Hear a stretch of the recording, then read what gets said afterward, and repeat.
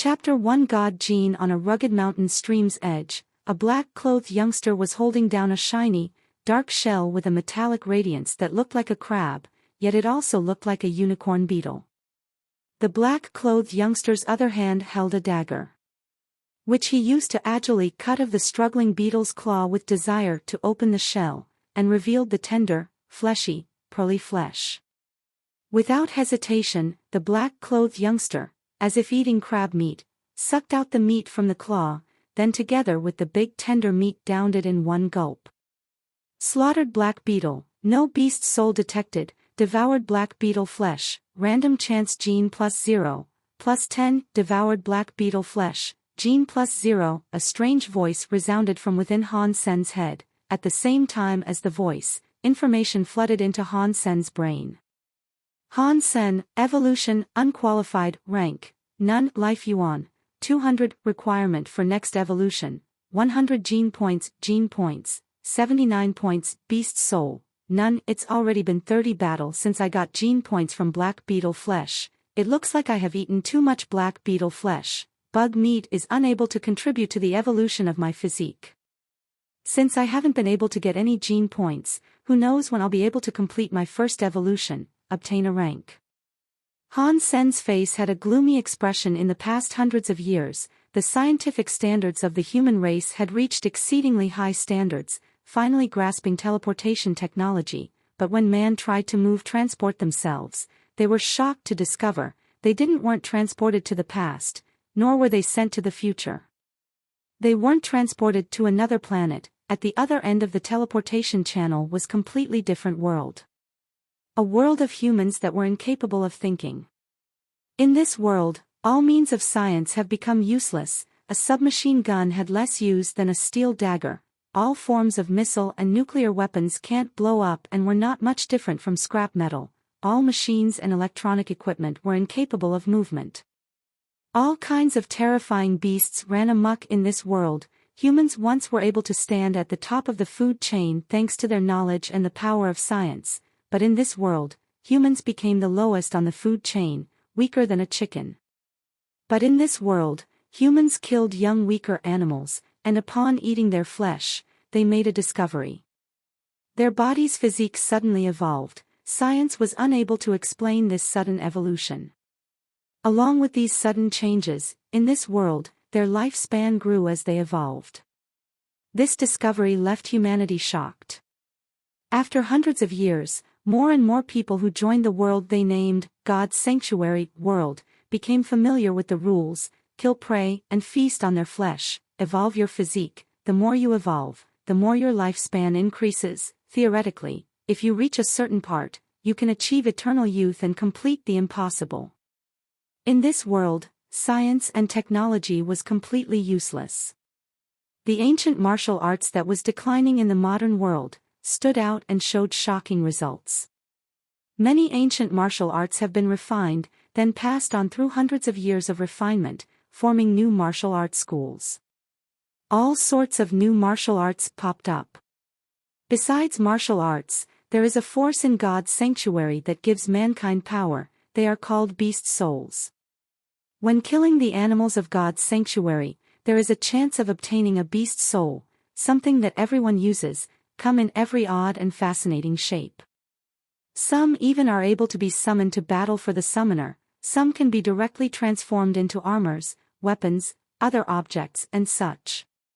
Some people have so many beast souls that they can be used to transform into a terrifying beast. They could transform into a bird beast and traverse the heavens and the earth, or they could transform into an ant and drill the earth. No matter if it was martial arts, or beast souls, they had nothing much to do with Han Senator. Even if it was the scientific society, the advanced technology was held in the hand of a few. Han Sen had completed the integrated compulsory education and graduated at 16. Every student would at least learn entry-level martial arts. As for beast souls, they were luxury goods. Even if it were the cheapest beast soul, it wasn't something that a poor, white Han Sen could afford. Without martial prowess, nor assistance from a beast soul, so much that he couldn't purchase humanity's high-grade alloy weapons, Han Sen faced many hardships in God's sanctuary. only being able to slaughter low-ranking beasts, and devouring their flesh in hopes of evolution. Devouring too much low-rank flesh has lowered the chance of evolving, so much so that Han Sen has stayed at God's sanctuary for 3 months already, but still couldn't get enough gene points to complete his first evolution. Han Sen had never dared to hunt a larger beast, but the lower-ranked beast didn't meet Han Sen's needs. He would have to rest for a month before he could come back to God's sanctuary. Now Han Sen has eaten more or less all of the low-ranked monsters in his league. Eating any more of them would no longer have an effect. If he doesn't take a chance and hunt the higher-ranking beasts, who knows when Han Sen would be able to evolve. While mulling over if he wanted to hunt down another copper-toothed beast, out of the corner of his eye, he saw something suddenly climb out of the stream. Han Sen thought it was a black beetle, but immediately thought something wasn't right. Black beetle had jet-black carapaces, but he saw a dazzling, lustrous golden yellow. Han Sen focused all his attention towards the thing climbing out of the stream, but it was a black beetle.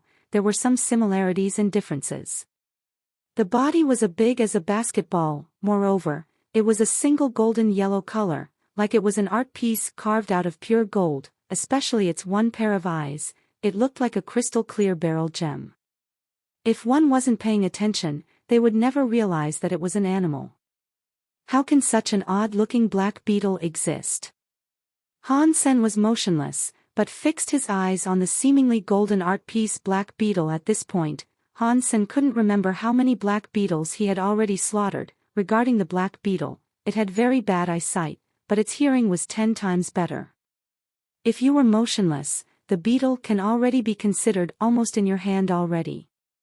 The black beetle would be unable to sense his presence.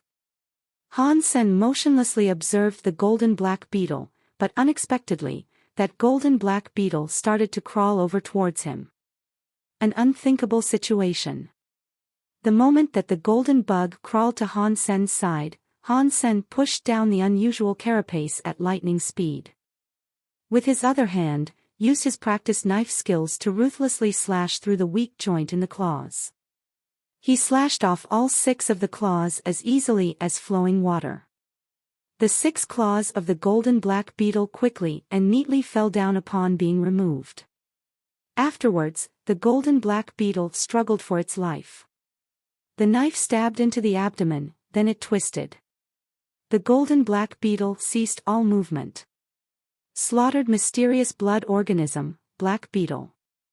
Mysterious black blood beetle beastly soul detected. Devoured mysterious black blood beetle flesh. Random chance gene +0, +10. Han Sen was stupefied by the sudden sound that came from within his head, and didn't dare believe that it was real. A mysterious blood-ranked creature, a mysterious blood-ranked creature. Han Sen didn't dare believe it. God's sanctuary's animals are split between common organism, unique organism, mutant organism and mysterious blood organism. Consuming different ranks of flesh can give different ranks of gene points. Up to now, humanity has only been able to find 4 ranks of organisms. Each evolution makes way to the next rank. The gene points needed for evolution get exceedingly large. The next rank raises the possibility for survival. Mysterious blood-ranked beast souls have no need for explanation. You could say that they were premium quality. One can sell mysterious blood-ranked beast souls as they wish for sky-high prices. Once Han Sen reacted, his practically shaking hand grasped his knife as he pried open the heavy carapace. Holding the gelatin-like meat, he cut a piece out and directly crammed it into his mouth. Devoured mysterious blood-ranked black beetle flesh, received a mysterious blood gene point. He felt heat coursing through his body as he gulped down the flesh. Upon hearing the voice in his head, he felt his eyes brimming with tears of joy. Not managing the other parts, while paying the finest of detail to the mysterious blood black beetle's claw, he sucked the meat from the claw. As the flesh fell into his stomach, Han Sen felt waves of heat coursing through his body. His blood and qi were almost boiling. There wasn't much difference between eating crab and the mysterious blood black beetle. After sucking out the meat from the claws, Han Sen used a knife to pry open the shell to eat the flesh inside. Devoured mysterious blood black beetle flash. Gained a mysterious gene point. Devoured mysterious blood black beetle flash. Gained a mysterious gene point. The unceasing sound of the voice ran in Han Sen's head non-stop. Seeing the messages made Han Sen so happy he practically felt as though he were floating like a cloud. Han Sen was a happy knifer. The dagger in his hands suddenly made a sound. It felt like he struck something hard. It made a metallic clang which surprised Han. Senator black beetles and crabs were mostly the same, seem really hard, but the bug meat inside is really soft, even the bones weren't this hard. How could metal exist inside? After moving his knife away, he peered into the cut that he made. He pulled the flesh off to one side and saw that inside was some dark steel. Han Sen removed the meat that was surrounding the metal. Very soon, the dark steel revealed itself. Beforehand, Han Sen thought that it was dark steel, but after seeing it in its entirety, Han Sen noticed that it was a dark crystal that was the size and shape of a pigeon egg. Han Sen kneaded the crystal in his hand. He couldn't think of anything it felt like other than it was like a smooth, pretty stone. But with a closer look, inside the crystal millions of tiny changes happening, it truly was too beautiful of a sight to comprehend. This is God's sanctuary's weakest region. Don't mention mysterious blood-ranked organisms, even unique organisms are rarely seen here. How could there suddenly be a mysterious blood-ranked black beetle? This has never been heard of before. It's such a weak animal, still has mysterious blood rank. Not only that, but the weakness of this beetle is way too exaggerated. Could it be that the mysterious blood black beetle and the dark crystal have something to do with each other? Han Sen deeply contemplated inwardly. But sometimes, even the unthinkable can happen. Han Sen lumped all the black beetle flesh together and swallowed them all in one gulp. His bulging stomach felt as though it were about to burst. He'd managed to obtain 7 mysterious blood gene points total. 7 mysterious blood gene points. If it was before, Han Sen couldn't even dream of it. Even if he were to work hard right from birth, he would still be unable to slaughter a mysterious blood rank organism. Not to mention the mysterious blood rank, even if it were just the unique rank, the chances of being able to slaughter one was a pitifully low number. Even the remain carapace of the mysterious blood beetle was an expensive good. Han Sen gathered the claws and carapace and stuffed them into his bag. Most carapaces of the black beetle aren't worth much, but even if you went into the back alleys to sell it as soup, you would still be able to get 1 or 2 mysterious blood gene points. Normally, Han Sen should have been able to get at least 10 points, but he only got 7, so the last 3 were in the shell. If he sold this carapace at a high price, he would have to consider the possibility of the Left Star Alliance interfering and send one of their personnel flying over. Back at Steel Armor Asylum, walking on the road, everyone pointed at and ridiculed Han Senator, taking joy in his misfortune, but no one approached him. Every person in Steel Armor Asylum saw Han Sen as they would an eccentric person. Originally, even if a beggar came to the asylum, reached out to others, forming a hunting party to hunt unique ranked monsters wouldn't be impossible.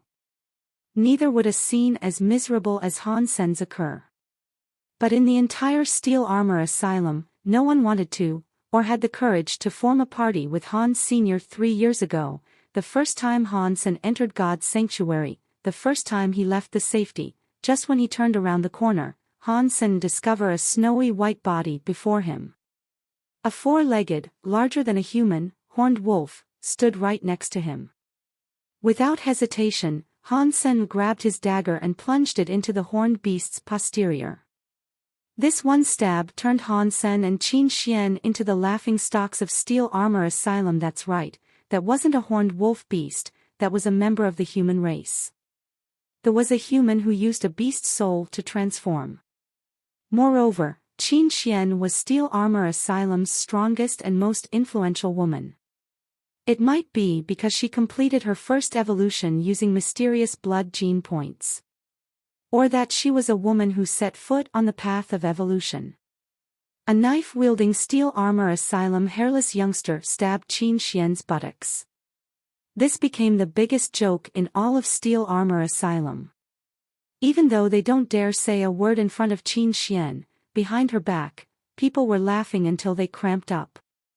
Rampaging Ass Demon became Han Sen's nickname that everyone in Steel Armor Asylum knew of. Qin Xian had flew into a rage and fiercely declared that anyone who would dare to team up with Han Sen would henceforth become her enemy. Inside Steel Armor Asylum, people who had ability to be enemies of Qin Xian wasn't a big number. Even if they were able, they wouldn't go against Qin Xian for a stranger like Han Sen. This rampaging ass demon, therefore, Han Sen has muddled around with difficulty like this, but Han Sen never blamed Qin Xian. This was his fault anyways. Since it was his first time, he was too nervous. He never met a person after transforming, so he had made an unforgivable mistake. Qin Xian didn't slaughter him from rage, that alone made Han Sen 10 times more grateful. Han Sen was most grateful that mankind couldn't control everything that happened in God's sanctuary, so even though Steel Armor Asylum wasn't exactly his favorite sympathetic friend, at least no one knew his real name.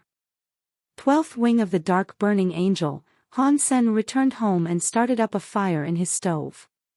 He boiled water in a pot, then tossed the claws inside. At the moment, Hansen doesn't have any tool, nor had he learned any styles for cooking. He could only use the most primitive method of boiling to boil out the mysterious blood Gene points out of the carapace.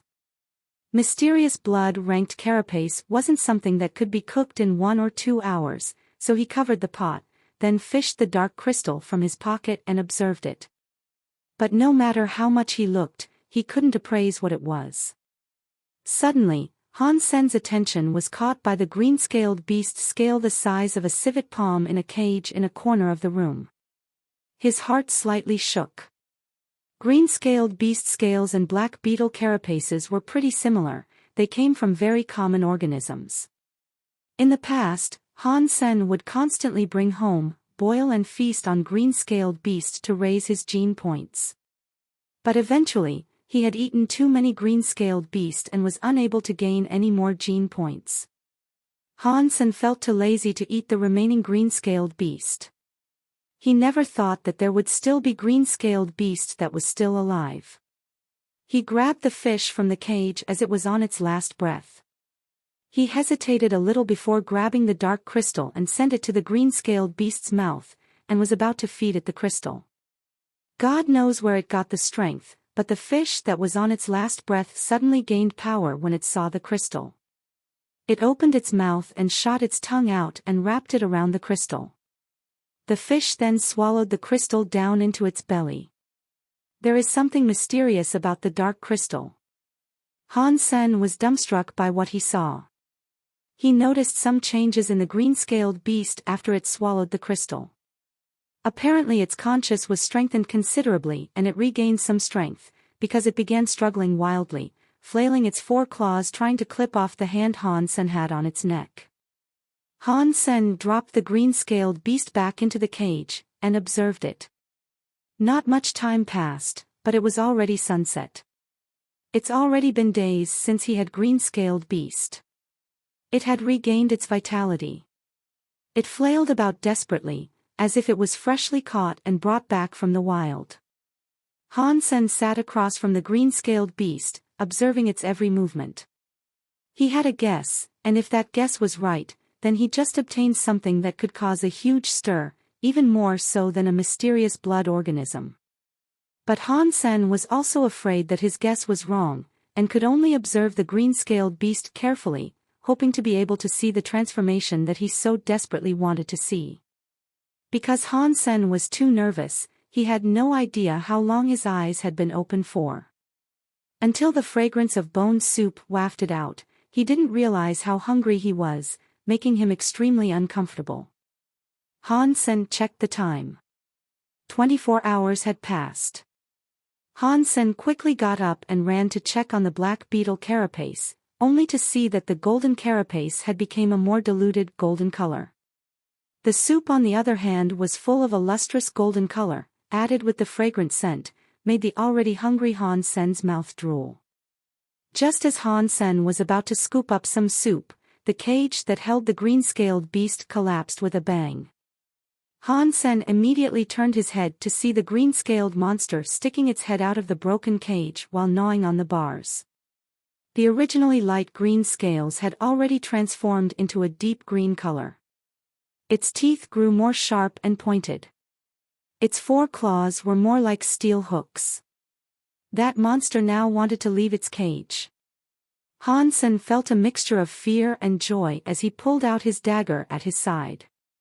He then stabbed the knife ruthlessly into the head of the trapped green-scaled beast and slashed all the way down to its stomach. He then twisted the dagger around until the green-scaled beast ceased all movement. Slaughtered unique ranked organism, green-scaled beast. No beast soul detected. Devoured unique ranked green-scaled beast flesh. Random chance gene points +0. +10, the fascinating voice shocked Han Sen. Dumb, unique rank green-scaled beast. Unique rank green-scaled beast, that dark crystal really is able to induce evolution for beasts. Han Sen stood there so immensely happy that he wasn't sure what to do. After a while, Han Sen jumped up and cut open the stomach of the green-scaled beast and plucked out that crystal that was the size and shape of a pigeon egg. Without cleaning it, Han Sen held the crystal like it was his own flesh and blood. Only then did Han Sen dare to clean up the crystal and place it back in the center of his palm. Then it really was because of this crystal that the mysterious blood rank black beetle could reach the mysterious blood rank. Then if I were to continue to allow that green-scaled beast to evolve, it would also evolve into a mysterious blood rank. Han Sen didn't dare to keep thinking about it as it was way too shocking for one person to take in. Han Sen trembled as he clasped onto the crystal in his hand. He fiercely chomped down on his tongue, then screeched in pain. He ecstatically discovered, this truly wasn't a dream. After giving a shout in excitement, Hansen carefully stored away the crystal. Afterwards the 3 or 2 claws and the carapace were fully cooked and Hansen drank the pure, light soup. He received another mysterious blood gene point, making his total number of mysterious blood gene points reach 8 in total. Unfortunately, Hansen didn't have any but the most primitive tools, as well as the most primitive ways of cooking. He had no way of extracting that last 2 points out of the carapace. For Hansen, being able to get 1 more gene point is already a not bad result. Hansen thought about the time he slaughtered that mysterious blood black beetle. He had earned a mysterious blood black beetle's soul.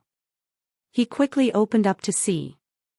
Hansen, evolution, unqualified, rank, none, life yuan, 200, requirements for evolution, 100 gene points, available gene points, 79 gene points, 8 mysterious blood gene points, beast souls, mysterious blood rank black beetle, mysterious blood rank black beetle manifested form. Type A armor. I've never heard of mysterious blood black beetle's unusual armor. I wonder what it will be like. Hansen thought, and then a radiant light flashed around him before dispersing. Hansen thought about the black beetle as he was basked in light. Think about how the golden black beetle was able to fly. Hansen felt his heart thumping. Suddenly the unusual golden color melted into liquid and surrounded Hansen's entire body in a blink of an eye. His entire body including his hair were wrapped in the gold. From within the golden armor that Hansen was wrapped in, the explosive power was coursing through his body. The armor was medieval style with modern air mechanics, making it look like fine art. The armor was brimming full of power, and it looked amazing to boot. Hansen's entire body gave of an elegant and majestic feeling. It looked as though his body had explosive power coursing through it. There was even a golden lustrous quality that made the armor seem like the golden carapace. It gave off a violent feeling, yet it also gave the feeling of a holy paladin. The difference between the armor and clothes is, the beast's soul manifest armor protects the entire body and head. Only in the joints, like the black beetle, is the Achilles heel revealed. While moving around, Hansen noted that not only was the armor not heavy, nor did it hinder his movements, but it made him feel lighter, and made him feel stronger. This is definitely worthy of the mysterious blood rank manifested beast soul armor's reputation. Compared to those unique ranked manifested beast soul armors, my armor is more beautiful by who knows how many times. Han Sen was ecstatic. He used to be desperately envious of those who had unique ranked armors. He never thought that he would even get a complete set of mysterious blood rank armor. The CEO of Yate Corporation Zhao Yalong has completed his third evolution, ascending to the fourth space in God's sanctuary. He becomes the 83rd person in history to enter the fourth space. Longevity reaches 500, achieved half-god rank. The genius Lang from the planet of Lei Keet has ascended to the second space using 100 points of mutated gene points. Longevity has reached 300, obtained evolutionary rank. Member of the House of Lords Hai Mingwei, killed a half-god level god blood star of the ocean, becoming the first to kill one of that level. According to experts, they predict that there will be a 4THLY evolved evolutionary in 10 years, giving him entry to the fifth space. A.S. Hansen teleported out of the steel armor sanctuary. The news was displayed on the virtual screen. Evolutionary, transcendent, half-god, with the black crystal, I will definitely reach that level, even exceeding that level. Hansen clenched his fist, striding away from the teleportation station, and sitting on the maglev rail train back towards his home. Just as he reached his home, even before entering the yard, he heard the loud sarcastic voice of a woman. Luo Sulan, you dare to occupy the ancestral home of the Han family. I can tell you, this home is what my parents left for me. Now that big brother is not around, our Han family will not bully a widow. What was that of big brothers we already given you? However, if you want to own sole possession of the home, that we would not agree. Yes, the ancestral home was originally mom and dad's property. We as children all have a share. What right do you have to take it all? You have already stayed here for over 20 years, that's already being nice to you. Now it's time to split the inheritance. A middle-aged man sounded. Second brother is right. You have already stayed here for 20 years. We won't care about the rent, but as this house is an inheritance, we have to split it. A gentle-sounding but filled with nefarious intentions young man added. We already calculated it with our lawyer. The house is worth 3 million. If you give us each 1 million, then this house is yours. If not, we will sell it and split the money, anyway works. Sister-in-law, what is your take on this? A young woman continued. Second sister is right, now that brother is gone, we won't bully you. We will follow what you say, either you give us the money or we sell the house. We don't care. The original sarcastic-sounding woman said. Second brother, third sister. There's no use forcing me, our family's bad situation is not something you don't know about. Where can we get 2 million from? A woman pleaded. Then sell the house. If we sell the house, then where will we stay? Hansen just graduated, Yenner is going to start school, the woman said pitifully. Sister-in-law. That isn't a nice way to put it. Do you think only your family is facing tough times? Hansen and Yenner are only studying in integrated school while our Han Hao is studying in a private school. The monthly fees are causing me so much worries that my white hair are growing out. Third sister is right. Everyone is facing tough times. Whose family does not need money? Won't selling the house be good? With the money everyone will be happy and you will have the money needed to send Yenner to school. A feminine-sounding male voice rang out. Regardless, you are going to give us money or sell the house. It's your choice. The woman said coldly. Hansen raged as he listened on from outside. He pushed open the door and saw his mother and Yenner crying. His 5-year-old sister laid in his mother's arms, face and eyes filled with fear staring at the two man and woman who were looking on with grins on their faces. Do you all still have the face to come to the ancestral home? And Hansen pointed to the fat woman and raged, and, when you were working on the finances at the old company, you made us tens of millions in debt. who was crying to Dad then to ask him to help make it up. Hansen, what nonsense are you sprouting? Who made what debt? Don't accuse me. The gentle-sounding man shouted at Hansen. And you, uncle? You used company funds to invest, losing millions. You kneeled on the floor towards Dad, asking him to help. Hansen pointed towards the skinny and feminine-looking guy and shouted. Second uncle. You owed a bulk of debt due to gambling and was nearly forced to suicide. Who helped you then? Hansen pointed to plum-looking man and said. Xingyu Corporation wanted to eat our company. If it wasn't for my dad wanting to fight for our family, why would he have died? And you guys. When they died, you didn't even attend the funeral and even went to sell the company to Xingyu Corporation. The money from the sales, you didn't even give a cent to us. And you. When you married, who gave you your house? When Grandpa and Grandma were alive, you didn't take care of them, now you dare to show face here.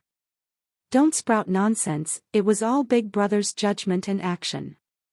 The company was left down by my father, we also have a share in it. There's nothing wrong with us spending our own money. The second uncle Han Lei said without remorse. Second brother is right. Your dad held on to the company, refusing to release it. We are just taking back what was supposed to be ours. No matter what you say today is useless. You either give us our money or sell the house. Make your choice or we will see you in court. No matter how this is fought, you will definitely lose. Aunt Han Yu shouted, straining her throat. That's right. It's all your father's fault. The few people blamed Hansen's late father. Hansen was already trembling from anger, his heart feeling wronged for his father. When his dad took over the company, it was only worth a few $100,000. It was his hard work that made the company thrive. However, there were several times when he had to help pay the debts of his brothers and sisters, causing the company to nearly fold. His unexplained death was also because of his company. Now even his wife and children needs to be bullied by these wolves. When Hansen's dad was still alive, he always said that they were one family, there was no need to bicker so much, how the irony that sounds now. If their family were facing money problems, Hansen would accept it. But they each drove their own private aircraft, each worth millions. When the company was sold for a few $100 million, none were given to Hansen and his family. No matter how much they spent, it was impossible that they did not have $1 million. Han Yumei and Han Lei bickered on in Hansen's home, leaving the harsh words that either they sell the house within the month or they will see them in court, before leaving. It's all Mom's fault. I couldn't even keep the ancestral home. Luo Sulan hugged Hansen as she cried. Luo Sulan was a gentle and innocent woman. Hansen's father protected her like a princess when she was still alive. Needless to say, she did not do any housework, not knowing how to even sweep. When Hansen's dad passed away, her being able to bring up Hansen and his sister was something Hansen felt wasn't easy. Mom, don't be scared. Dad is gone, but there's still me. I won't let anyone take away our ancestral home. You rest for a while, I will go ask Uncle Zhang. Hansen called the legal advisor, which was also his father's good friend. Uncle. I'm little son. Does your back still hurt lately? I have some legal questions I need to ask you. After finishing the conversation, Hansen's face turned very unsightly. Now he can confirm that Han Yumei wasn't wrong, they were in fact entitled to a portion of the inheritance. If they were to go to court, the end result would be like what she said, either sell the house or pay them money. Little son, what did Uncle Zhang say? Luo Sulan asked Hansen nervously. Relax, Mom. I've already asked him and there's already been a solution. Just relax and take care of little Yen. Leave the rest to me and rest assured, the house won't be taken by anyone. Hansen said laughingly. Good, Luo Sulan heaved a sigh of relief. After resting the night at home, the The next morning Hansen took the train back to the teleportation station and back into God's sanctuary. The place he appeared in was his room in Steel Armor Sanctuary. Whenever humans were teleported to God's sanctuary, they would be sent to a specific room which only they themselves could enter.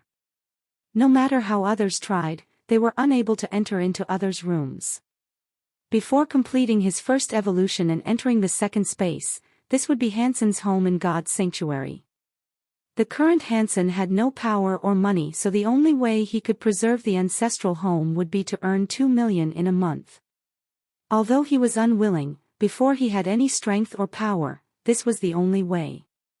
2 million, to a boy that just graduated, was a sky-high sum of money. The old Hansen could not even earn 2 million in a year.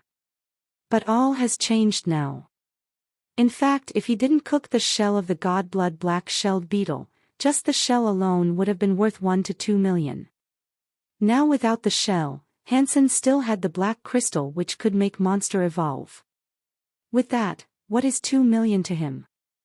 Looking at the corpse of the green-scaled monster, Hansen hesitated before picking it up, using his dagger to debone it.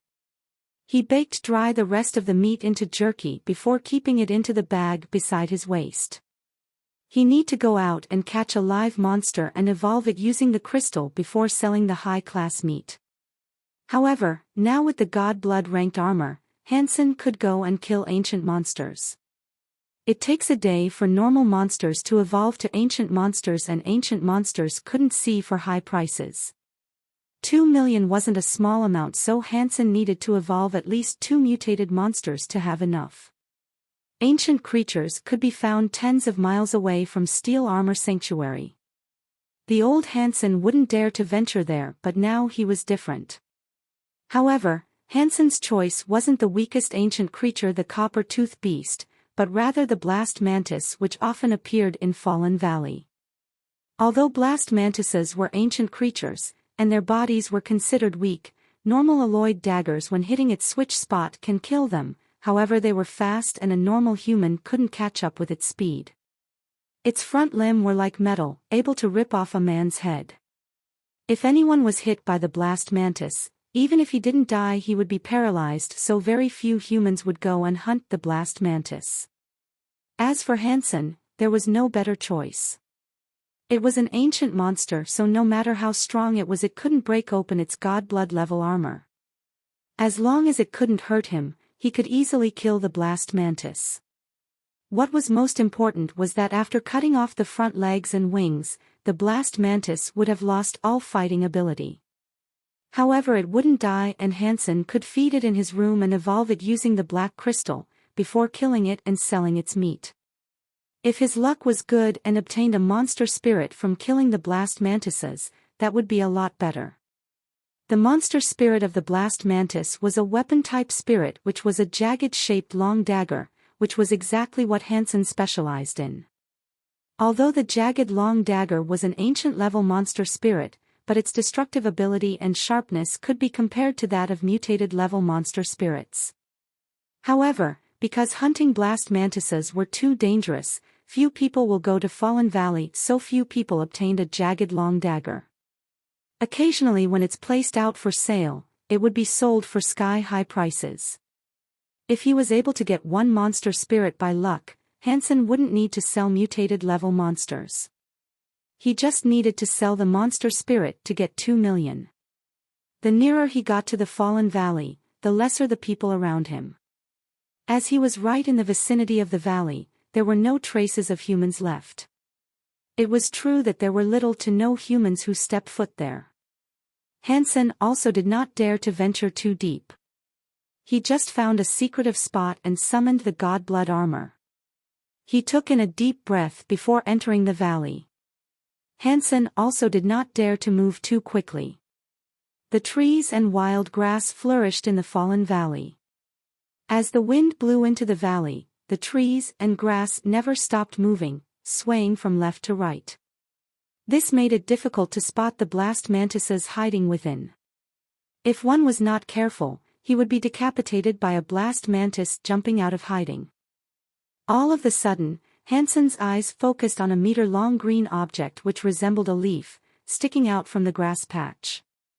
If one did not look carefully, he would mistake it for an ordinary piece of leaf. One would not expect it to be a blast mantis capable of human decapitation.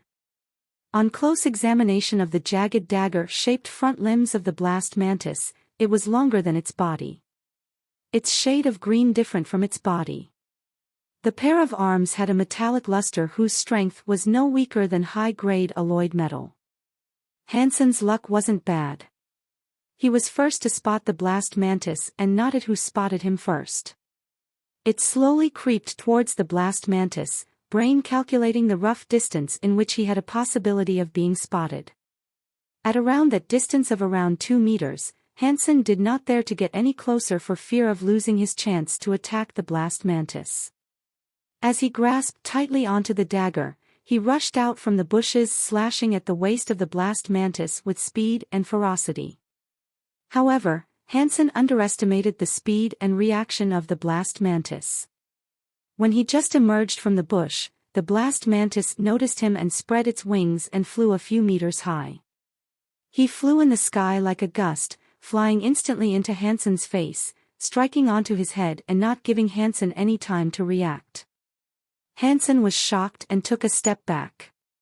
When the hit landed, the sound of metal resounding could be heard. Hansen felt as his head was hit by a rock, a little uncomfortable, but not even a mark was left on his armor. Hansen was ecstatic. He slashed the dagger in his hand and stabbed into the waist of the mantis, cutting its body into half, blood splattering all over his body. However, Hansen didn't mind at all as the sound of bliss sounded in his mind. Slash, killed ancient monster blast mantis, did not obtain monster spirit, consuming meat of blast spirit chance to obtain 0 to 10 points of ancient gene. Aha! With this armor in hand, I'll conquer the world. With this, I'll kill whoever I want and no one will be able to kill me. I have nothing to fear. Hansen touched the decapitated head of the mantis, himself moved beyond measure. With his newfound confidence, Hansen did not try to hide himself and rushed into the fallen valley with his dagger, causing many blast mantises to attack him. However, when their attacks landed on his armor, they didn't deal any damage. In turn, Hansen stabbed them one after another. In a blink of an eye, he killed 4 to 5 blast mantises. Killed ancient monster blast mantis, did not obtain monster spirit, consuming meat of blast spirit chance to obtain 0 to 10 points of ancient gene. Killed ancient monster blast mantis, did not obtain monster spirit, consuming meat of blast spirit chance to obtain 0 to 10 points of ancient gene. Killed, unceasing amounts of notifications resounded in Hansen's mind, making him unbelievably happy. He continued killing as he charged into the valley, killing 20 more blast mantises. Su Xiaoqiao grumbled unceasingly on her way to the fallen valley. His family ran a cross-galactic corporation, and he had both the titles of a celebrity and a noble. Just so happens that he was teleported to Steel Armor Sanctuary, a place where they had no friends or relationship with people at. To obtain the title of a noble, Su Xiaoqiao could only go under Taishuan's command, in hope to obtain 100 gene points to evolve, obtaining the rank of noble in the galaxy. Left Galactic Alliances has 2 titles. One is celebrity, which upon becoming a transcendent, one would be able to go to the alliance and obtain the title. The noble title, as long as one evolved using mutated genes, could gain recognition from the alliance, becoming a noble. Regardless of celebrity or noble, they would be able to obtain huge amounts of benefits from the Galactic Alliance. Most importantly, that was also a sign of power and standing. The importance of ranking and power in the Galactic Alliance has been growing stronger and stronger. If one didn't even have a noble rank, many celebrities will not even talk to you, even treating you as a lower being when having business dealings. Godblood nobles were not a rank that Su Xiaoqiao dared to dream of. As long as he could get 100 mutated gene, obtaining him the rank of normal noble, he would be satisfied. This was also his parents' demand. However, only depending on himself, wanting to obtain 100 mutated genes was simply too difficult. Although he brought large amounts of money to the sanctuary, it was useless. Many would sell basic or ancient monsters for money but not mutated level monsters. Only people like Tai Xian who wanted to evolve using god genes could possibly sell the mutated monster meat, but the cost wouldn't be money but his allegiance to her. Su Shaoqiao was now being a helper of Tai Xian, going to places people would rarely go to find signs of god blood-leveled monsters or mutated level monsters.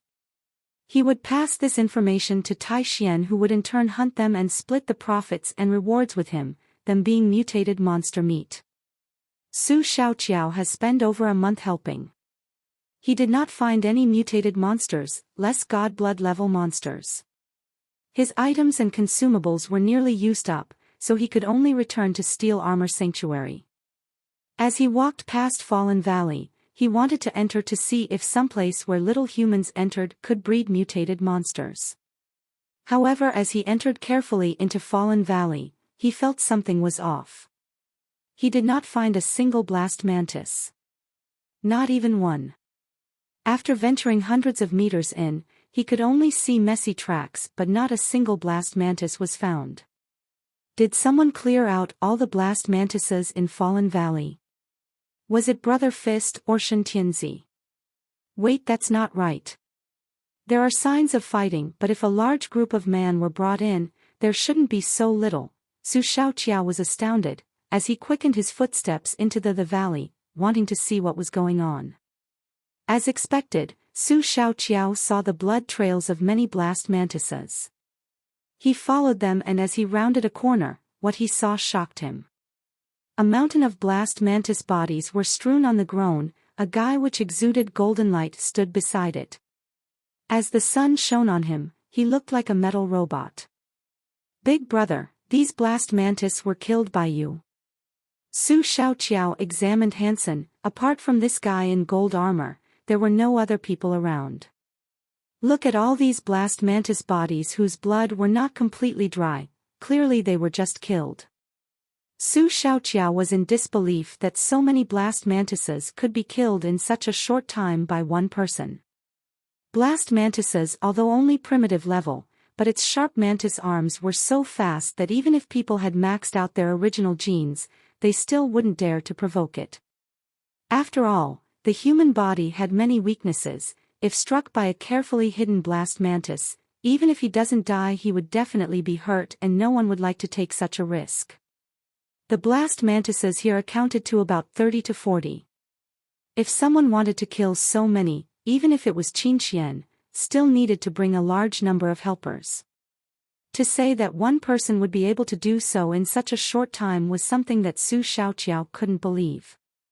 Do you want it?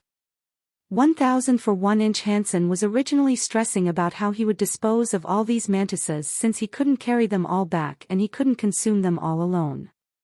Even if he did, only the first few would have an enhancing effect on his body. 1,000 for 1. Are you sure? Su Shaoqiao looked at Hansen with shock. Primitive creatures, although many could kill, however there was still more demand than supply, especially one like the blast mantis, which little people had ever tasted. As humans' energy had limits, the same type of meat could only provide a portion of primitive gene. Eat any more and you have to switch up to other beasts' meats to continue to increase primitive genes. However, those with the financial ability will spend their money to buy beasts that he didn't eat, to achieve 100 gene points.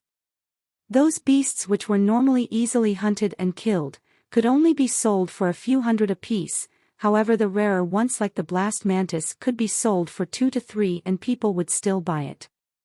Su Shaoqiao calculated that at 1,000 apiece, he could double and triple the money as long as he transports them back. That's right, 1,000 apiece. Hansen nodded his head. It wasn't as if Hansen did not know the value of the meat was at 2 to 3,000, but as he had so many and no means of transporting them back, if it was just him alone, he would have to make several trips to bring them all back. If he left this place, his meat would probably be looted by someone else.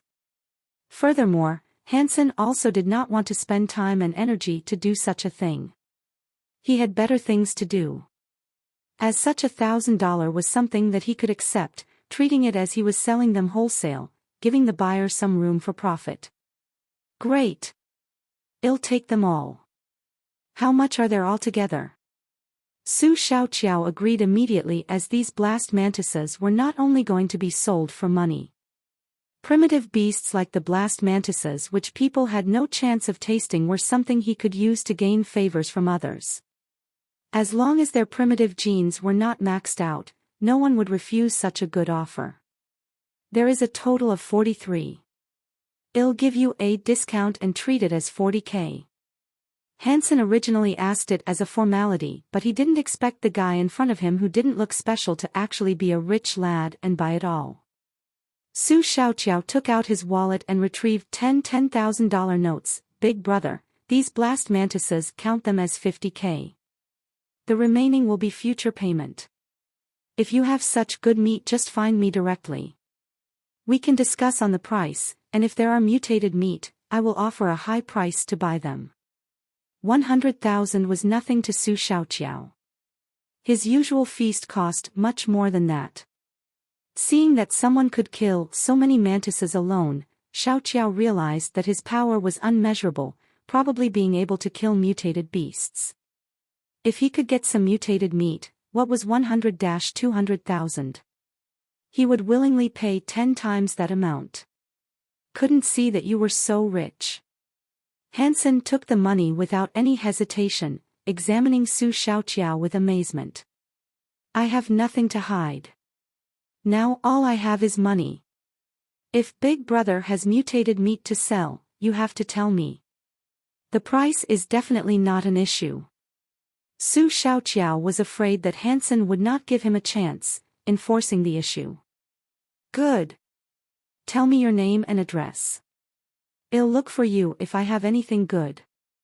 Seeing Xiaoqiao spend money without thinking, Hansen, who was thinking about evolving a mutated beast to sell, thought that Xiaoqiao was a good choice.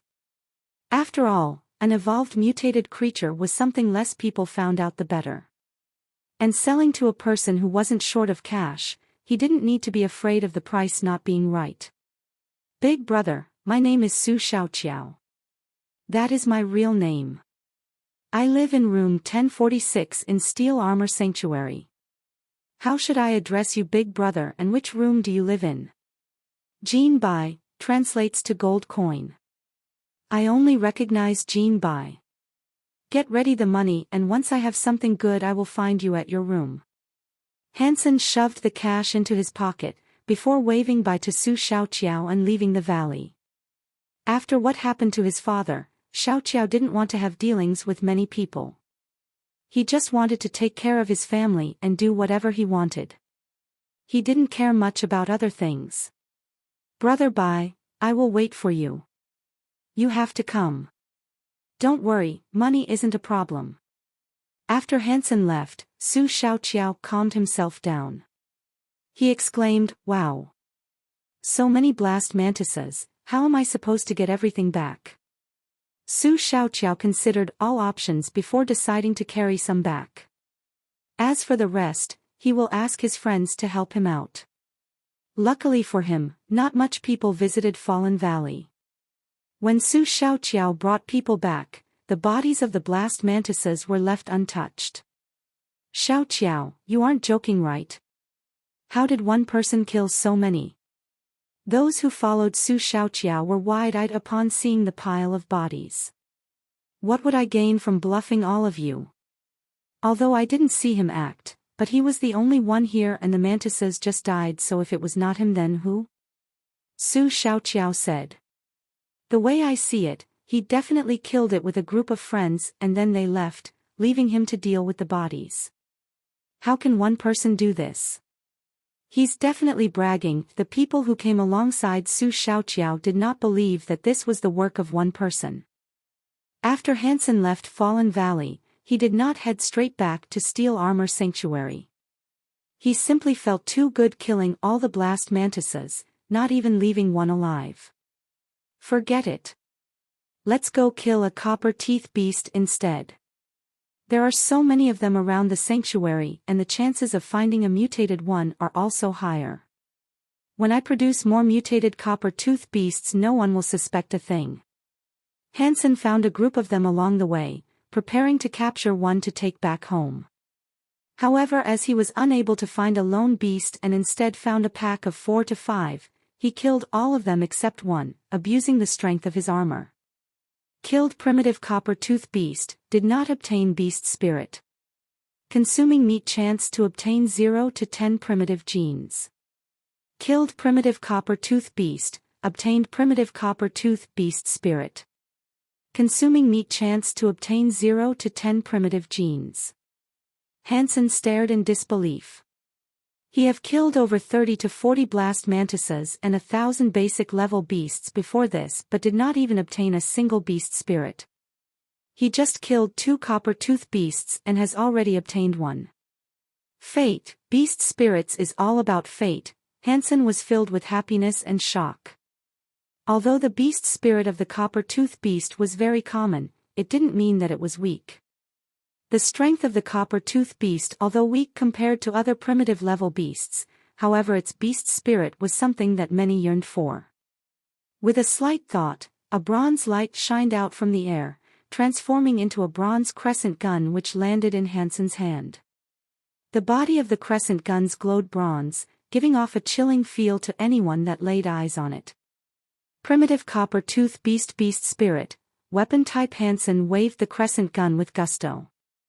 As he had learned a bit about guns during the integrated education, added with the fact that he had an interest in all types of weapons, Hansen definitely had a bit of skill in gunmanship.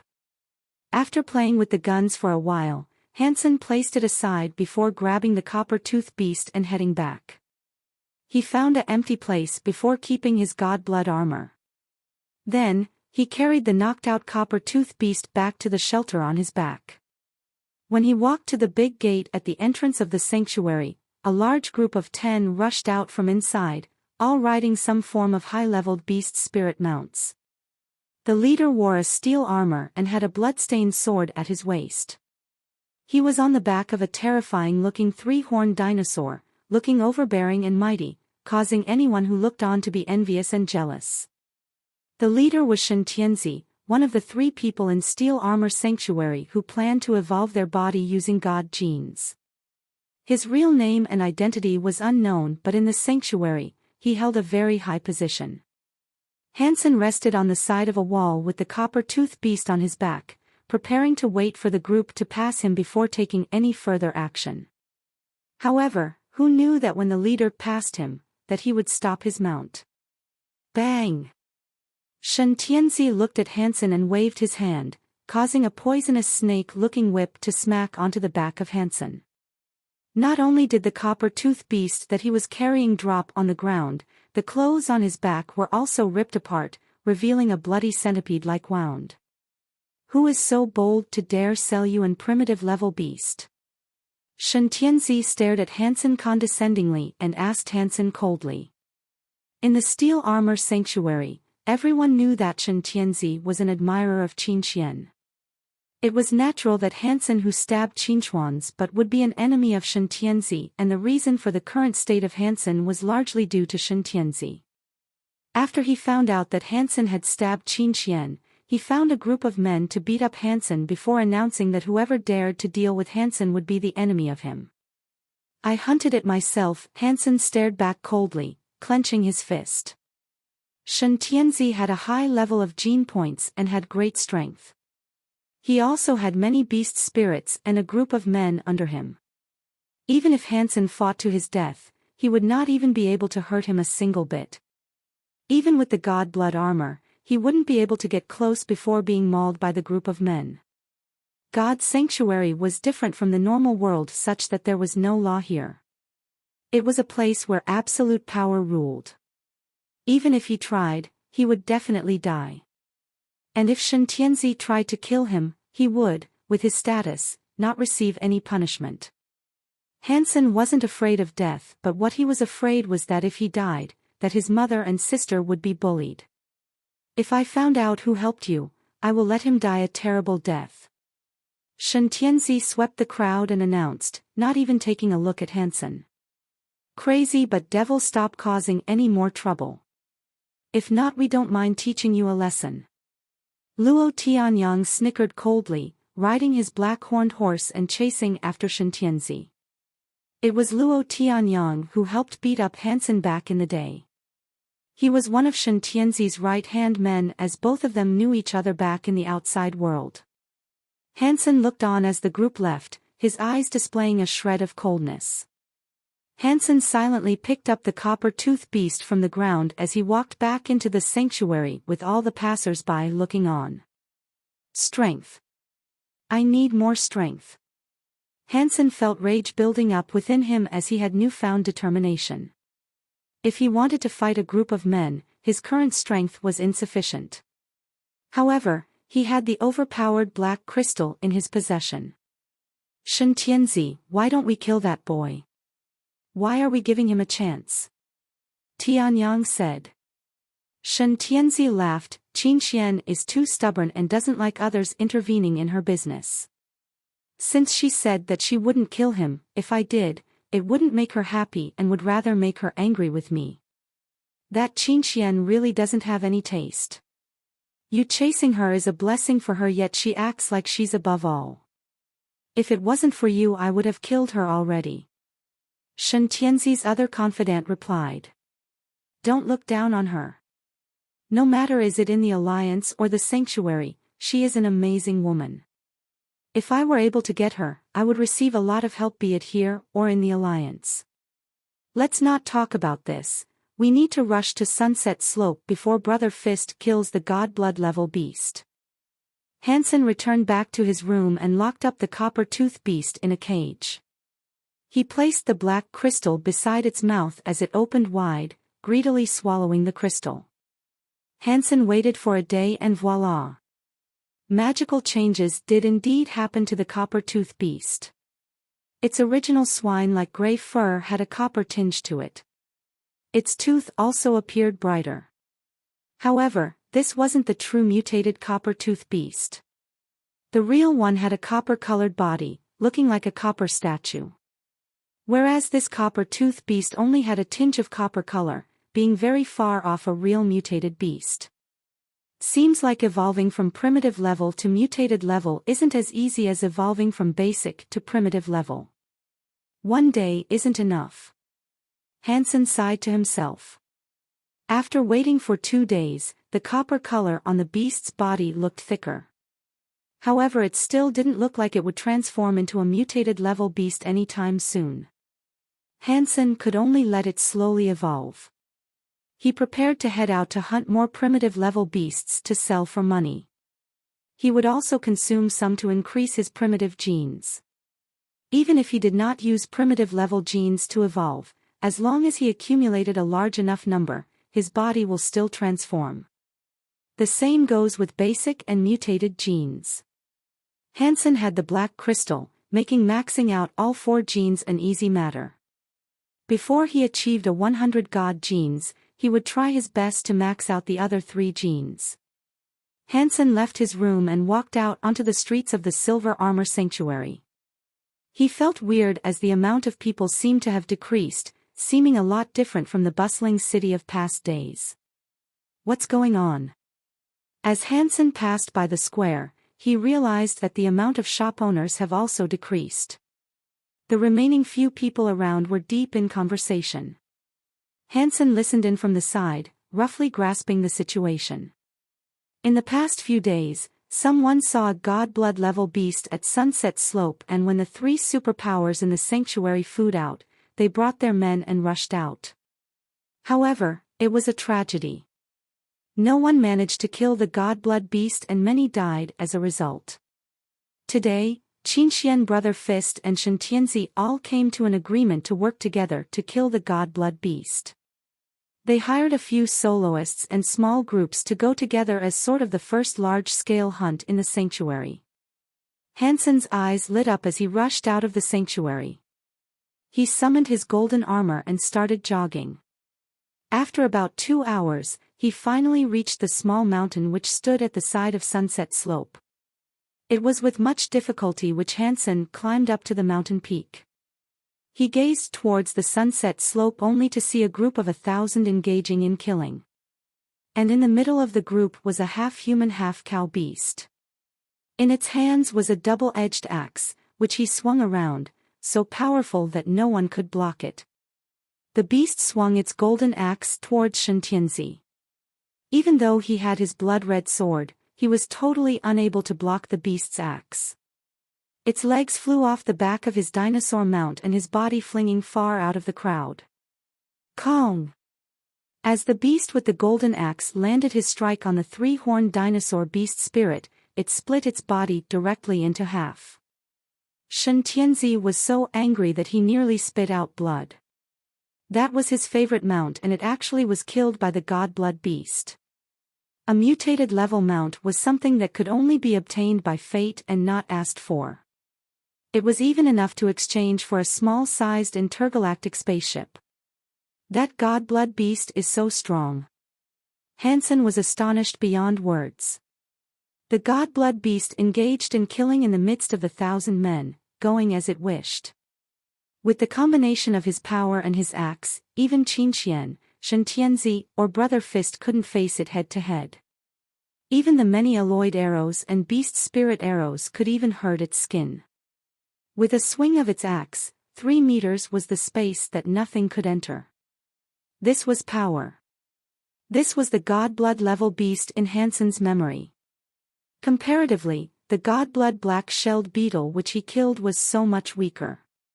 It wasn't like a god blood beast at all, only slightly stronger than a normal black-shelled beast.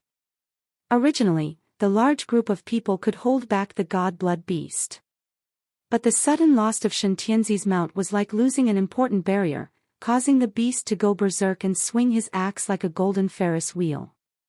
At that moment, there were cries for mom and dad as fresh blood and flesh flew around. All that was seen was the god blood beast rampaging out of the group.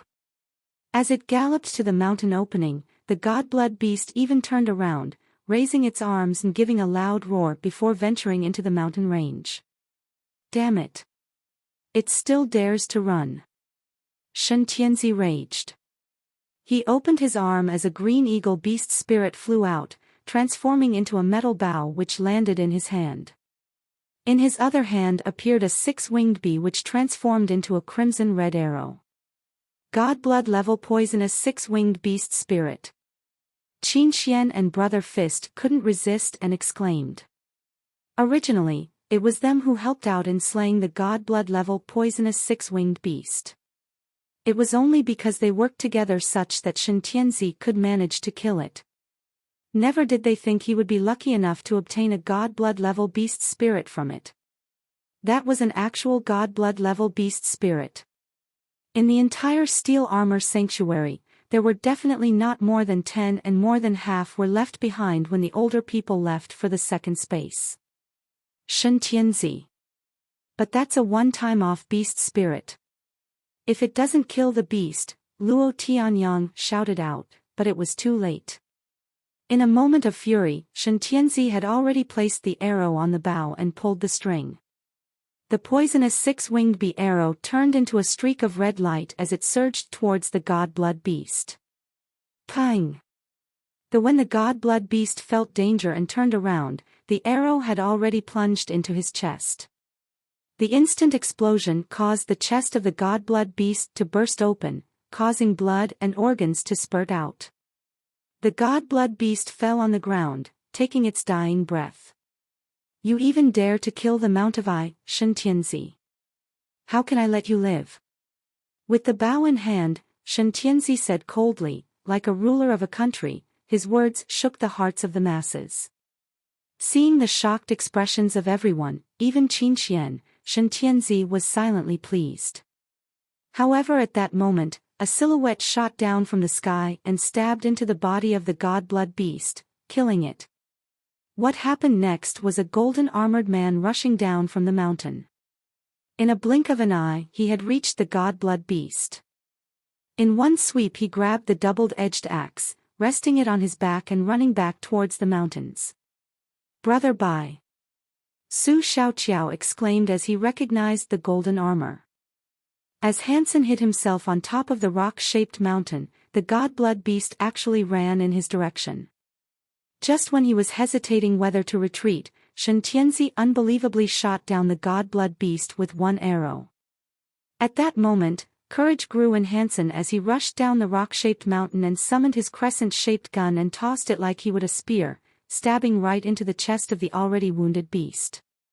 As it stabbed into the wound, the already near-dead god-blood creature died.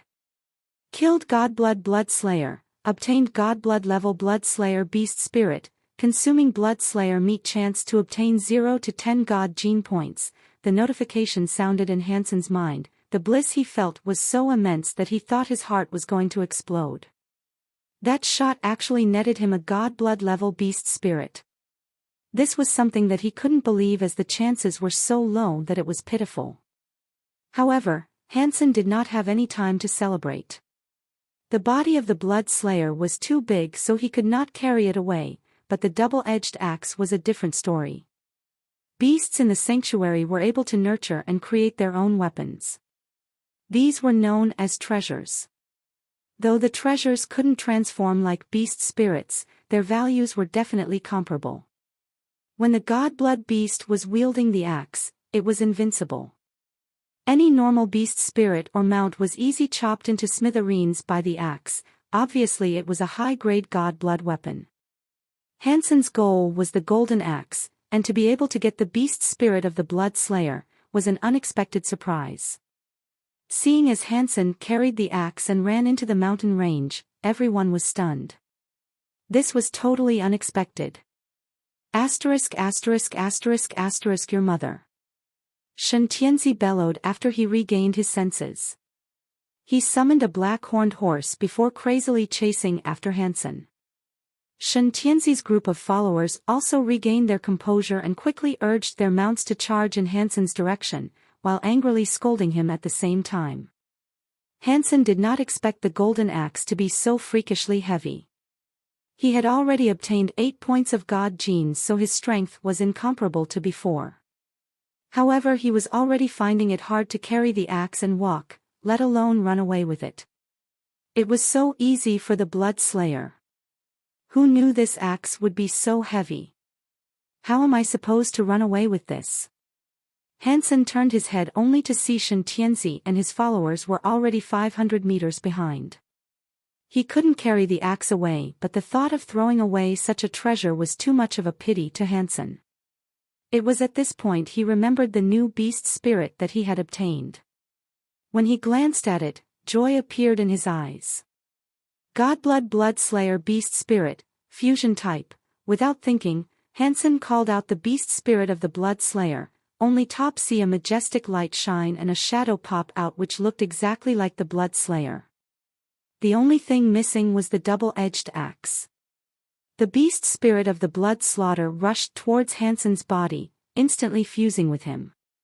Hansen's body underwent a mystical change, transforming into the blood slayer, and his gold armor also underwent changes, encapsulating the transformed Hansen. After all, it was a god blood level armor. It wasn't as rigid as man-made armor and as such could change sizes to fit the user. After fusing, Hansen could feel his body filled with energy. His original body, which couldn't even carry the axe, could now wield it like it was nothing.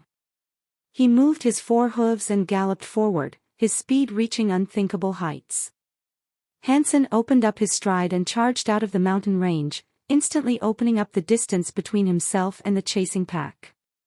He continued forwards, leaving a trail of dust behind him, eventually disappearing into the old forest. Everyone were stunned. This all happened too quickly. When everyone regained their sense, they had weird looks on their faces as they looked on at Tianzi and his entourage as they continued to chase after Hansen. That guy appeared out of nowhere and not only stole the double-edged golden axe. He actually obtained a god-blood beast spirit. And all of this had originally belonged to Shen Tianzi. Who was that guy? He even dared to steal food from a tiger's mouth. That axe and that beast spirit is enough to make that guy rich. Money? Do you think you can buy a god-blood beast spirit with just money? Ah! Shen Tianzi is bound to vomit blood this time. God-blood beast spirit. It's a god-blood beast spirit. It should have been his and now it has been stolen from right under his nose. That arrow that he used should have been a one-time use god-blood beast spirit. Wow, so much money, even being able to use such an item. In the end. Ha ha ha. I cannot, the way I see it, if Shen Tianzi will not only spit out blood but is also going to go crazy.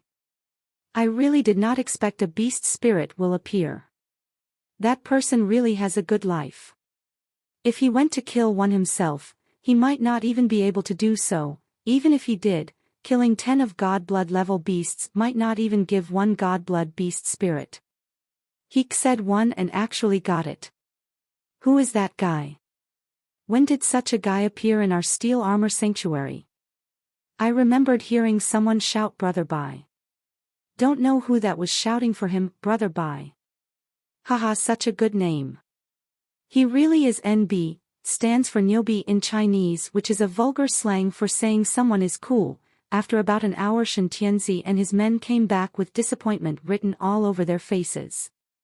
This was actually expected by everyone as the mountains ranges had so many hiding spots, it was impossible to find him. After Shen Tianzi came back, he immediately questioned Su Xiaoqiao. This was all because he shouted Brother Bai. Su Xiaoqiao had no choice but to share everything about him and Hansen. However, what he shared was useless as he did not know anything about Hansen other than that he was called Brother Bai. Although Shen Tianzi did not believe him fully, he had no choice as Su Xiaoqiao was one of Qinchuan's men. He couldn't bring her in and force her to confess and could only bring his men back to the sanctuary and keep it on lockdown. He swore that he would find Brother Bai and cut him into 1,000,000 pieces. The normal people didn't know of Jin Bai, but the name Brother Bai spread like wildfire. Brother Bai, Shen Tianzi and the god-blood beast instantly became the hot topics in Steel Armor Sanctuary. Hansen was digging a hole at one corner at the foot of the mountain, preparing to bury the golden double-edged axe in it. Although he used the Blood Slayer transformation to escape the clutches of Shen Tianzi, there was still a limit to the time he could stay in the transformed state. Transformation-type beast spirits could be regarded as the strongest type of beast spirits as they directly allowed the user to obtain terrifying strengths. However, these types of beast spirits also had the largest amounts of restrictions. As they directly acted on the user's body and transformed him, if the user wasn't strong enough, then he would be unable to sustain and withstand the effects of the changes. The stronger the beast, the stronger the human's body needed to withstand the pain and harm of the transformation. In a normal situation, if one used a primitive level transformation spirit and his body had 1 point of primitive gene, he could last 1 minute in a perfect transformation. His body will not be harmed, and if the user had 10 points of primitive gene, then he would be able to last for 10 minutes. If one had mutated genes, then with 1 mutated gene point, he would be able to last 10 minutes in a perfect primitive beast spirit transformation. On the contrary, if one had 10 points of primitive genes, he would be able to last 1 minute in a mutated beast spirit transformation. The Blood Slayer was a god blood level creature. Hansen had 8 points of god genes, so he could only last for 8 minutes. Adding up his other genes, he could last for no more than 10 minutes in a transformed state. It was sufficient to use to escape. However, if Hansen wanted to fight with Tianzi in his group, he could at most kill 1 or 2 of them. No one is able to see the beast spirit, however the axe was totally different as he could not keep it like a normal beast spirit. Hansen had made an enemy of Tianzi, and added with the fact that it was a joint operation with Brother Fist and Qin Xian, he had offended all 3 big powers in the sanctuary. He naturally could not bring the axe back and could thus only bury it first in the meantime. If only I could sell off the golden axe. Then I wouldn't need to worry about the 2 million. Hansen buried the golden axe, his heart still buzzing with excitement. Although a god-blood treasure wasn't as valuable than a god-blood beast spirit, it was still a priceless object which could go for a lot more than 2 million. As for the god-blood beast spirit, Hansen did not even think about selling it. This was the tool that was going to solidify his position in the sanctuary, and selling it would be like killing the chicken that lays you eggs. After he went back to Steel Armor Sanctuary, from afar he could see Luo Tianyang bringing large amounts of people to guard the gates, checking everyone who entered. It's not like they can see what kind of beast spirit. With the golden axe buried, Hansen had nothing to fear. When Hansen walked near the gate, he too was naturally stopped as a guy wanted to search. Luo Tianyang coldly said, "Stop wasting time on that rubbish. It's not like a useless guy like him would be Jin Bai. Off, stop being an eyesore here." The teen pushed Hansen viciously before turning around and searching others. Hansen took a glance at Tianyang and snickered as he walked towards Steel Armor Sanctuary. Everyone on the streets were talking about what had happened at Sunset Slope. He could only hear Brother Bai being mentioned.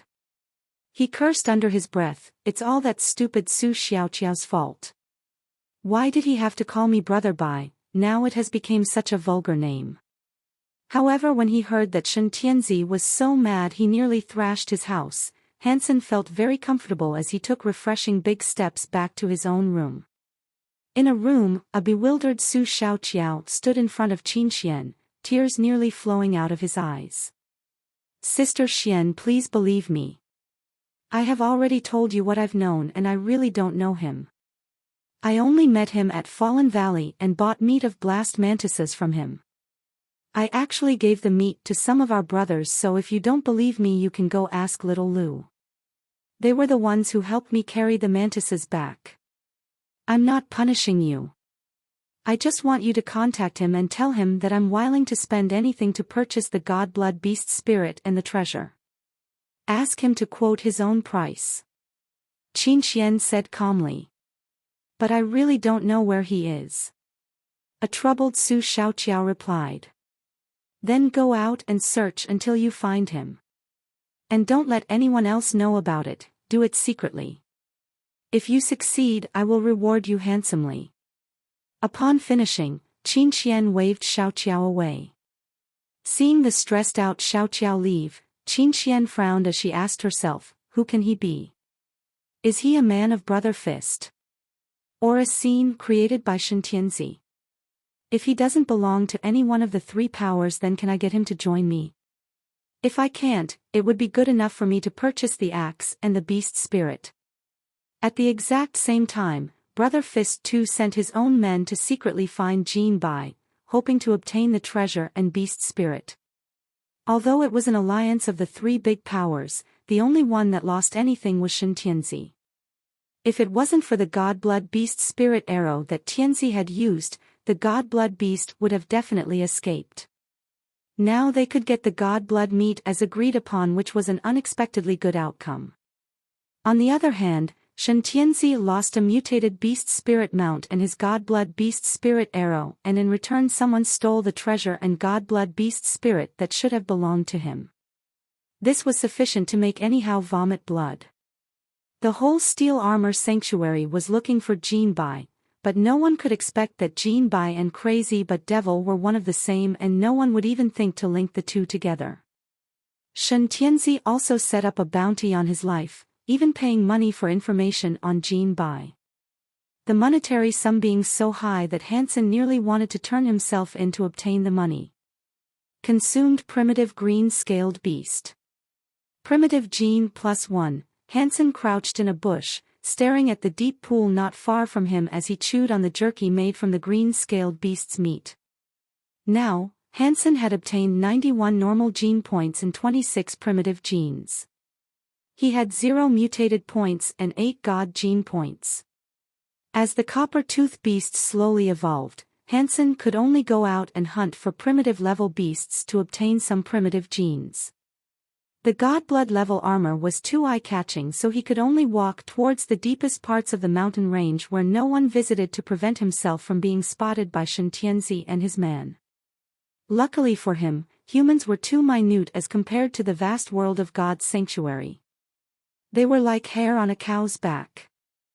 There were so many places that were left undiscovered, so to find Hansen was harder than ascending to heaven. As Hansen continued to stare at the deep pool, the sudden shout from afar caused his expression to harden. In no time at all, Hansen spotted a wounded, tired-looking teen walking towards the deep pond. "Friend. There are metal-toothed sharks in the pool." Hansen came out from the bushes and informed the young man from afar. His reason for warning the young teen was not only so that he didn't go over and scare away the metal-toothed sharks and as such waste his bait that he had set up, but also him being nice. The young lad looked very tired and with so many scars and wounds on his body, was in a very bad shape. If he went to the pool to drink and was attacked by the metal-toothed sharks, there was a high chance that he would lose his life. As the young man looked at Hansen, he was first stunned before an expression of joy appeared on his face. He stared down at Hansen condescendingly and asked, "Where is Glory Sanctuary?" "Glory Sanctuary?" Hansen was astonished. "This is the Tekalisi mountain range north of Steel Armor Sanctuary." "I don't know where the Glory Sanctuary is." "Steel Armor Sanctuary?" "I actually ventured out so far such that I reached the vicinity of another sanctuary." The young man muttered to himself before raising his head and looking at Hansen. "Bring me to the sanctuary." Hansen frowned hearing the authoritative tone of the young man. He replied calmly, "If you walk south from here, as long as you don't walk too slowly, you will reach the sanctuary by nightfall. I still have to hunt so I won't be following you." Just as Hansen was about to head back into the bushes, the young man burst into action, aiming a punch at the back of Hansen, causing him to fall onto the ground and hit his head on a rock, instantly bleeding. "What are you doing?" Hansen rubbed onto the wound before standing up and staring at the young man with anger. "You only need to obey me quietly and just bring me back to the sanctuary. Go f*** yourself." Hansen called out the crescent gun and stabbed towards the young man. The three-part basic technique of the integrated education. What rubbish! Even if my beast spirits were destroyed while I was crossing the mountain range, I am not something rubbish like you can face. The young man glanced at Hansen before using his palm as a knife and slicing at the crescent gun. His hand was actually like goat fat, exuding a jade-like feel, looking totally different from a human hand, like something cut out of jade. Gotcha! The beast spirit turned crescent gun was actually easily destroyed by the young man's palm like cutting wood. Super gene art! Hansen exclaimed in fear, his hand wielding half a crescent gun. Technology was useless in God's sanctuary, but primitive techniques were of great use in this new world. After humans obtained gene points, the once godlike primitive arts became something that humans could perform. However, what was used wasn't chi as mentioned in primitive texts but rather a certain power of the gene. The stronger the gene and the body, the stronger the effect of the primitive art. After much research and analysis, the primitive arts could awaken the potential of the gene, causing power to explode out of the gene and giving the user incredible strength. These types of primitive arts were known as. However, the methods of learning such martial arts were closely related to primitive martial arts, as such there were many unsolved mysteries. Training methods were kept by the higher strata of society, making them very hard to learn.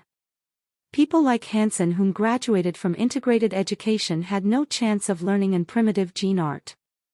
Only people who went into high-leveled education schools could have a chance to learn a common primitive gene art. If one were to compare hunting and gaining genes as a process of changing dirt into metal, then primitive gene arts would be transforming a metal into a weapon or knife. Obtaining genes was like obtaining power, but the primitive gene arts were a teaching of how to use those powers. Didn't know thrash like you could recognize my primitive gene art. The young man coldly snickered, "I'll give you one last chance. Bring me there or die." After saying that, the young man raised up his hand like how you would treat a prisoner on death row, preparing to strike Hansen if he had any bad thoughts. "I'll bring your sister." Hansen was furious as he summoned his armor, encapsulating himself as he kicked out at the young man.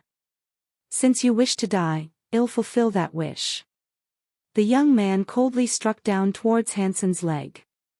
"Dang!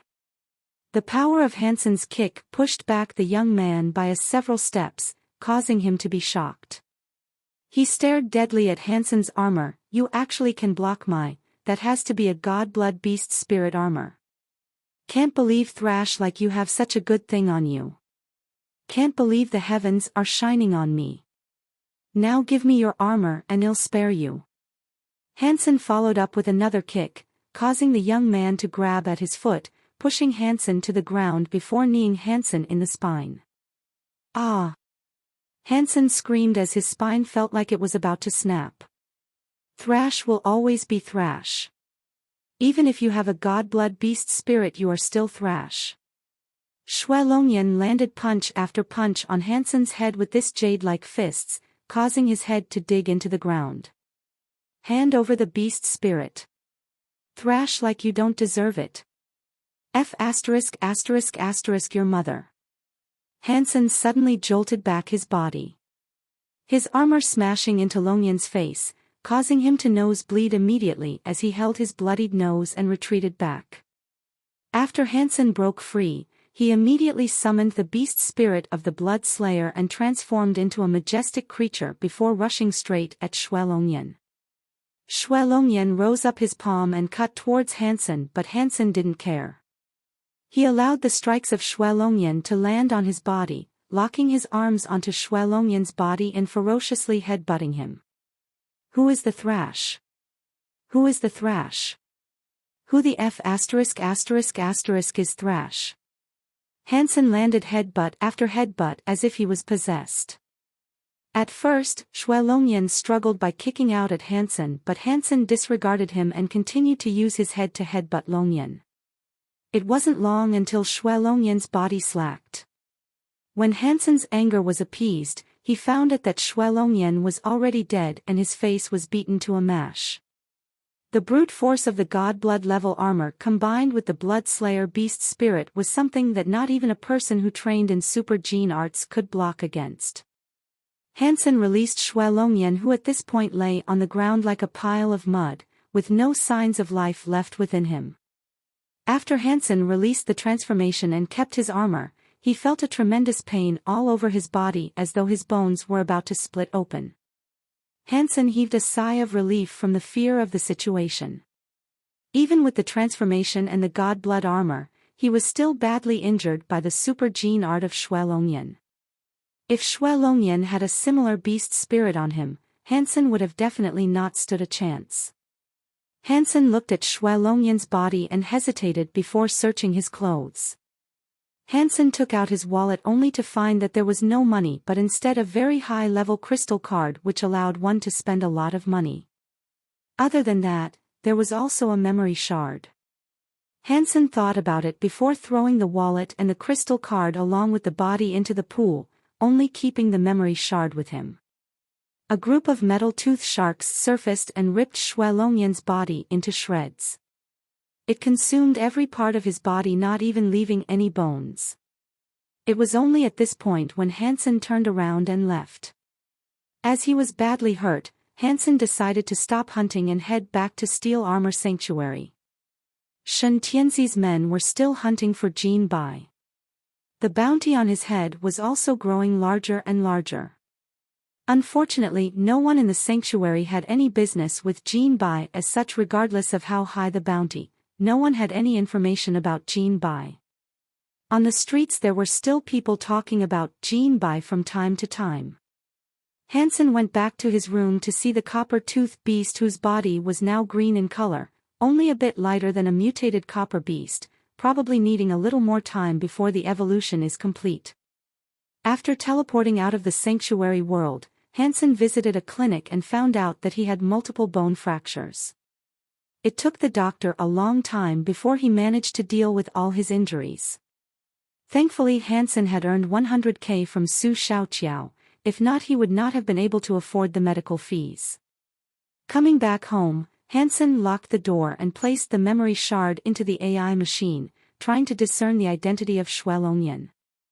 Someone who had the ability to traverse mountains and reach the Steel Armor Sanctuary and also trained in a good level super gene art, if it was not for his beast spirits being killed and he himself being hurt would have easily killed Hansen.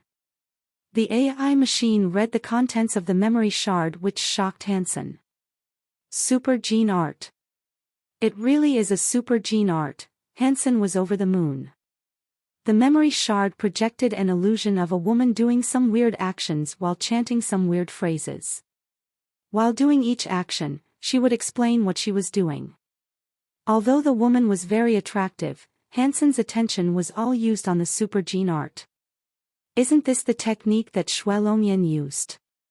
Hansen, upon recalling the strength of the technique, was delighted. After locking himself in the room for 2 days and nights, Hansen finally memorized all the contents of the technique. He destroyed the memory shard without hesitation, as such a thing would definitely bring disaster to him. After reading the technique, Hansen knew that the status of Shui Longyan definitely wasn't simple. Hansen started to train in and took the time to recuperate. His original plan was to save up money to purchase a super gene art, however those available for purchase were low-level techniques, incomparable to the. Although Hansen knew the risks of exposing himself by practicing the art, he still dove into it. If he missed out on such an opportunity, he probably wouldn't be able to come in contact with such a high-quality super gene art. After training for 2 to 3 days, Hansen felt refreshed. He measured his body temperature and felt that he was actually lower than a normal human by around 2 degrees. However, he didn't feel any discomfort but instead felt a lot better and more awake, as if his body was brimming with energy. As he continued training, there wasn't any further change in his body temperature, but instead his spirit got better and his skin became tenderer. "Hansen, what have you been doing recently? We haven't met in such a long time."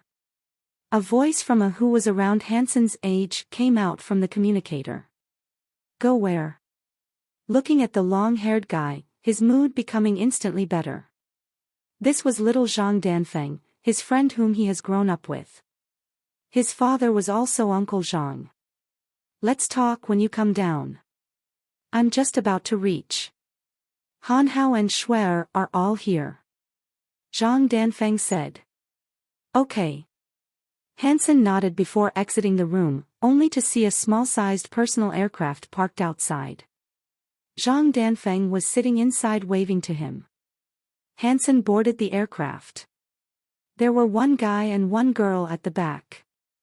The girl was really demure and her name was Shuer. The guy was naturally Han Hao. Actually, Han Hao was Hansen's relative. He's the son of the fat auntie. Based on seniority he had to call Hansen cousin brother. It was because Han Hao's mother's insistence and that her husband was married into the family, so Han Hao took his mother's surname Han. Together with Zhang Danfeng, the 4 of them grew up together.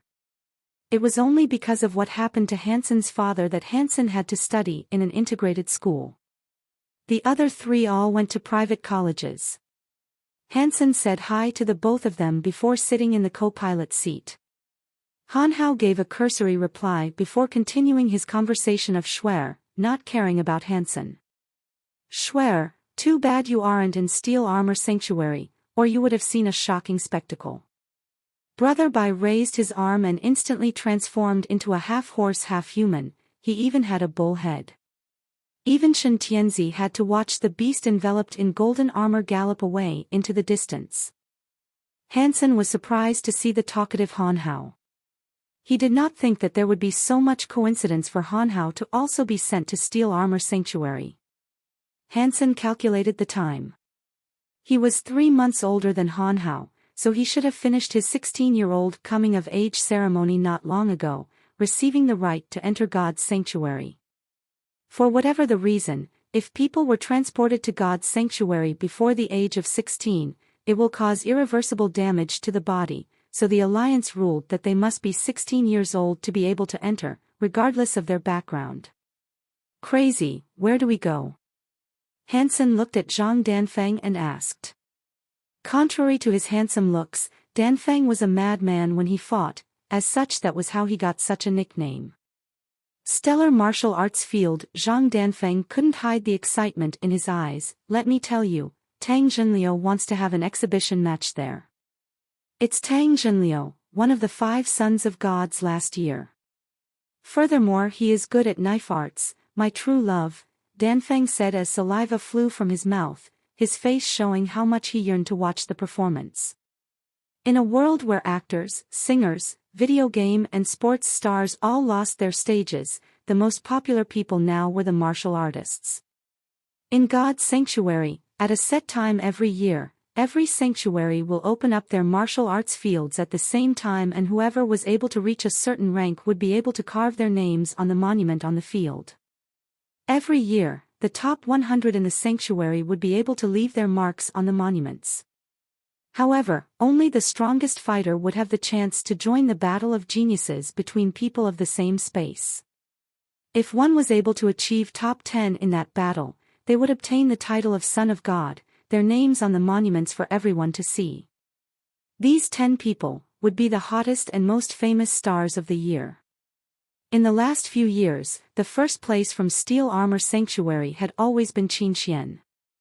However, her name never appeared on the God Monument, probably because of unfavorable performances as such, making her unable to enter the top 10. Tang Zhenliu was the 5th position in the last year's Battle of the First Space, his fast and mad knife skills making him famous all around. It gained him a lot of envy and love from the young children, making him even more well-loved than those ranked higher than him.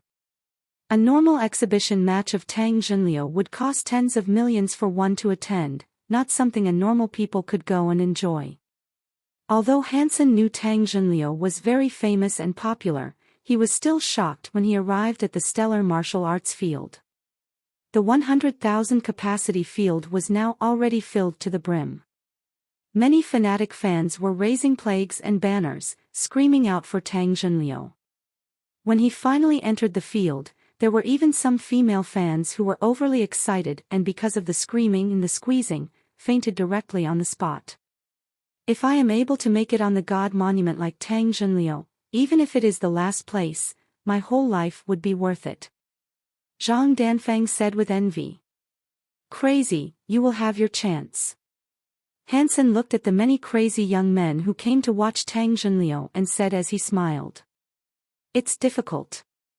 It has already been more than 3 months since I entered, and although I used some money to exchange for some primitive beast meat and a primitive beast spirit, to kill a mutated beast is still too hard for me. If I was able to obtain one mutated monster spirit, then it would be so much easier. But such a beast spirit is not something someone will sell. Zhang Danfeng shook his head. Hansen felt really unfortunate. In God's sanctuary, the only thing that one could bring out was their beast spirits. Sadly, outside of the world, one could only use but not trade beast spirits. If not, Hansen would have definitely obtained some mutated beast spirits and gave some to Danfeng. Ah! Your luck isn't as good as mine. Not long after entering the God's sanctuary, I obtained a mutated beast spirit, and it is even a weapon type. Sadly, we aren't in the same sanctuary, or I would bring you all out to hunt, making it much easier for y'all. Han Hao said proudly. F*******. Really? You just entered for a few days and you already have a mutated beast spirit. Say it truthfully, did you get it yourself or did you buy it? Zhang Danfeng asked with his eyes wide opened. Of course I killed it myself. Han Hao said loudly. Hansen secretly laughed to himself. Han Hao always had a problem since young, which was he always raised his voice when he wanted to lie. That beast spirit was probably something his parents paid large amounts of money to purchase. A mutated beast spirit was expensive and it took a few million to purchase. A better beast spirit would cost tens of millions. No wonder Aunt wanted the old house. Such a large spending was something that could hurt them financially. Originally the company was sold for a lot of money, however, the money was just being spent and no money was earned, as such there was probably not much left. Tang Zhenliu was really powerful on stage. Although it was an exhibition match, his swift and fast knife strokes was something everyone couldn't grasp clearly and was something no one could match. After analyzing for a short while, Hansen deduced that Tang Junliu definitely trained in super gene arts. As such, his knife skills were not ordinary and not something he could match. The end result was obviously a victory for Tang Junliu. Suddenly, Tang Junliu summoned his beast spirit and began his performance. He transformed into a 3-meter dragon-like beast, destroying a human-sized rock with one headbutt, surprising everyone in the stands. Godblood level rage beast. If only I had one of those, my life would be worth it. Zhang Danfeng looked at Tang Junliu with excitement, saliva almost dripping out of his mouth. How is this good? The way I see it, it isn't better than Brother Bai's. His one is the real definition of cool. Han Hao said animatedly as if he was the one who owned the beast spirit. Who is stronger, we would only find out after a battle. Tang Junliu, who was Danfeng's idol, was obviously annoyed when hearing Han Hao's words. I don't know how strong that Brother Bai is, but his beast spirit was stolen from others, not something a hero would do. Even if his beast spirit was really strong, his character has problems. How can he be compared to Tang Junliu? Hansen broke into a cold sweat. Crazy. Ah. Crazy. How would you understand the pain of people at the bottom of the food chain? How could I let go of such a good opportunity? Furthermore, Shen Tianzi is my enemy. Hansen was originally hesitating whether or not to tell him that he was Brother Bai, but looking at the circumstance, revealing that would not be of any help to Danfeng or the others. After Hansen returned home, he continued practicing the whilst taking care of his injuries. Every 2 days, he would also enter God's sanctuary to take a look at the evolution rate of the copper-tooth beast. It took half a month from when the copper-tooth beast swallowed the black crystal for it to finally become copper in color, making it look like a copper statue. However, it still looked different from the usual mutated copper-tooth beast which Hansen had seen other people hunt, as its size was at least 2 times smaller. This self-reared mutated copper-tooth beast was similar of size to a normal copper-tooth beast. Its strength and vitality did not have much increase, but its size was much smaller. Hansen took out the alloyed dagger and stabbed it into the mutated copper beast's neck. The beast was perfectly fine, but the dagger had a chip on it. Seems like there's still a difference between this and a normal copper-tooth beast. Hansen summoned the Blood Slayer transformation, forcefully breaking the copper-tooth beast's neck using his brute strength. Killed mutated copper-tooth beast, did not obtain beast spirit.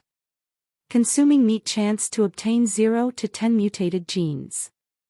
The notification that sounded in his mind elated Hansen. Although the mutated copper beast was different from a natural one, as long as it was a mutated beast then it's fine. Now the problem Hansen had was how to sell this mutated copper-tooth beast.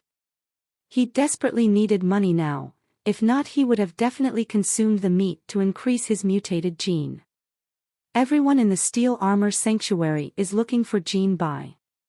It would be too dangerous if I used his identity. However, it will also be a big problem if I personally sell it myself.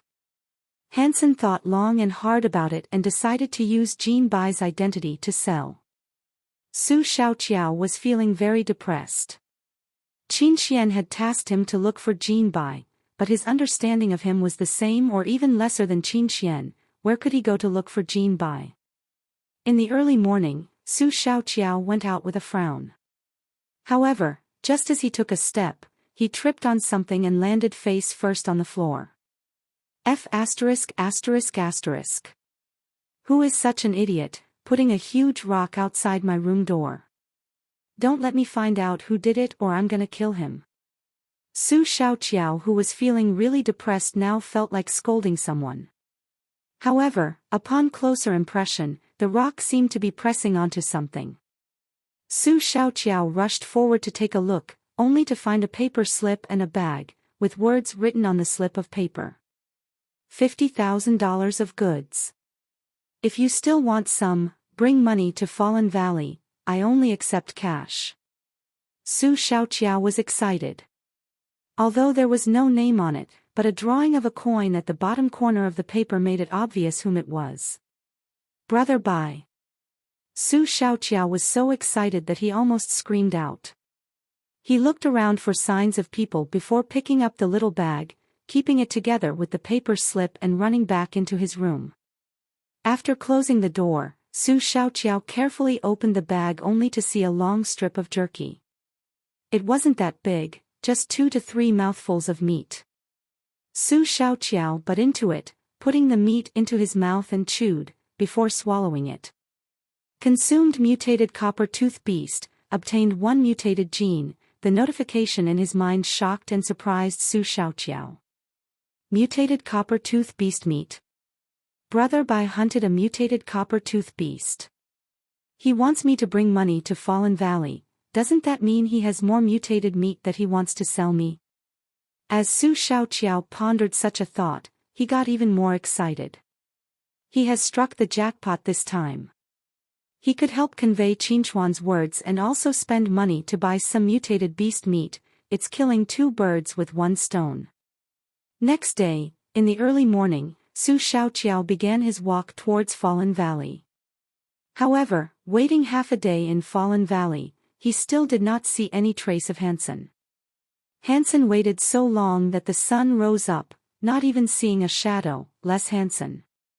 Is he playing a prank on me? Su Xiaoqiao was depressed. Just as he was about to leave, someone beside him said, "Did you bring the money?" Su Xiaoqiao was frightened, as he turned around to see Jean Bai dressed in golden armor jump out from beneath the grass.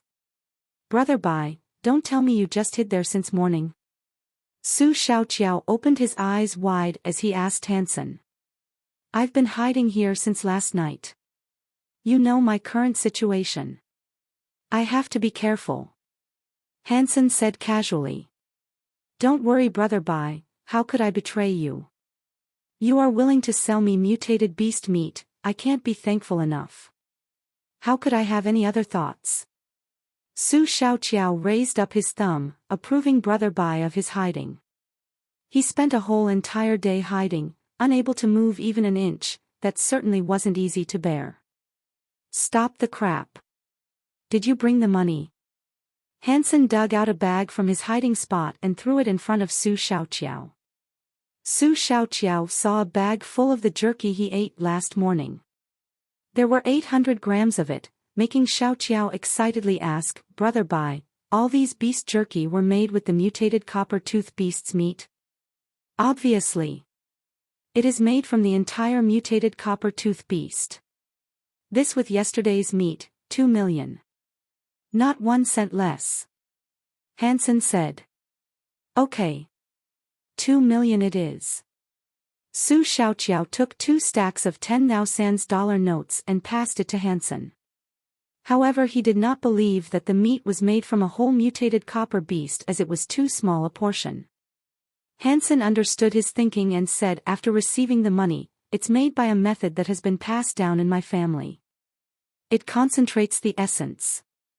You will know after eating, that this is the entire beast, not lacking a single piece of meat." Hansen purposely made it into jerky so as to not let people suspect. "Of course I believe Brother Bai. Brother Bai, you should know that I work for Qin Xian. She told me to tell you that if you wanted to sell the God Blood Beast Axe and Monster Spirit, that the price could be discussed. How much is she willing to pay?" Hansen had the intention of selling the axe. It was uncomfortable and inconvenient to carry it around, as such it was still being buried in the ground. "Well, that had to be discussed by yourselves. I'm only in charge of spreading the message. Let's forget about meeting. You tell her that if she is really interested to make her offer and pass the message through you. If I'm happy with the price, I would consider it." Hansen said calmly. For him to meet Qin Xian was too dangerous. After Hansen met Su Xiaoqiao, he turned a corner and kept his beast armor before bringing his money back into the steel armor sanctuary. However, just as he was about to enter the city gates, he bumped into a familiar face. "Brother Sun." Han Hao, who was about to exit the city, stared at Hansen with surprise. "What? Hanhao, you know this crazy but devil? The men beside Hanhao all recognized Hansen, as they looked at Hanhao with strange expressions. No, I recognized the wrong person, let's go. Hanhao was stunned for a moment as he had an expression of embarrassment. He did not greet Hansen, walking past him. Hanhao felt very unlucky. He did not expect Hansen to also be in Steel Armor Sanctuary, and that he was also crazy but devil. If it was known that he was the cousin of the famous crazy but devil, he did not know how Shen Tianzi and Qin Xian will treat him. Hansen laughed to himself, but he did not expose Hanhao. Since Hanhao doesn't want to recognize him, then why should he sabotage him? As he brought the $2 million to his room, Hansen left God's sanctuary and went towards his home. He contacted lawyer Zhang and asked him to solve the problem with the ancestral home. He did everything in accordance to normal procedures in case his auntie come and cause problems again. After finishing everything, Hansen felt a lot more relaxed. Everything will get better. Wait till he earned more money, he would be able to send his sister to a private school. What she learns there would be a lot better than the normal education, especially some of the private schools where they could learn super gene arts. However, for one to enter a private school, apart from money, the child's family must also have status. Hansen needed to complete his first evolution and gain the rank of noble before he could send Han Yen to private school. A noble rank isn't too difficult for me. Even a god blood ranked noble isn't too difficult. Brother, are you there? Hansen's room door was slightly opened as Han Yen stuck her head in. She dressed in pajamas with flower petals and holding a doll in her hand as she searched for Hansen. As she saw Hansen sitting on his bed, Han Yen ran in with her doll and jumped into his arms. Little kid, why aren't you sleeping? Hansen pinched onto her nose. Yen wants to listen to brother's stories. You have not told me any stories in a long time. Every day I look for you but you aren't at home. Yen misses you. Han Yen said on the verge of tears. Hansen smiled bitterly. Ever since he entered God's sanctuary, he practically spent no time with Han Yen, which made her feel guilty. Since Yen is so well behaved, Big Brother will tell you a story. Hansen carried Han Yen, opened a storybook and read. A long time ago, Hansen returned back to God's sanctuary. He prepared to capture a primitive beast to evolve. For it to become mutated in half a month was simply unbelievable. However, what Hansen wanted to find out was how long it would take to evolve a god blood-ranked beast. A mutated beast was easy to hunt outside, but a god blood beast was simply too difficult. In the case of the blood slayer beast spirit, if it wasn't for so many people surrounding and attacking it, if it was Hansen alone, not only would he not be able to kill it, he would also be killed by it. Hansen just walked out of his door, and just as he was about to enter the alley, he was pulled back by a hand. Hansen turned around to see Hanhao. Hanhao pulled him to a dilapidated corner and said, "How did you cause so much trouble? You just entered for such a short while and you already made enemies with Qin Xian and Shen Tianzi." "It's not like I wanted to," Hansen said calmly. "I don't care. You need to be responsible for your mistakes, don't drag down others. Next time don't tell people I'm your cousin and don't say that you don't know me. I just entered the sanctuary and have a bright future, I don't want to destroy it like you." Hanhao stared at Hansen. "Okay. I won't say anything." Hansen knew that after his family situation deteriorated and he was sent to public education, Hanhao did not have hope that Hansen would become useful, and naturally would not help him out. "Since we agreed, you better not tell others that you know me." Hanhao emphasized to Hansen and left carefully, fearful that someone will see them together. Hansen left the Steel Armor Sanctuary, and walked in the direction of the mountain range. He did not plan on killing any copper-tooth beast, as consuming any more would not help improve his body. He wanted to kill some more primitive beasts and keep on to evolve. Hansen's choice this time was Bottomless Pit, a cave in one corner of the mountain range where there was a poison crystal scorpion. Because the bottomless pit was so dark, and there were many narrow paths. Even if one brought lighting devices, it was still hard to spot the poison crystal scorpions hiding in the cracks. If one was stung, even if he had primitive points up to 100, he would die in 3 to 5 minutes. So there were little people who would choose to hunt them. However, Hansen had the black-shelled beast armor, making it difficult for the scorpion to sting him, lowering the risks for hunting them. The reason he chose the scorpions was firstly so he wouldn't be spotted, and secondly because they were small and easy to bring back, unlike those big ones where only killing one would be hard to bring back to the sanctuary. Another reason was that if he obtained a beast spirit, that would be invaluable. The poison sting or similar sting-type beast spirit weapons were strong in penetrative ability but were also highly poisonous. Although it was only a primitive beast spirit, but its value was similar to a mutated beast spirit. Hansen walked to the opening of the bottomless pit, confirming that there was no one around before summoning his armor and entering the cave. As technological tools had no use in God's sanctuary, Hansen brought a self-made lighter which could light up 3 meters. There were rocks reflecting the light, making the vision poorer and harder to see the poison crystal scorpions hiding in the rocks.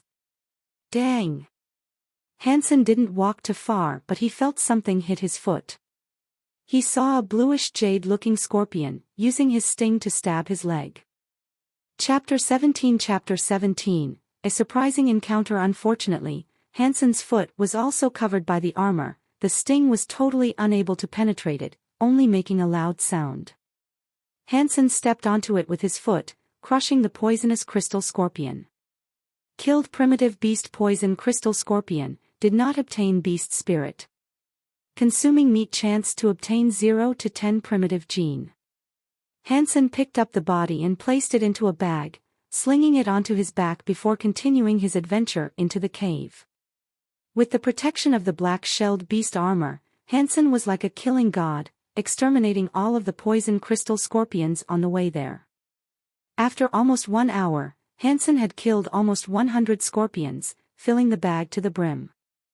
Hansen hummed a song as he walked along, picking up all the scorpions that he stepped on and throwing it into the bag.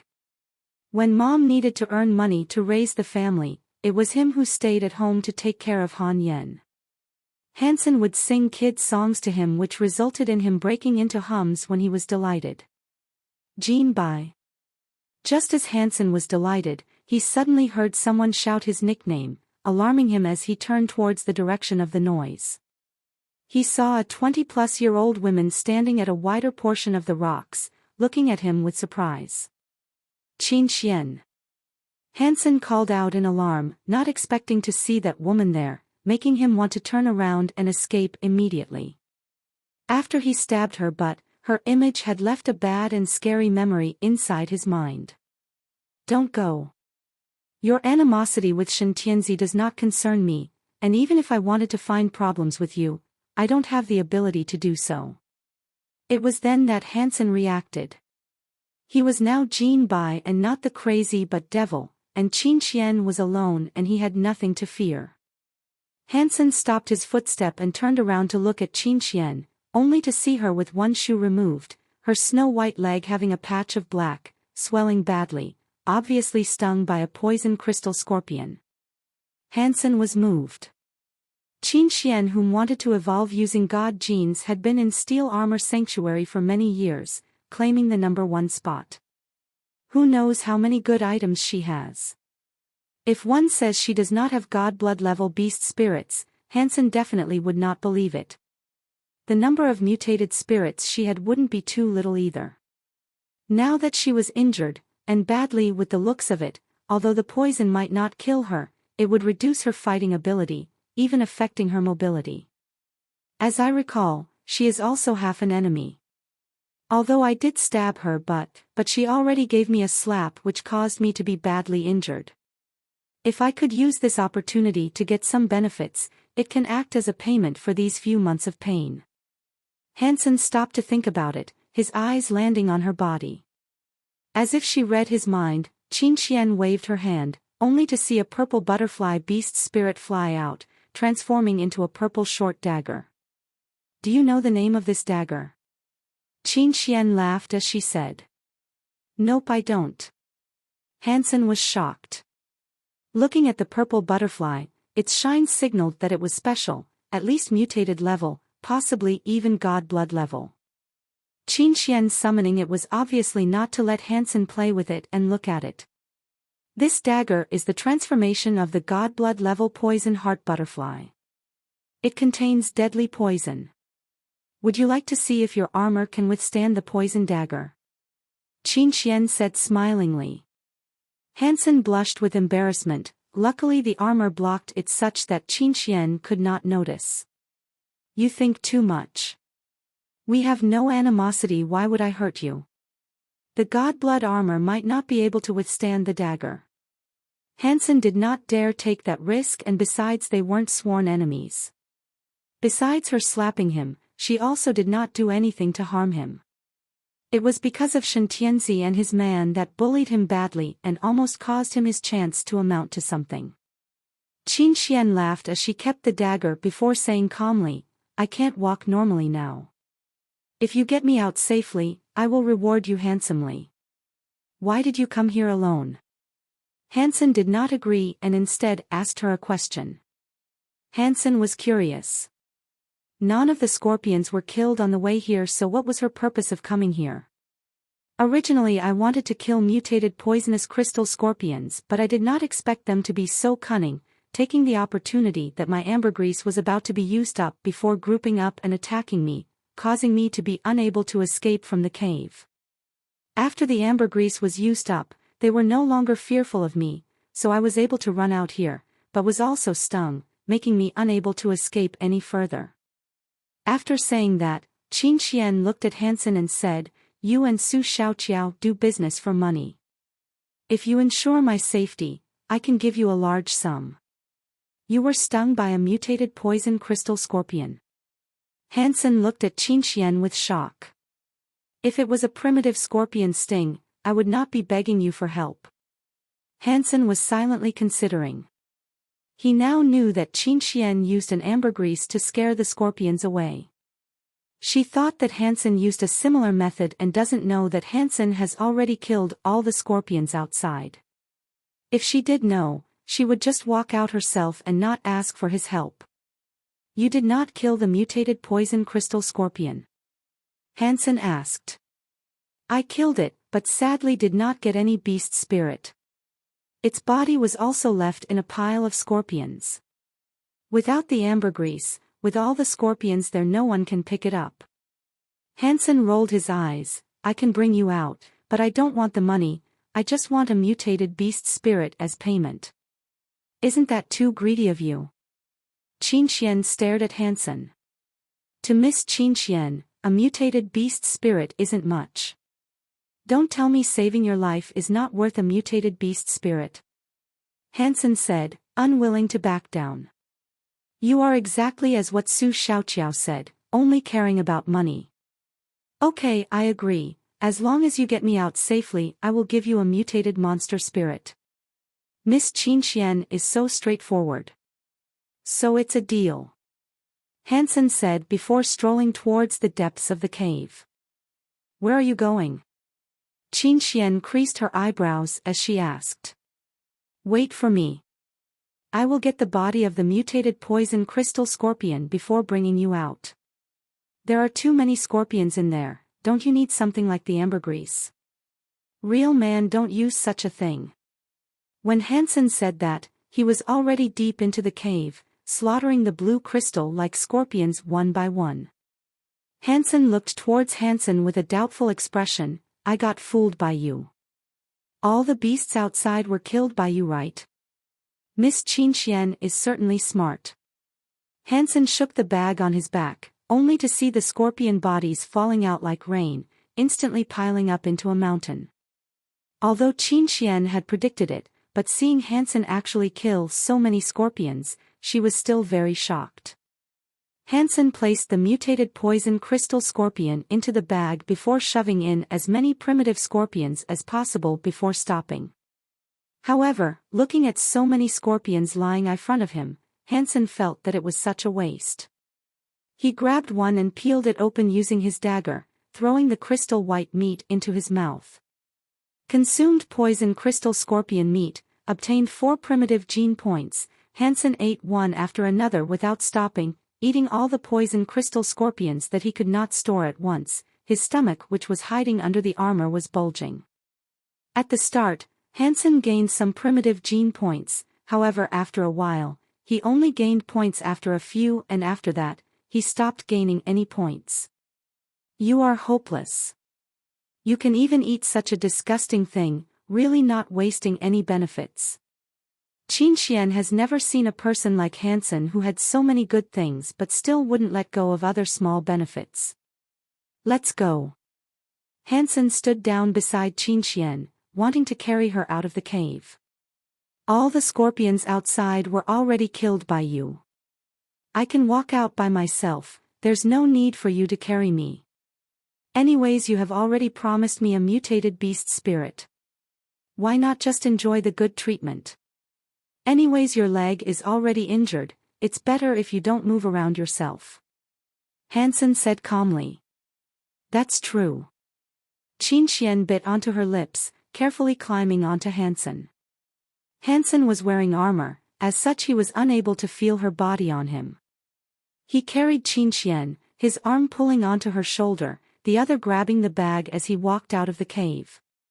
Qin Xian, who weighed around 60 kilograms, to someone who had obtained so many gene points was not considered much. In a short while, Hansen had managed to carry her out. Where do you want to go? Hansen asked. Back to the sanctuary. Qin Xian said. Hansen did not speak any further as she carried Qin Xian back towards the steel armor sanctuary. After around an hour, Hansen suddenly stopped before putting her down. The sanctuary is not far from here and there are many people who walk by here. Just ask for them to send you back. Hansen raised his hand, my mutated beast spirit. I already asked Su Shaoqiao to ask you if you wanted to sell the god blood axe and beast spirit. Qin Xian called out her black cat-looking mutated beast spirit before painfully passing it to him. What price would you be willing to pay for the axe? 2 million. That is a god blood level treasure, you couldn't even buy a mutated beast spirit with that. Hansen said as he frowned. Although a god blood treasure is good, but you can't bring it out of God's sanctuary. Beast spirits can be used outside, so which is more valuable? God blood treasures are naturally lower than beast spirits. If you were willing to sell both, I would be willing to buy it for 20 million. Taixian said. 1 mutated beast spirit and 2 million. Hansen said. The mutated beast spirit is impossible. I'll give you 5 million. 2 mutated beast meat and 2 million. Hansen said. Your request is too much. Last price 6 million, that's my limit. Besides, you can't bring the treasure out of the sanctuary. Okay. You go prepare the money. I'll tell Su Shaoqiao the time and place for dealing. Hansen waved his hand before grabbing the bag and leaving. You won't consider selling the beast spirit? 20 million is the base price, it still can be discussed. Nope. Hansen left without turning his head. Qin Xian looked at Hansen with confusion, his armor couldn't even be stabbed by the sting of the poison crystal scorpion, don't tell me it's also a god blood beast spirit. The more Qin Xian thought about it, the higher the possibility. Even if it was a normal mutated beast armor, facing the sting of the scorpion wouldn't be so easy. Who is he? He definitely isn't military. Qin Xian thought long and hard but couldn't discern his identity. Hansen took another route before changing back to himself, carrying the bag back into the steel armor sanctuary. The gates no longer had any of Shen Tianzi's men, obviously giving up on that stupid method. Just as Hansen was at the gate, he bumped into Han Hao and his gang. What a coincidence, crazy but devil. We meet again. Looks like you've gotten some good rewards. How many mutated beasts are in there? A young man laughed as he said. 1. Hansen said calmly. You really know how to joke. Mutated beast. That bag is probably filled with black-shelled beetles. The young man mocked him, causing everyone to laugh out loud. No one believed that Hansen could hunt a mutated beast. Han Hao, don't recognize the wrong person next time. Having a relationship with such a person, you would have 8 lives of bad luck. One of the men patted Han Hao on the shoulder and said, "It was a mistake. How would I have anything to do with the crazy but devil?" Han Hao said with embarrassment. Hansen did not bother about them as he grabbed the bag and walked into the sanctuary, walking back to his room. Hansen kept the body of the mutated poison crystal scorpion, preparing to sell the other primitive scorpion bodies to Su Xiaoqiao. Although the black crystal could evolve a mutated creature in half a month, however Hansen did not have that much time. He still needed to evolve a god-blood beast. In the dead of the night, Hansen placed a bag of poison crystal scorpion and a paper slip outside the door of Su Xiaoqiao's room. He knocked a few times before running into the nearby alleyway. Only after seeing Su Xiaoqiao take the bag into his room did Hansen leave. Dealing with Qin Xian was a success. Hansen obtained 6 million from her and the 8 million from the bodies of the poison crystal scorpion. When he returned to his room and looked at the box filled with money, Hansen leaped for joy. Even when his father was alive, Hansen had never seen so much money. Hansen took the money and left God's sanctuary. At this moment, he did not want to do anything other than to share his joy with his mother and sister. They finally do not need to suffer, their tough times are finally over. Although he earned 2 million before, the money was used to solve the problems of the ancestral home and none of it went into his pocket. This 6 million on this other hand truly belonged to Hansen, so this feeling was totally different. Although the money wasn't enough to buy a luxury aircraft, but to Hansen, it was the most money he had seen in his life. "Mom, Yen, come over, I want to show you something." Hansen dragged his mom and sister into his room and opened the box filled with money, pouring all the money onto the bed. "How did you get so much money?" Luo Sulan's first reaction wasn't surprise but fear that her son had done something dangerous. "Mom, I killed a mutated beast and obtained a mutated beast spirit. This was what I earned from selling them." Hansen did not over-exaggerate things as he did not want his mother to get too worried. Hansen would rather die than reveal the thing about the black crystal. That was something that could cause an extermination of family. He would rather keep that to himself for the rest of his life than reveal anything for fear that it would cause the death of his family. "Little son, you shouldn't have sold it and should have kept it for future growth. Our tough times mean nothing, we could have gotten over it. Mom, don't worry. There will be more chances next time. I already ate the mutated beast meat and gained some gene points, making hunting monsters much easier," Hansen said.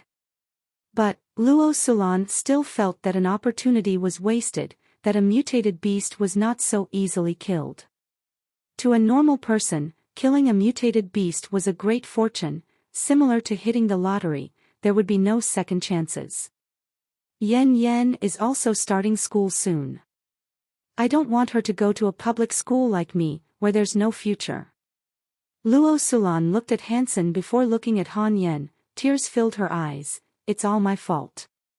I did not take care of y'all properly. Mom, you were able to bring us up, it's already very noble, you should give a chance for your son to show his worth."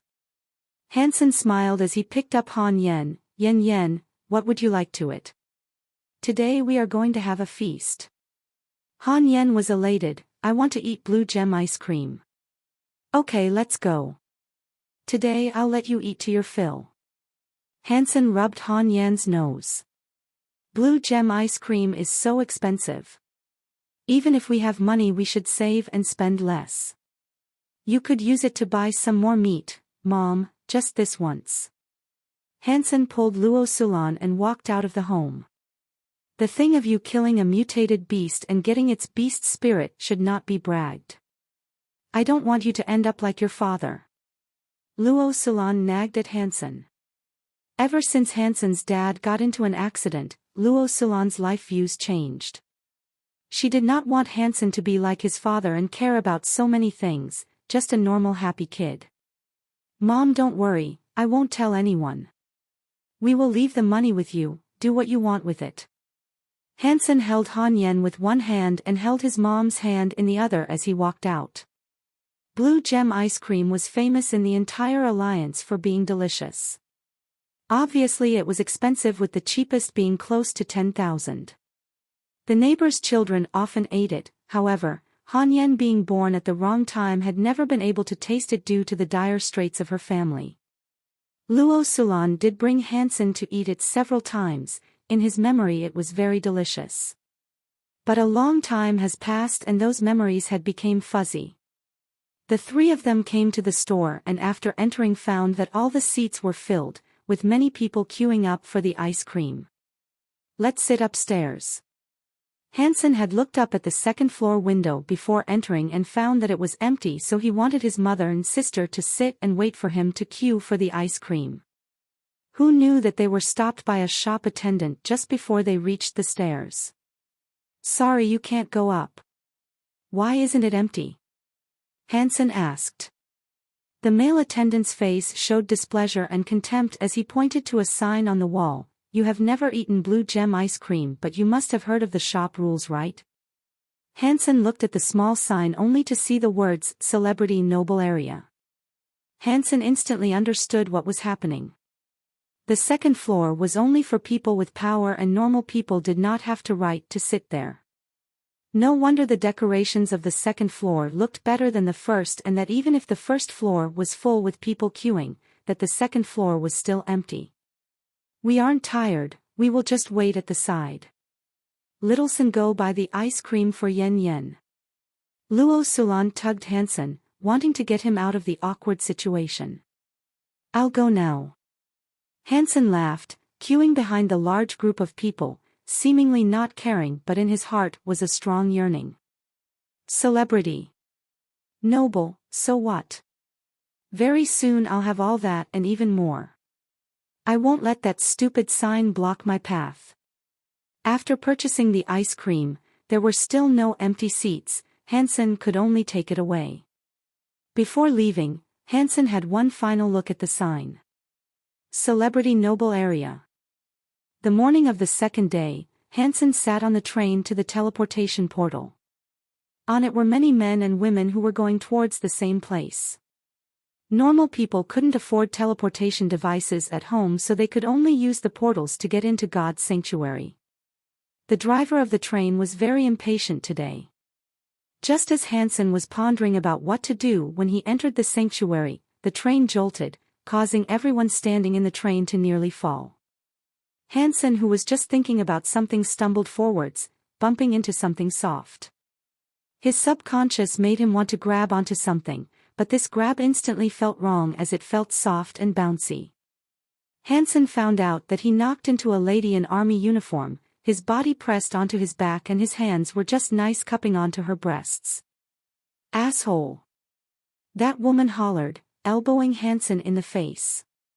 If it landed, it would have completely destroyed his face.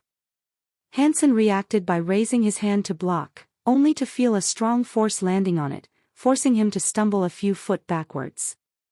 The girl had already turned around and stared at Hansen, shouting in surprise, "It's you, but, Qin Xian." Before the women completed her words, Hansen had already blurred out the name of the women in uniform. She was the one who had caused him to obtain the nickname of Crazy but Devil. Hansen did not expect Qin Xian to also be on planet Lok. And it seemed like she had entered the military and became a soldier. A soldier in the Alliance wasn't surprising. When a legal citizen of the Alliance became 20, they needed to serve at least 5 years. When Hansen becomes 20, if nothing special occurs, he would also become a soldier. Qin Xian recognized Hansen but did not make a move, staring at him coldly. Hansen bitterly laughed to himself, she probably thinks that I did it on purpose. I stabbed her but by accident, now. If I was her I would not believe I was innocent. The Alliance is so big and there are so many planets, why did she have to be on planet Lok? And why so coincidentally I had to meet her and have such a situation? Hansen sighed, however it was too late and could only wait and see what would happen. One could not injure others in the Alliance, so Qin Xian did not want to cause a commotion, so she just stared at Hansen and did not do anything else. Hansen was petrified from all the staring. As soon as the train reached the station, he quickly got down. Who knew if she followed him? You really are unforgivable. I thought it was an accident, but who knew you were so despicable? Qin Xian said as she stared at Hansen. You saw it, that's now. The train jolted and many people stumbled like me. It was all a coincidence. Hansen tried his best to explain. If you were me, would you believe? Qin Xian said coldly. What do you want? Hansen asked her. Besides, Qin Xian concluded Hansen was an asshole, any explanation by him would be useless. You are really shameless. Not having regret after doing such a thing, it must definitely be a habit. Do you think I'll just send you to the police and let them lecture you and it's over? It's not that simple. I might not be able to beat you up here, but on God's sanctuary it's different. I'll wait for you there. Qin Xian immediately turned around and walked towards the teleportation portals. Hansen felt aggrieved, but there was nothing he could do. He couldn't not enter the sanctuary from now onwards, so he plucked up his courage and went into the teleportation portal. Station Master Tai, good morning. Just as Tai Xian walked to the front of the portal, the soldiers beside the portal saluted her. Hansen was stunned, his eyes widened beyond belief as he looked at Tai Xian, tears on the verge of falling. The teleportation portals were directly under the jurisdiction of the troops and each station would have a unit. The leader of the unit would be the station master. When he heard the last station master was transferred away and that the new station master had arrived, he had never expected for it to be Tai Xian. Hansen had a bad premonition that his days were at its end. As a station master, Tai Xian had the ability to find out when he entered or left the station, knowing his whereabouts at the tip of her fingers. Even if Hansen wanted to change teleportation portals, it would be impossible. Planet Lok only had 3 portals and the other 2 were very far away. Hansen could not waste time to travel there. Hansen could only take the chance when Qin Xian went to the office building at the station to quickly enter God's sanctuary. He decided to wait till when Qin Xian transported out from Steel Armor Sanctuary before returning himself. Hansen did not give Qin Xian any chance, taking the jerky made by the meat of the mutated scorpion and left the Steel Armor Sanctuary. My luck recently has been really bad. Has it all been used to acquire the black crystal? Hansen looked really depressed. A short distance away, Hansen spotted Shen Tianzi's man standing outside the sanctuary, seemingly discussing something. Hansen did not bother to listen to what they were saying, walking towards the opposite direction. Who knew Luo Tianyang would shout at him, "Crazy but devil, come over." Although he was unwilling, Hansen turned around and stared at Luo Tianyang. I'm calling you. Come over. Why you still standing there? Big brother has something good for you. Luo Tianyang waved for Hansen to come over, the smile on his face showing bad intentions. There's no need. My strength is too little. I can only kill normal beasts. I can't even kill primitive beasts, sadly I won't be of much help. Hansen knew that the reason Luo Tianyang called him over would definitely not be a good one. Cut the crap. Do you want to get beaten up? I called you here so I obviously have something good for you. Luo Tianyang stared deathly at Hansen. Apart from Hansen, Shen Tianzi also hired 30 to 40 brave young men who were willing to die for money. Altogether, they left Steel Armor Sanctuary, towards the mountain range. Although people knew that nothing good will come out of Shen Tianzi using money and looking for manpower, but because of the great rewards, many people were willing to take a gamble. If it was the old Hansen, if he wasn't marked by Qin Xian and Shen Tianzi, he probably would have risked it for the money. Now, Hansen had no need to risk his life. It was obvious that Hansen and the other man were going to be used as cannon fodder, making him feel enraged. Hansen followed them quietly, guessing what they were up to. When Shintianzi recruited them, they only told them that they were going to kill a mutated beast. As there were many normal and primitive beasts, so they needed many men. However, Hansen did not believe such lies. If it was only to kill a mutated beast, Shintianzi and his man would definitely be able to complete it. Aside from Shintianzi, the tens of strong men he has under his charge, all had the ability to kill mutated beasts. What need was it to hire so many men just to kill a single mutated beast? Luo Tianyang and the men casually killed all the beasts they faced, dividing the spoils to the men that were hired, making everyone happy. The group of guys walked for 6 to 7 days with no signs of stopping. Only after the 8th day did they set up camp at the mouth of a cave. Here was very far away from Steel Armor Sanctuary and there was no signs of human movements. If any signs of life, they were definitely beasts. On the way here, Shintianzi and his men killed many beasts and turned many into food before throwing the rest away. We are nearing there, don't know what they are up to. Hansen did not hear any new details, but looking at the increasingly serious faces of Luo Tianyang, this certainly isn't simple. After fixing everything in camp, the morning of the 2nd day, Shintianzi brought everyone into the cave. After walking 10 kilometers, they found a huge crack in the ground, stretching deep into the depths of the cave. The group lighted their torches. Shintianzi let the hired men lead the group, walking down into the large crack. The men who knew that they were risking their lives were all very apprehensive and walked forward slowly and carefully. Why are y'all so slow? Like girls, faster. Do you not want the rest of the money? Luo Tianyang smacked a whip onto the back of a few men, saying coldly. The hired men had no choice but to quicken their steps. Hansen blended into the group and walked together with them. Although it was a downhill walk, it wasn't too difficult and nothing much happened. It was until they walked to the bottom of the crack did the men finally let out a sigh of release. The bottom of the large crack was too dark, only illuminated by the flames of the torches. The light revealed a large underground space, with a dark river flowing towards a cave entrance, into the dark unknown. Cross the river, to the cave at the opposite side. Luo Tianyang shook his whip and pointed it to the other shore. Brother Luo. I don't know how to swim. The river is too wide, I can't get across. One of the recruited young men said. No one asked you to swim. There's an air balloon boat. Just pump it with air and sail over. Luo Tianyang opened his bag to reveal many boats, each one able to sit 4 to 5 men. The group pumped all the boats up using the small handheld pumps, and in groups of 4 to 5 sailed across to the other shore. As the water speed wasn't too quick, one wasn't afraid to be swept away, so 2 boats quickly made their way across. All of a sudden, a loud splash followed by a black figure broke out of the water.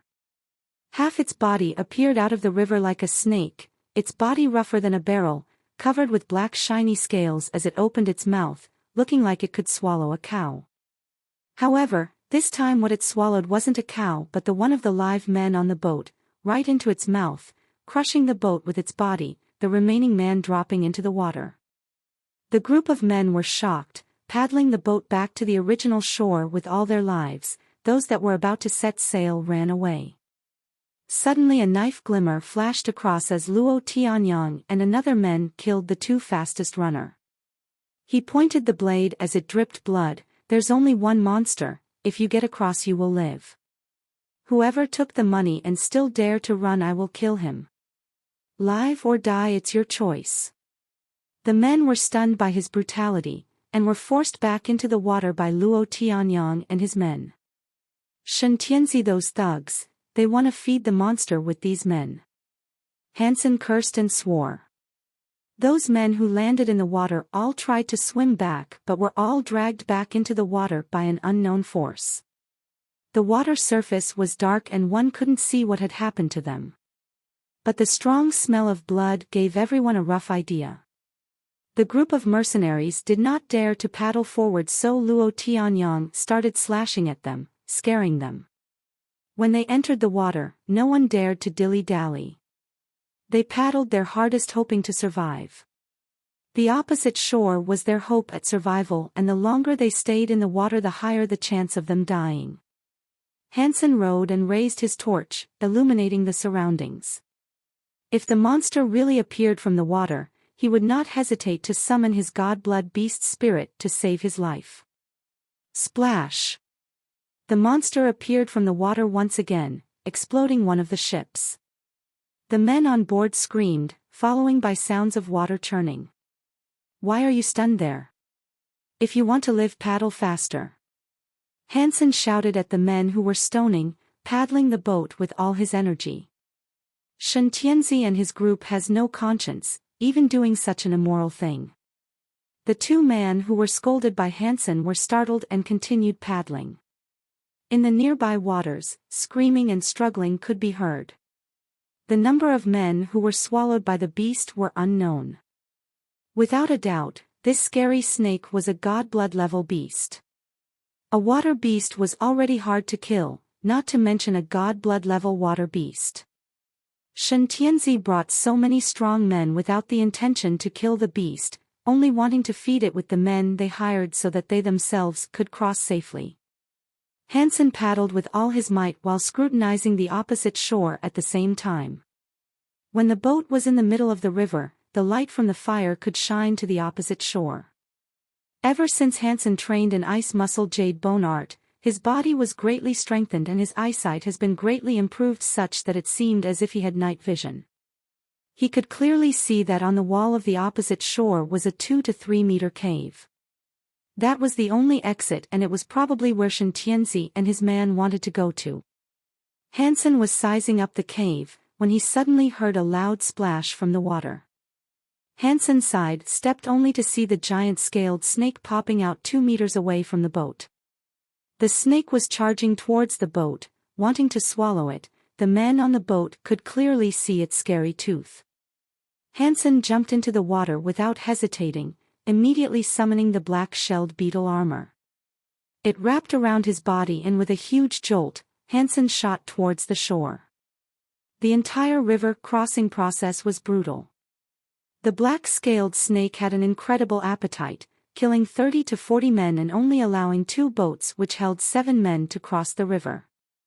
The black-scaled snake did not appear out of the water again. Tianzi, although that snake is god-blood level, its IQ isn't high. Now that it's full, it's safe for us to cross. Luo Tianyang laughingly said.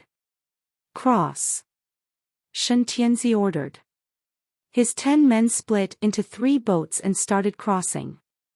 Why you still stunned there? Walk into the cave. Luo Tianyang whipped the 7 survivors, chasing them into the cave opening.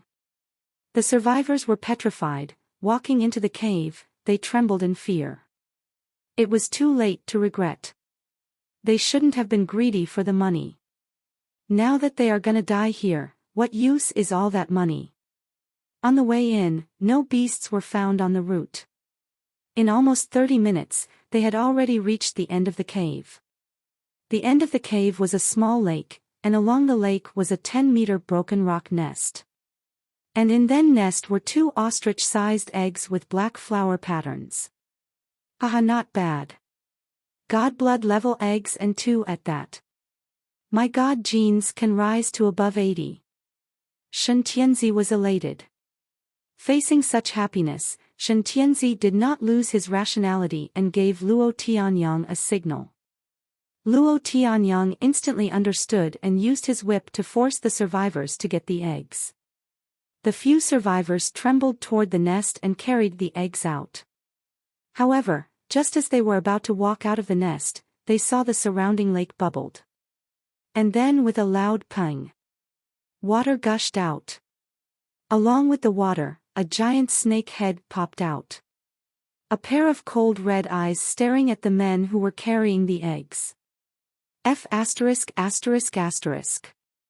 Why are you stunned there? Throw the egg here. Shen Tianzi shouted at the men, but they were frozen with fear. Their legs were like jelly, unable to move, and no one replied to his shouts. F asterisk asterisk asterisk useless garbage. Shen Tianzi scolded, summoning his blood-red sword, raising it and rushing towards the men. Luo Tianyang and the other men didn't dare to be slow, calling out their weapons and charging behind Shen Tianzi.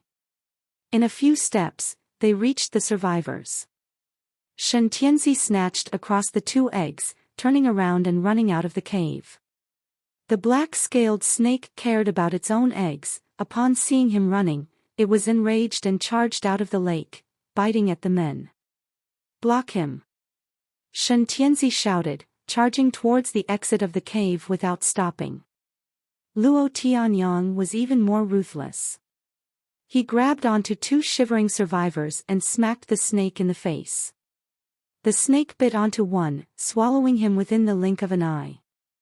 The other men followed suit, making the survivors their meat shield, blocking the snake's attacks and retreating to the cave exit. Shen Tianzi ran quickly with the 2 eggs. In a jiffy, he rushed to the exit. Just as he was about to celebrate, he suddenly saw a golden fist appear in his eyes, enlarging in front of his eyes. Pang! Never did he expect that the side of the cave hit a man. Being hit by such a sudden fist, his face started bleeding and his nose was whacked crooked. His whole body flung backwards, he reactively raised his hand to his face. The 2 snake eggs he held near his chest flew out, only to see a golden armor jump up and grab an egg, running towards the shore of the river. Jin Bai. Shen Tianzi covered his face and slammed into the ground. He immediately got up, seeing that unique armor. One obviously could recognize who it was. He clenched his tooth and shouted. Hansen made use of the chaos to swim to the opposite side, but instead of going ashore, he hid behind a stone, waiting for Shen Tianzi to enter the cave. He carefully followed behind, just nice seeing Shen Tianzi bringing the egg out. He casually punched him, taking the other snake egg and keeping it. Hansen only felt unfortunate that his crescent gun was destroyed, or he could have killed Shen Tianzi. Just as Hansen ran to the side of the river, he saw the waves turn, a giant black-scaled snake emerged. F asterisk asterisk asterisk why is there still one more? Hansen turned his head to take a look, only to see Shen Tianzi and his men being chased by a snake. Jin Bai, continue running. See how I'm gonna F asterisk asterisk asterisk you. Shen Tianzi hated Jin Bai to the bone. Seeing him being stopped by the giant snake, he was elated. Seeing the black-scaled snake that emerged from the river staring at him, Hansen frantically turned around, using strength on his left hand and throwing an egg toward Shen Tianzi. Catch. 1 egg per person. Let's work together to fight it. Who wants to split with you? I want both eggs and I want your life. Shen Tianzi thought Hansen was stupid, snickering as he catches the egg. However, the moment he touched it, the snake egg broke and the egg yolk and egg white covered his entire body, stunning him instantly. Kong! The black-scaled snake in the river made a weird shriek, rushing towards the egg-covered Shen Tianzi crazily. He did not care about Hansen, who was standing aside, his eyes only for Shen Tianzi. Hansen turned and ran without hesitating, bringing the remaining snake egg and jumping into a boat. He rowed towards the opposite shore, not bothering to spectate the outcome. He still had 1 snake egg on his hand, so if the 2 black-scaled snakes chased after him, he would be in big trouble. Jin Bai, F asterisk asterisk asterisk U. Hansen could hear the raging of Shen Tianzi, followed by a streak of weird sounds like human voices and beast roars. Hansen rowed to the other shore in a single breath, and after jumping on shore, he ran out of the large crack. Even when he was outside, he did not stop and followed the original track back towards the steel armor sanctuary. After a while of running, Hansen hesitated. If Shen Tianzi and his men escaped and chased after him, they all had their mounts, so how could he outrun them? He clenched his teeth and went into the neighboring woods. He'd rather take a longer route than take such a risk and getting caught by Shen Tianzi. Shen Tianzi and his men all lived several years in Steel Armor Sanctuary, each had several strong beast spirits. Even if they couldn't kill the two snakes, they would definitely be able to escape. It was better for him to be safe. To prevent any further developments, Hansen chose a deep corner in the mountains and gathered some tinder. He covered the egg in a layer of mud and cooked it in the fire. While cooking it, Hansen said, "Pure life form, before you see such a dirty and cruel world, let me take up all this sin and send you to a pure world." Killed Godblood Inc. Jade Dragon Baby. Did not obtain Beast Spirit. Consuming meat can obtain 0 to 10 God genes. After cooking for a while, the strange notification appeared in Hansen's mind. Wow, so this isn't a snake. Sadly, I didn't get a beast spirit. Hansen greedily thought. Soon, the ink jade dragon egg was cooked. Hansen used a stick and got it out, breaking the layer of charcoaled mud and breaking the egg shell into half. After peeling off the shell, he could see the soft white egg white. Hansen took a mouth, a fragrance filled his mouth as it was many times more delicious than chicken egg. Consumed ink jade dragon baby, obtained 1 god gene. Hansen ate the entire egg, filling his stomach to the brim. He gained a total of 5 god gene points, adding to the original 8. Hansen now had a total of 13 god gene points. Hansen took a long route back to Steel Armor Sanctuary, but it was already 8 to 9 days after. Shen Tianzi and his men had already returned 2 days earlier. However, every one of them were injured and only 8 returned.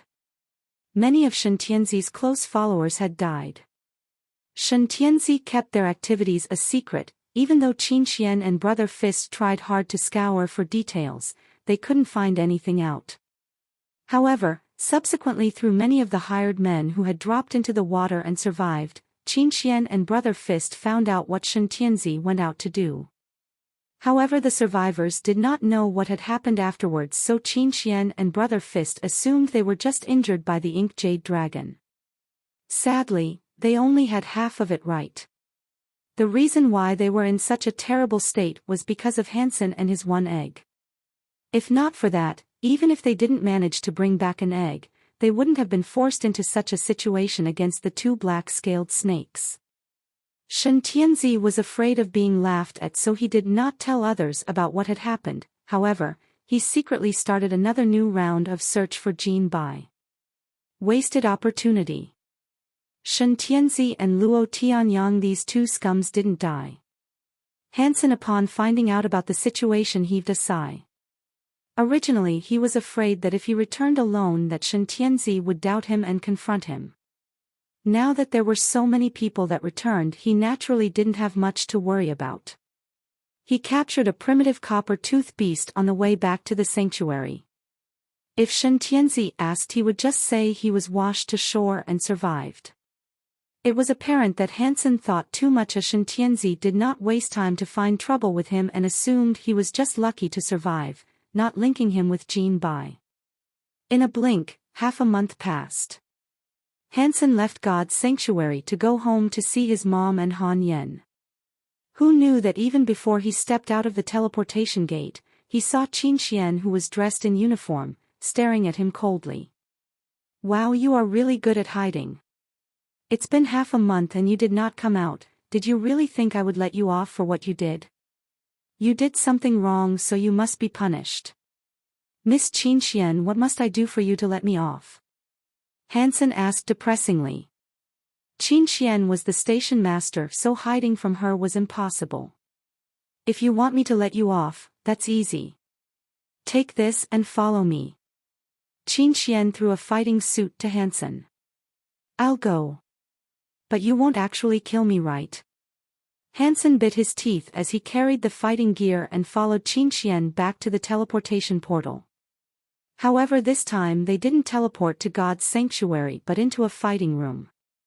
Hansen changed into the fighting gear and walked into the room. Qin Xian was already ready in a black and red fighting suit standing in the middle of the room. The fighting suit was not simple dresses. They were made by high-technology material with defensive uses. Inside were sensor technology to record data of various fighting moves and other body data, such as heartbeat, breathing, punch speed, movement speed, etc. Those will be all recorded, and even strength of hits will also be recorded down to allow the user to understand his ability and deduce his training methods. If you can beat me, I'll let you off. Qin Xian taunted Hansen, signaling that he could begin his attack. If you wanted my life, you could have just said it. You're someone with close to 100 god gene points, as have so many high-leveled beasts and trained so long in the military. I'm only a graduated student, how could I win you? Even if Hansen could win, he did not want to reveal that he was Gene Bai. Furthermore, he didn't know if he could beat her. We both won't use beast spirits. If you can take 50 attacks from me, all our previous problems will be forgotten. Qin Xian said casually. Okay, that's a deal. Hansen thought in his heart, you can't use beast spirits and I'll only defend and not attack. I don't believe I can't defend 50 strikes. Qin Xian had made up her mind to give Hansen a good lesson. The first time when Hansen stabbed her butt, she could take it as ignorance, but the second time in the train, it is hard to call that a coincidence. She had concluded that Hansen was a jerk. After warming up her arms and legs, she walked in front of Hansen and said, "You can start first." Pang! Hansen's fist landed on Qinchuan's face, causing her to hold her nose and retreat a few steps, her eyes staring at Hansen in disbelief. She had never seen such a person like Hansen. Just as she asked him to go first, he actually threw a fist without hesitating. His action exceeded what Qin Xian was prepared for. She was unable to react quickly and added, with the distance being too close, she was hit in the nose by Hansen. If she remembered correctly, in a fight in the fight room, shouldn't the two parties walk to the middle of the room and get ready in their fighting stances? As a man, they would normal act chivalrous in front of her. Even if they weren't strong, they would still act manly. Who would be like Hansen, throwing a punch even before Qin Xian completed her words, even hitting the part which the protective gear didn't cover? Sorry, it hasn't started.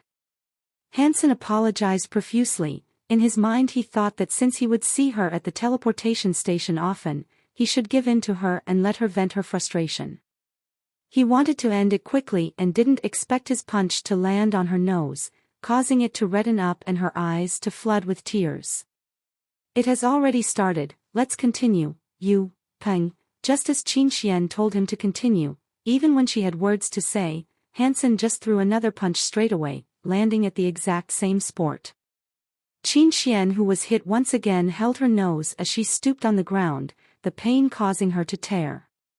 Didn't you say we should continue? We thought, Hansen explained. I'm gonna kill you. Qin Xian jumped up from the floor and she disregarded all the rules as she threw punches and kicks at Hansen. Hansen tried his best to block them, but quickly he realized that the techniques he learned in public school were far inferior to Qinchuan's techniques. He couldn't even defend them, and in 2 to 3 punches, she broke through. He barely survived tens of punches before being knocked down by a punch. You didn't block 50 moves, let's continue next time. Qin Xian ruthlessly turned around, leaving the hurt Hansen on the ground. Hansen laughed bitterly as he stood up. Luckily he was wearing the fighting gear and don't get injured badly. It was only some superficial injuries, however he didn't let Qin Xian vent his anger today and instead made her more angry. Hansen left the teleportation sister and went home. Qin Xian took a bath at the station and retrieved the video and data from the fight with Hansen, prepared to delete the video. She was the station master and the strongest woman in Steel Armor Sanctuary, and she actually got beaten to tears by 2 punches by Crazy But Devil. She was like a little girl in tears. How could such a video be seen by others? Before deleting, Qin Xian viewed the video again. Qin Xian realized that although her carelessness was a reason, but it wasn't the most important reason why she was hit by Hansen. Don't tell me. Qin Xian repeatedly watched the part when she was hit and looked at the entire video several times and compared it to the data from the fighting gear. So it's actually true. His fighting style is weak, at the level of integrated education students, but the speed and explosiveness of his attacks are unexpectedly high. Qin Xian looked at the data and said at the same time. His attacks also have a certain feel, like that of a killer. Before he attacks, you can't sense him wanting to attack. There's no change in his emotions and no killing aura, however his fist contains all his strength. This separation of action from emotion is like that of an assassin, unleashing a deadly blow out of nowhere. No, he should only be a student who just graduated, how can he be a killer? And looking at his skills, he shouldn't be a good killer. Don't tell me it's his God-given talent. Qin Xian pondered, only settling on such a possibility. Little did Qin Xian know that ever since Hansen entered God's sanctuary, he had made enemies with Qin Xian and targeted by Shen Tianzi who had feelings for her. No one dared to be together with Hansen and trade with him. The just graduated Hansen had to hunt beasts with just a normal alloyed dagger with no experience. Even if it was a normal beast, to a newbie it meant a life-threatening risk. Many beasts were in groups, so Hansen had to wait for a chance to kill stranglers. If not, a group of normal beasts would surround him and he would definitely die. To lower the risks to the minimal obviously was to ambush and assassinate. What was most important was that he couldn't let the beast who had more acute senses than humans to feel endangered. In the starting 2 months, this was mainly what Hansen had trained in. After many failures, slowly hiding his emotion and dangerous aura, letting beasts not sense him. In the end, the docile beasts could not sense Hansen even as he walked beside them, getting killed by him out of nowhere. Although it looked despicable, but this was the only way for Hansen to survive in God's sanctuary. When Hansen proceeded to hunt primitive beasts, he never stopped to train and improve his attacking methods, ingraining it into him. Although his methods were far from that of an expert, but his grasp on explosiveness and unexpected attacks were comparable to trained high-level assassins. The only difference was that he killed beasts and not humans. His power and speed and explosiveness are all not bad. His gene evolution levels seem not bad, or did he train in super gene arts? Qin Xian took a further look at the data, but she didn't put it much to heart. Hansen's data was better than an average person. However, such data was very common in Steel Armor Sanctuary. For it to appear on him was surprising, but it wasn't of much concern. His talent is not bad. Sadly, his character is too bad. He's a pervert and despicable. He has no hope. I should beat him up again next time. Qin Xian thought ruthlessly. Because of his 2 punches, she labeled him as despicable. It's hard for anyone to think that his attack style was ingrown in him such that it was an instinct and a reaction. In the Ink Jade Dragon Cave, Hansen could punch Shen Tianzi in the face was because of his attack method. If not Shen Tianzi with his gene points, super gene art and reaction, even in an unprepared situation wouldn't be hit by anyone. Specializing in sneak attacks sounded despicable, but it was very practical.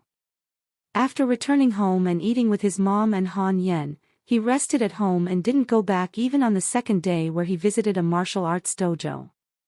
What Hansen learnt in the public school was only basic martial arts which everyone could do. However, as humans strengthened their bodies with genes in God's sanctuary, they were different from normal humans in their strength, now being able to train in new martial arts that normal humans can't. These new martial arts, apart from high-level schools, could be easily learned in martial arts dojo, taught by professional martial artists. The difference from traditional martial arts was that new martial arts did not need a master or for a person to go under a certain martial sect, it only needed money. The more money, the stronger the martial art. Of course, the new martial arts had a certain requirement for the body. If the body wasn't strong enough, he wouldn't be able to train in it. Hansen was poor before and had a poor body strength. However, he was now totally different. He had 13 God gene points and several of other genes.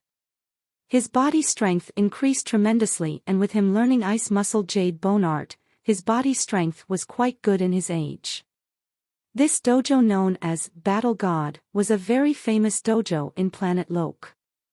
Its fees were expensive, but the level of new martial arts were good. The master of the dojo was a retired militant who was famous when he served.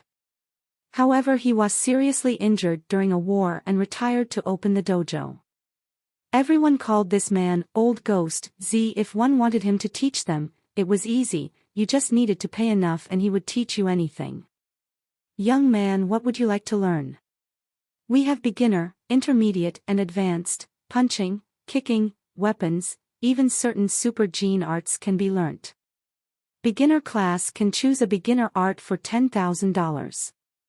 Intermediate for $100K and advanced for $1 million. Special class is $10 million and you can learn everything. Young man, you look special and certain for greatness. Do you want the special class, 12 types of martial arts for just $5 million? The old man smiled at Hansen greedily. I'll just enroll in the advanced class and I want to learn. Hansen had a reason for coming here. His dad has came here before and told him that the old ghost has a special martial arts that was really good. Sadly, his body condition was not good enough and sadly couldn't learn it. He always felt regret and nagged at Hansen that he had to learn that martial art. Hansen's purpose of visit was specifically for this evil spirit possession. His dad had told him that if it was used on a woman, it would have an unexpected outcome and even help a weaker person win against a stronger opponent. Hansen had angered Qin Xian again and she would definitely not let him off. That was why he remembered what his father said and wanted to try his luck. Furthermore, the $1 million fee was nothing to Hansen. Evil spirit possession is a new martial art. Although it's only high level, but it requires a very high body condition, probably higher than some special martial arts. It needs at least maximum mutated gene points. Is your body condition good enough? The old ghost looked at Hansen. The evil spirit possession art had not been taught in a long time due to its high body requirements. You can test if I reached the level required. Hansen wasn't sure if he could make it, but based on logic, a guy with 13 God genes was definitely better than a person with maximum mutated genes. To test your body it would be $10,000. The old ghost placed a card scanner in front of Hansen. Hansen told out his crystal card and swiped it, making the greedy old ghost happy as he brought Hansen to test his body condition. After 10 different types of tests and exams, the old ghost was shocked when he looked at the results. Your body condition is very good. Is your normal, primitive and mutated genes all close to max? Can I learn it? Hansen did not reply. His mutated genes wasn't even 10 points.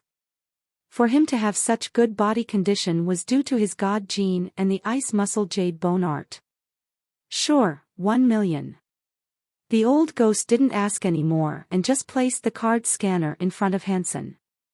Although Hansen was sad that his hard-earned money was spent just like that, he clenched his teeth and swiped his card. Young man, you have a good future, follow me. You must first memorize the evil ghost possession art. The old ghost placed Hansen in a video room and opened the video player. What was shown was a video of the old ghost explaining and demonstrating the evil ghost possession art. After looking for a while, Hansen was shocked. What the F*******, no wonder it has such a special effect on woman. I didn't expect Dad to be such a person. Ghost haunt should really be called skin to skin, as all movements were aimed at one thing, which was to stick on the opponent. Wrapping, blocking and winding, all sorts of movements allowed the body to act like a snake to tightly trap the limbs of the opponent, so that there was no way for the opponent to attack. If the opponent was a woman, with the practice of ghost haunt, one would be able to feel her up. If it was a normal woman, she would feel overwhelmed in just a few movements. If I were to use ghost haunt to fight Qin Xian, she would consider me even more of a pervert. Hansen suddenly regretted picking this martial art to learn. However, the tuition was non-refundable. Well, I'll just learn it first and see. Han Sen calmed down and started to carefully watch and memorize Ghost Haunt. With a closer look, Han Sen found that the martial art was not so nasty as it had seemed at first. There were indeed a lot of advanced skills, especially in wrestling and close combat. Many were very practical and could save a life at critical moments. It did indeed have high requirements for fitness, especially for flexibility. Even for those who had maxed out on mutant geno points, it would be somewhat difficult to meet the requirements. The reason Han Sen was able to pass, in addition to his sacred geno points, was jade skin training, which had greatly enhanced his flexibility. The teaching method of Old Devil was straightforward. You could learn the movements from his pre-recorded hologram, and then he would correct you where you made mistakes and remind you where you should be more careful. He could be reached via comlink, and his replies were detailed. Although he charged a lot, he was very engaged in teaching. With a strong body, Han Sen was able to start practicing Ghost Haunt in half a month. But only to get started was not enough. Martial arts that required close combat like this were the most dangerous. If not a master, one could be easily killed in the actual battle. Han Sen would never hunt creatures or fight with others in God's sanctuary using Ghost Haunt before he mastered it. Qin Xian, if you leave me alone, I'll let it go. If you insist on giving me a hard time, I will have to use you to practice Ghost Haunt, thought Han Senator when he came to the teleport station. Han Sen still did not want to see Qin Xian. Looking around from time to time, he didn't see her until he entered God's sanctuary. In his room at Steel Armor Shelter, the primitive copper-toothed beast had become a mutant creature. Han Sen decided to let it keep evolving into a sacred blood creature. At the gate of the shelter, the gang of Son of Heaven was gone. It had been half a month since Han Sen left God's sanctuary, so Dollar was never spotted. They weren't very patient, so they just left. In fact, Son of Heaven had been aware that it was useless to guard the gate, as they didn't know what Dollar really looked like. So even if he did walk in front of them, they wouldn't be able to recognize him. Han Sen left the shelter and went into the mountains, ready to find a remote place to hunt. After entering the deep forests, human footprints became scarce. Han Sen summoned his armor when he was alone and went further into the mountains. Han Sen no longer bothered to hunt ordinary creatures. He would just chase them away or ignore them. And was only interested in hunting rare, primitive creatures for food. Now Han Sen had maxed out on ordinary geno points and had over 80 primitive geno points, so he didn't really need commonly seen primitive creatures. Now what he really needed was mutant and sacred blood geno points. Han Sen wanted to complete his evolution with all 4 types of geno points maxed out. It would be really slow if he used only the black crystal to do this. For primitive creatures, I don't even need to do the hunting. The mutant beast soul I got from Qin Xian was a pet. It should be able to kill some primitive creatures if summoned. Han Sen looked at the beast soul in the shape of a black cat that he got from blackmail. Type of beast soul of mutant three-eyed cat, pet. Han Sen summoned the mutant three-eyed cat, and a little black kitty the size of his palm appeared. It was rubbing at the foot of Han Sen, looking just like a normal pet cat with its tiny body and wide eyes. Could such a little thing kill those creatures? Han Sen picked it up to take a look, not convinced that a cute thing like this possessed great strength. But then he thought, size didn't necessarily matter. Since it was a mutant beast soul, it must be able to hunt primitive creatures. Seeing some primitive triangular-scaled beast wandering nearby, he ordered the cat, "Go kill the triangular-scaled beast." The little guy meowed and got up its nerve to streak toward the triangular-scaled beast, biting it on the tail. The triangular-scaled beast hesitated and looked back at the cat. Throwing up its tail, the triangular-scaled beast then whipped the cat away like a basketball. The mutant three-eyed cat screamed and ran behind Han Sen's feet, shivering. She tricked me. No wonder she didn't even blink when she gave me this. It's a useless beast soul. Han Sen stared at the cat hidden behind him with widened eyes. Han Sen tried a few times more, and the cat was indeed of no use, not even able to beat the weakest primitive creature, a copper-toothed beast. Chased around and running, it was not like a mutant beast soul at all.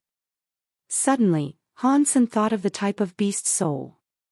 According to his knowledge, the beast souls that can be summoned to fight on their own were normally either fighters or mounts, while he knew nothing about pet beast souls. What the heck is a pet beast soul? It's not just for fun, right? I was really tricked by Qin Xian. What am I going to do with it? Han Sen's heart sank, and he killed the copper-toothed beast that was chasing the cat. When he was about to take the cat back, it started to meow around the body of the copper-toothed beast with its mouth watering. Go ahead. Han Sen looked at the mutant three-eyed cat curiously. Normal fighter beast souls and mount beast souls didn't have to eat, and they could just recover in a vacuum once injured. Receiving the approval from Han Sen, the cat rushed to the corpse and started gnawing, but it was clear that its teeth and claws were not sharp enough to break down the skin. Depressed, Han Sen peeled the skin off, sliced the meat with a dagger and fed it to the cat. And this little thing sure could eat. The copper-toothed beast was at least twice its size and it managed to eat all the flesh. Lying on the ground with a full belly, the cat could barely move and Han Sen was almost worried about it. Helplessly shaking his head, Han Sen took the cat back and decided to research the use of a pet beast soul on Skynet when he got back home. Mutant creatures were not so easy to find. Han Sen had been in the mountains for more than half a month, and did not encounter any mutant creatures. He did find quite a few primitive creatures new to him and now had more than 90 primitive geno points. Hunting alone in the mountains was quite boring, so Han Sen would summon the cat to play with and feed for fun when he was resting. The protection from the black beetle armor allowed him to practice ghost hunt even when hunting primitive creatures. Although he was still not skilled at it, he noticed the strengths of this martial art, especially in wrestling. It was very easy to use, and would incapacitate the creatures in a short time. However, close combat can be dangerous, and there were a few times when he used the wrong movement and could have been killed by the creatures. For over a month in the mountains, he had not found a single mutant creature, while he made a lot of progress in using ghost hunt. Later, Han Sen no longer needed to rely on his armor when hunting primitive creatures. One of his biggest gains was that he finally maxed out on primitive geno points. Thinking of the fact that he was struggling for ordinary geno points just a few months ago, he was suddenly in a great mood and started to make a fire and barbecue some meat. Help! Help! Han Sen was sharing the barbecue with the mutant three-eyed cat he named Meowth, when he saw a guy in ragged clothes running toward him, crying for help. He quickly got up and looked over there. With just one look, Han Sen abandoned the meat on the ground, took back Meowth and started to run. Buddy, please help me. I'll give you money, however much you want, cried the man while running. You can keep your money. Han Sen did not turn his head and ran desperately. You first needed to be alive to spend money, and there were at least 100 Momo beasts chasing him. Although Momo beasts were only primitive creatures, they each weighed more than a dozen tons and had the toughest skin. If hit or trampled by one, his internal organs would probably be shattered even with his armor on, not to mention there were so many of them. Even if Qin Xian, Son of Heaven and Fist Guy were all here, they'd have run under such circumstances. Buddy, not so fast. Give me a hand and I will thank you. Behind Han Sen, the man was out of breath. I'm in danger as well. Just pray. After running for a while, Han Sen saw a cliff ahead of him with green vines hanging, grabbed a vine and started climbing up. The benefits of the gained geno points and practice of ghost hunt were showing. Han Sen was in the air with just a bit of climbing and jumped on a large stone platform extending from the cliff. Seeing Han Sen climbing up, the man also ran over and wanted to follow him. The man was either too weak or too tired, so he slipped down after a few tries. "Buddy, help." With the mamo beast less than 30 feet from him, the man was about to cry out. "Hang on." Han Sen grabbed the vine the man was holding on to and started pulling hard. Overjoyed, the man climbed with all fours, leveraging Han Sen's strength. When he was 30 feet from the ground, he heard mamo beasts running into the cliff. Han Sen and the man felt as if even the mountains were trembling. With pulling and climbing, the man was finally on the platform. Once on the platform, the man lied down as if he were paralyzed, while breathing heavily, unable to speak. "Friend, what on earth did you do to them?" Han Sen looked down at the mamo beasts running into one another. They wouldn't even leave after they got up, roaring at the platform. But they couldn't climb up as they were even bulkier than elephants. "Do not mention it. Worst luck ever." The man calmed down, fished out a packet of cigarettes from his pocket, lit one and offered one to Han Sen. "You saved my life and I, Lin Beifong, will always remember. I will show my gratitude after returning to the shelter. Best with cash." Han Sen looked at the cigarette and knew the man must be rich. A packet of Schwarzwald cigarettes cost more than 10,000, and there was no need to be modest with such a wealthy guy. "Buddy, what's your name?" Lin Beifong threw a lighter at Han Sr. Han Sen caught the lighter and lit the cigarette. Made from the tobacco produced from Schwarzwald, the cigarettes were harmless to the body and especially refreshing. For those who were risking their lives in God's sanctuary, the Schwarzwald cigarettes were definitely heaven sent. "Sen, trust me, when we are back at the shelter, you can have as much money as you want. Problems that can be solved by money are no problems for me." They chatted for a while, and Han Sen understood what had happened. Lin Beifong was not only rich, but super rich. He was also lucky to be assigned to a shelter where he had very close acquaintances. So he bought a whole lot of mutant beast souls, armor, weapons, mounts, fighters, etc. He also hired a group of people to hunt with him, wanting to hunt a sacred blood creature. With his great luck, they indeed caught a sacred blood creature, but what happened after was not so lucky. The people he hired either died or escaped, and he just went running into the mountains. After all sorts of danger, he had managed to survive, but lost almost all the beast souls he bought. If it was not for Han Sen, he would have been killed by the mamo beasts. "Sen, how far is our glory shelter from here?" asked Lin Beifong. "It's your glory shelter." Han Sen laughed. Lin Beifong was shocked. "Sen, are you joking? I came from Steel Armor Shelter, and it takes 2 weeks to return there. #*T. I'm really in the range of another shelter." Lin Beifong was very depressed. He had friends in Glory Shelter, and it was easy for him to buy flesh and beast souls. But it was likely that no one knew him at a different shelter, so even with money it would be hard to buy advanced flesh and beast souls. "Hey, what did you do to the mamo beasts? They are being so persistent." Han Sen looked down again and the mamo beasts were still there, roaring and standing on their hind legs, trying to climb onto the stone platform. I was walking and got hungry.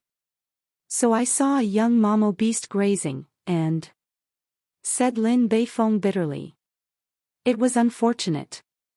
It seems that we are trapped here for some time, so before they leave, let's be nice to each other."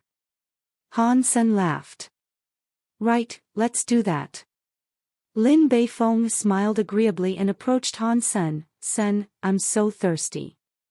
Can I drink from your water bag?" 10,000 per cup, Han Sen said, narrowing his eyes. #*T. What happened to being nice? Cried Lin Beifong. "You are paying, I'm selling. Isn't that nice? But your water is too expensive. It is even more expensive than water from Planet Snow Spring. And 10,000 can buy a few bottles of that. It can't be water from Planet Snow Spring that you have," Lin Beifeng glanced at Han Sen's water bag and said. Although this is only water from a pool, we do not know how long we'll be trapped here. Water is life at this point, and we'll die within a week without water. And you think it's not worth it? Han Sen smiled. It's worth it, but my wallet was lost on the way. Could you give it to me on credit and I'll pay you double when we arrive at the shelter, Lin Beifeng said. We don't know each other, and you still owe me the life-saving fee. And now you want to get water on credit. You are making this so hard for me. Han Sen looked indecisive. Triple, no. Quadruple. Deal. Han Sen took out his own cup and poured Lin Beifeng a cup of water. Lin Beifeng drank the water in a gulp and gave the empty cup back 3 times for more water. That's it for today. I don't have much water and need to save. We still don't know when the Momo beasts will leave. Hansen put the water bag away when Lin Beifeng asked the 4th time. Sen, you are so strong, so brave and so impressive that you are able to hunt alone deep in the mountains. What do you want? Han Sen rolled his eyes. Lin Beifeng approached Han Sen and said, Sen, my beast soul was completely destroyed on the way here. Now I feel so insecure with no beast soul on me. Do you have extra beast souls to sell? Speaking of beast souls, Han Sen had killed quite a few primitive beasts in recent days and had gained no beast soul. He might have used up his luck on the 2 sacred blood beast souls he got. No beast soul. Would you like some primitive meat jerky? Yes, of course. 10,000 per piece. Sen, this is such a small piece. Trapped on the stone platform for 8 days, they still didn't feel like the Momo beasts would ever leave. We cannot wait any longer. We must find a way out, Han Sen told Lin Beifeng solemnly. We still have some food and water. Let's wait. And maybe the herd is about to retreat.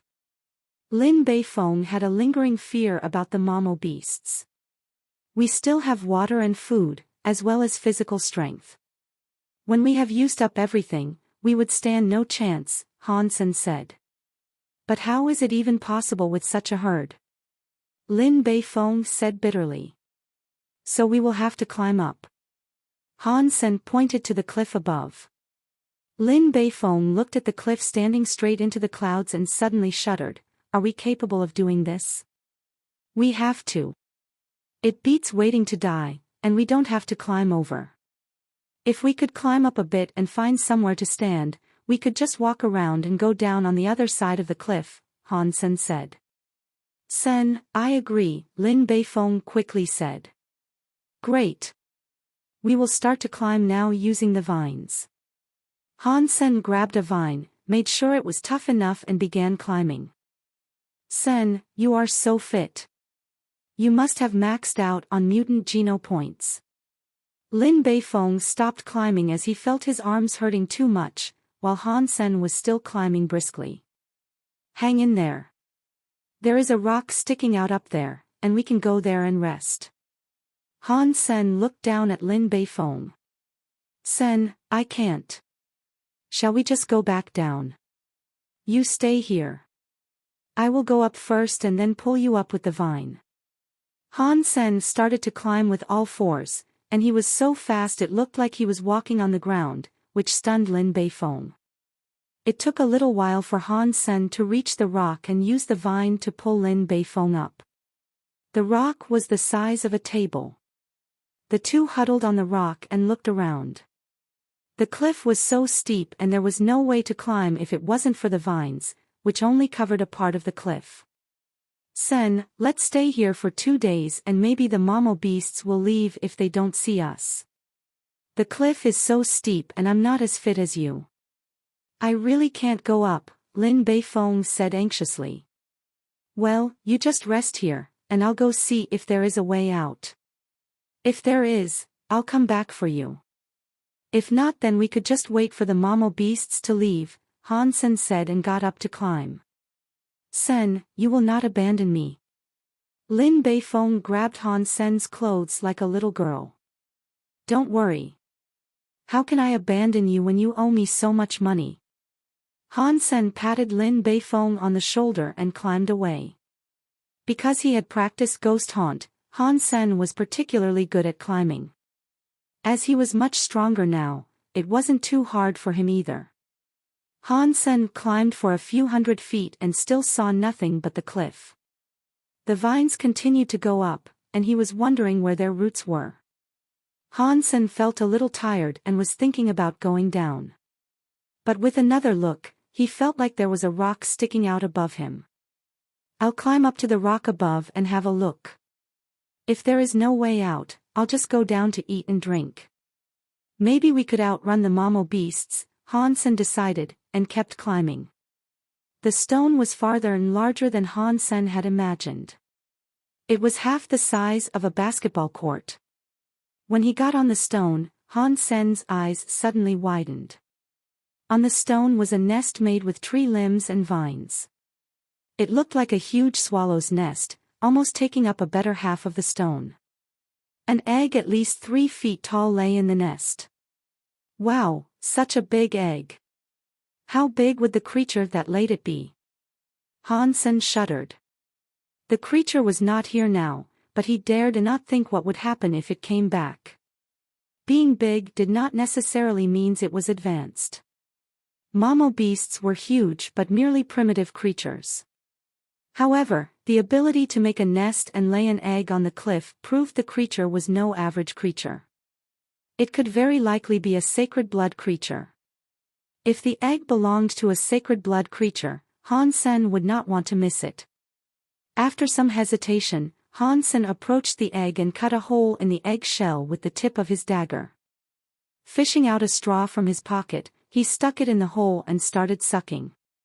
Suddenly the sweet juice filled Han Sen's mouth. Sacred blood creature Stormbird's egg eaten. No sacred geno point gained.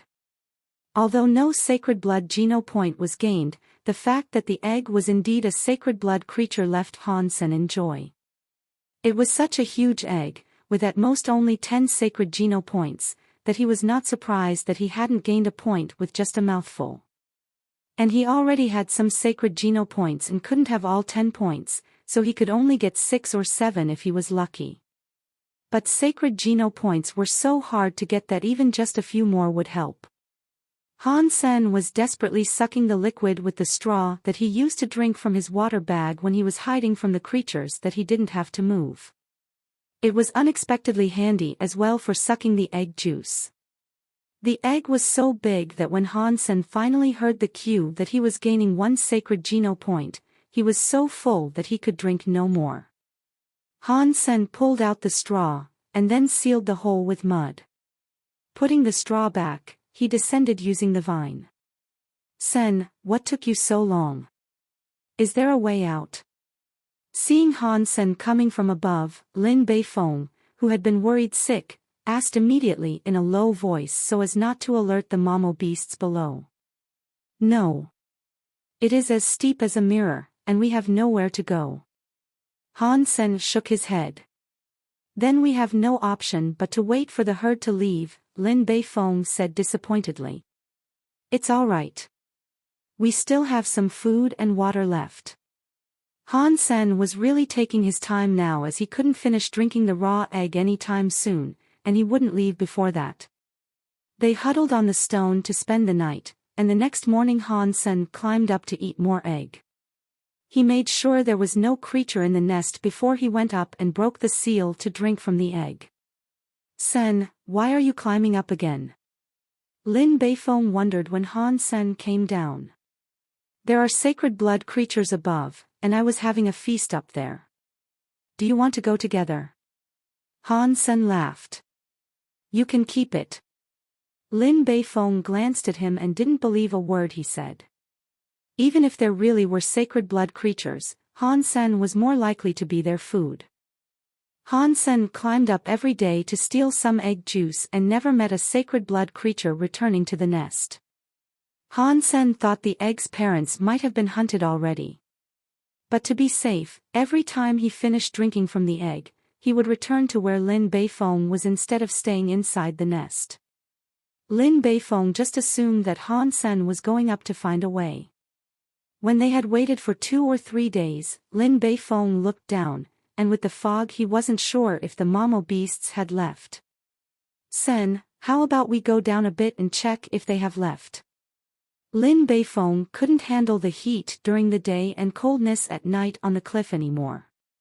"Let's wait for 2 more days to be safe. If they see us now and guard the place for another week, we will run out of food." Han Sen's geno points were higher, so he had heard the Momo beasts leaving the previous night. But he didn't want to go now, as he hadn't finished the egg. Lin Beifeng felt that made sense, so he held on. However, after 2 days, Lin Beifeng still saw Han Sen making his daily climb. The vines only covered a small part, and if Han Sen was just exploring the way, he should have done that already, so why did he keep climbing? What is it? Lin Beifeng wondered, yet he still did not believe there could be sacred blood creatures. "Sen, why is it that you climb every day?" Lin Beifeng could not help but ask. "I told you, there are sacred blood creatures, and I'm going up to eat," replied Han Sr. "Would you take me with you?" Lin Beifeng did not believe Han Sen's words but was very curious. "Okay." Hansen smiled, grabbed a vine and started climbing. Lin Beifeng followed him up, but he was so weak that he stopped halfway and asked, "Sen, I've gotta stop." "Where are you going?" "We are almost there." "Wait here and I'll pull you up." Han Sen climbed up like a gecko. In a short while, Lin Beifeng saw a vine thrown from above. Tying himself to the vine, he borrowed Han Sen's strength and climbed. When he reached the stone, Lin Beifeng was stunned by the size of the egg. "My God, such a big egg. Is it sacred blood?" "Yes, this is a sacred blood creature's egg." Han Sen nodded. "Gee, it really is a sacred blood egg. Sen, you are amazing." Lin Beifeng was pleasantly surprised. He smashed the egg with a fist and wanted to drink. Stretching his tongue out and waiting, Lin Beifeng saw no egg juice flowing out and smashed a few times more, making a big hole in the eggshell. "Where is the egg juice?" Lin Beifeng looked blankly inside the hollow eggshell. "I drank it." Han Sen blinked. "You drank it?" Lin Beifeng looked at Han Sr. "A few days ago, I told you that and invited you to join me. I thought you didn't want to come." Han Sen spread out his hands. Lin Beifeng regretted so much that he was ready to kill himself right then. "Sen, I had no way of knowing you were telling the truth. Who could have imagined a sacred blood egg on the cliff? If I knew, I would have come, even if I had broken all my limbs." "Beifeng, don't worry. I'll inform you next time I find a sacred blood egg." Han Sen smiled and patted him on the shoulder. "Sen, next time such good things happen, you must remember to let me know. Money is not a problem, and I promise I will never say no to you again." Lin Beifeng was upset. "I promise." Han Sen made such an effort to bring him up just to hear these words from him. People like Lin Beifeng made great customers. Lin Beifeng sighed for a while, smashed the eggshell and carried it with him. He wanted to see if he could boil some sacred geno points from it. "Not in 100 years, Han Sen chuckled to himself. When they got to the bottom of the cliff, the Momo beasts had left already, so the two went back to steel armor shelter. When they were about to arrive, Han Sen smiled and said to Lin Beifeng, "Beifeng, my reputation is not that great here, so I won't go in with you. I'll see you around." Lin Beifeng quickly said, "Sen, what do you take me for? We have been through death together, and I'll kill whoever is disrespectful to you." "It's fine. I have to go and want no trouble. Just enter alone." Han Sen would not believe someone as glib as him, so he waved goodbye and entered the shelter first. The Stormbird egg added 5 more sacred geno points to Han Sen, which were fewer than he had expected, but it was a surprise in itself, so it was still great. Now Han Sen had 18 sacred Geno points. It was a shame that he didn't get a beast soul from it, but it was quite normal, since killing 10 creatures wouldn't even guarantee a beast soul. Han Sen just got lucky previously. Han Sen happily returned to his room, and was teleported out of God's sanctuary. Before he left the station, a slim figure blocked his way. Station master. Such a coincidence. Han Sen groaned inwardly. He had totally forgot about his discord with Qin Xian. Come with me, Qin Xian said coldly, walking toward the combat room. She was upset that Han Sen had been able to hit her last time and wanted to kick his ass before she could let it go. I'll just fight her. She's just a woman after all, Han Sen whispered to himself. Han Sen knew that Qin Xian would not leave him alone no matter how he restrained himself. So he would no longer do that. He had almost mastered Ghost Haunt, and it would be great for him to practice it on her. When Han Sen stood in front of Qin Xian in a combat suit, she didn't spare any effort and kicked him with a leg sweep. For Han Sen, who was good at sneak attacks, as long as he had no chance to sneak up, he was doomed to lose. Hence Qin Xian hit first and didn't give Han Sen any chance. But she had still committed a great mistake. She still didn't take Han Sen seriously enough and did not regard him as an opponent. All she wanted to do was to kick his ass. That's why she didn't use even half her strength. In her mind, he was still the ignorant ass freak, a rookie who could be bullied by anyone in the shelter. Qin Xian did not really want to harm Han Sen, so she wasn't hitting hard. But what she didn't know was that Han Sen now had 18 sacred Geno points and was practicing Jade Skin. Although not as fit as her, the gap between them was not so big either. Seeing her leg sweep, Han Sen moved to a spot where Qin Xian couldn't reach and twisted her leg with his arms. She immediately lost balance and fell to the ground. Han Sen immediately pressed himself against her and locked her limbs down. Qin Xian hadn't expected such nifty moves from him, and when she realized her mistake, she was trapped and couldn't wriggle free. Feeling anger and shame, she struggled and failed because of the clever techniques of Ghost Haunt. If she struggled with all her strength, her arms would be dislocated or even broken. Trapped by Han Sen, she blushed and still couldn't believe Han Sen had taken her with the first move. She wanted to teach him a lesson, and everything went wrong. Station master, did I win? Han Sen was secretly pleased. I did not expect old devil's teaching to work. I even beat Qin Xian. You will never win. Qin Xian raged and refused to throw in the towel. If it was anyone else, it might be fine. But for this despicable-ass freak, she would not bow her head. Qin Xian roared and shape-shifted into a golden lion taller than a man. Han Sen was thrown off her instantaneously, and the lion swooped down at him. Foul! We have agreed not to use any beast souls, Han Sen quickly shouted. Qin Xian paused as her lion paw was about to hit him. She did promise last time that she wouldn't use beast souls. But under the circumstances, she had completely forgotten about it. All right, no beast souls. Qin Xian secretly blushed, took back her beast soul and launched an attack with her fist. Han Sen still hadn't completely mastered Ghost Haunt, and his fitness and experience fell short compared to Qin Xian. Although he resisted over 20 movements from her, he was still beat. Qin Xian did not say anything and turned away. In fact, she felt ashamed because if she hadn't used her beast soul, she couldn't have gotten rid of Han Senator, so she had already lost at that moment. I'm still not strong enough. My Geno points and fighting skills were not even close to hers. Han Sen knew that he couldn't have caught up with the best in steel armor shelter in such a short amount of time, while he was still a little disappointed that he couldn't even take 30 movements from her. Qin Xian was still blushing after a shower.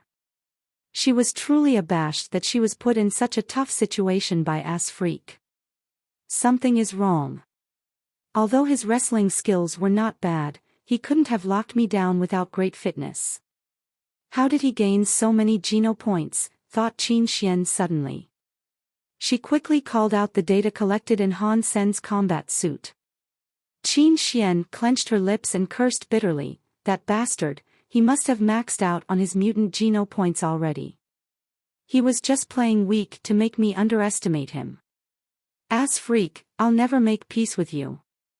From then on, every time Han Sen passed the teleport station, Qin Xian would always call him into the combat room. Han Sen was glad to oblige. Wrestling skills such as Ghost Haunt really need much practice, and with a training partner as good as Qin Xian, he could not really hone his techniques. Some pain was nothing compared to his gain. If it was not for Qin Xian, Han Sen could only practice when risking his life, which was far more dangerous than his fights with her.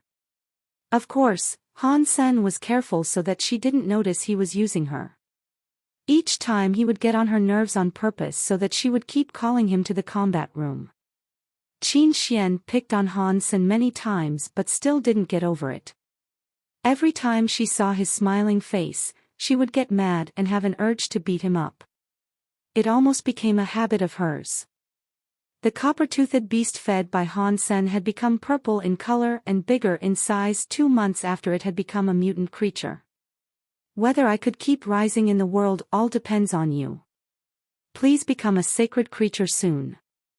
Han Sen looked at the purple color of its skin and thought it was about time.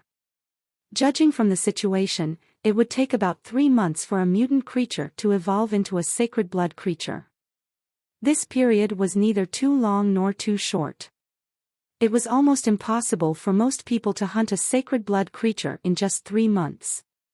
Even Qin Xian might not have been able to hunt a sacred blood creature for a year.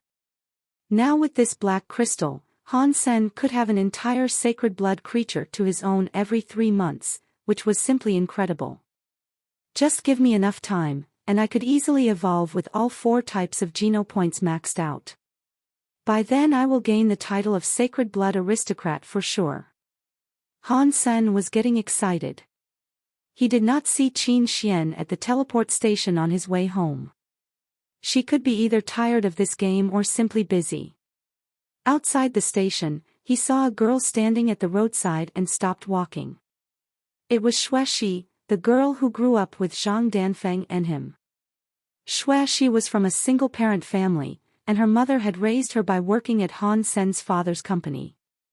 With no one to babysit her, her mother had often brought her to work, and she had always played with Zhang Danfeng and Han Senator later. Han Sen heard that Xuexi's father was still alive and found her mother and her. After his dad's incident, Han Sen didn't have the energy to learn more about her family. But he did hear that she was an illegitimate daughter and her father only took her back after his wife passed away. Son. Xuexi also saw Han Sen and exclaimed. Why are you here? Asked Han Sen, puzzled. Sen, I'm over 16 and can enter God's sanctuary now, Xuexi chuckled and said. So fast. Han Sen was startled. In his mind, Xuexi was a little girl, and now she could even enter God's sanctuary. I'm only a few months younger than you. Don't think of me as a child, Xuexi said discontentedly. Indeed. How time flies. Han Sen looked at her well-developed body and smiled. She was no longer a little girl. Xuexi blushed as Han Xian looked at her. When she was about to say something, there was a roar of an engine, and they saw a well-dressed young man coming down from a private aircraft parked on the roadside. The young man was about 20 years old, and that private aircraft alone was worth more than 10 million. Sister, I said earlier to use our private teleport equipment. It's just inevitable that we should meet some annoying people at a teleport station. The young people did not even look at Han Sen and went straight to Xuexi. Brother, he is my childhood friend, Xuexi quickly explained. Well, we should go back. The young man ignored her explanation, took her hand and led her on the aircraft. Sen, I'll come back, Xuexi said to Han Sen softly before she went. The young people returned to warn Han Sen, people like you aren't worthy to be her friend. Leave her alone or you'll be sorry. Are you talking to me? Han Sen glanced at him.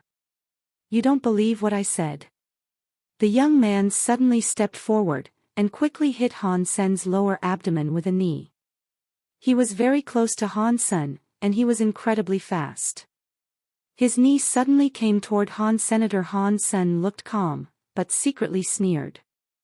Nothing is better for wrestling than ghost haunt. Even Qin Xian dares not let me get close now. Leaning to one side, Han Sen avoided his knee and stuck a leg behind his leg on the ground. Han Sen's also clamped the young man's neck and pulled hard. Bang! The young man suddenly lost his balance and fell to the floor.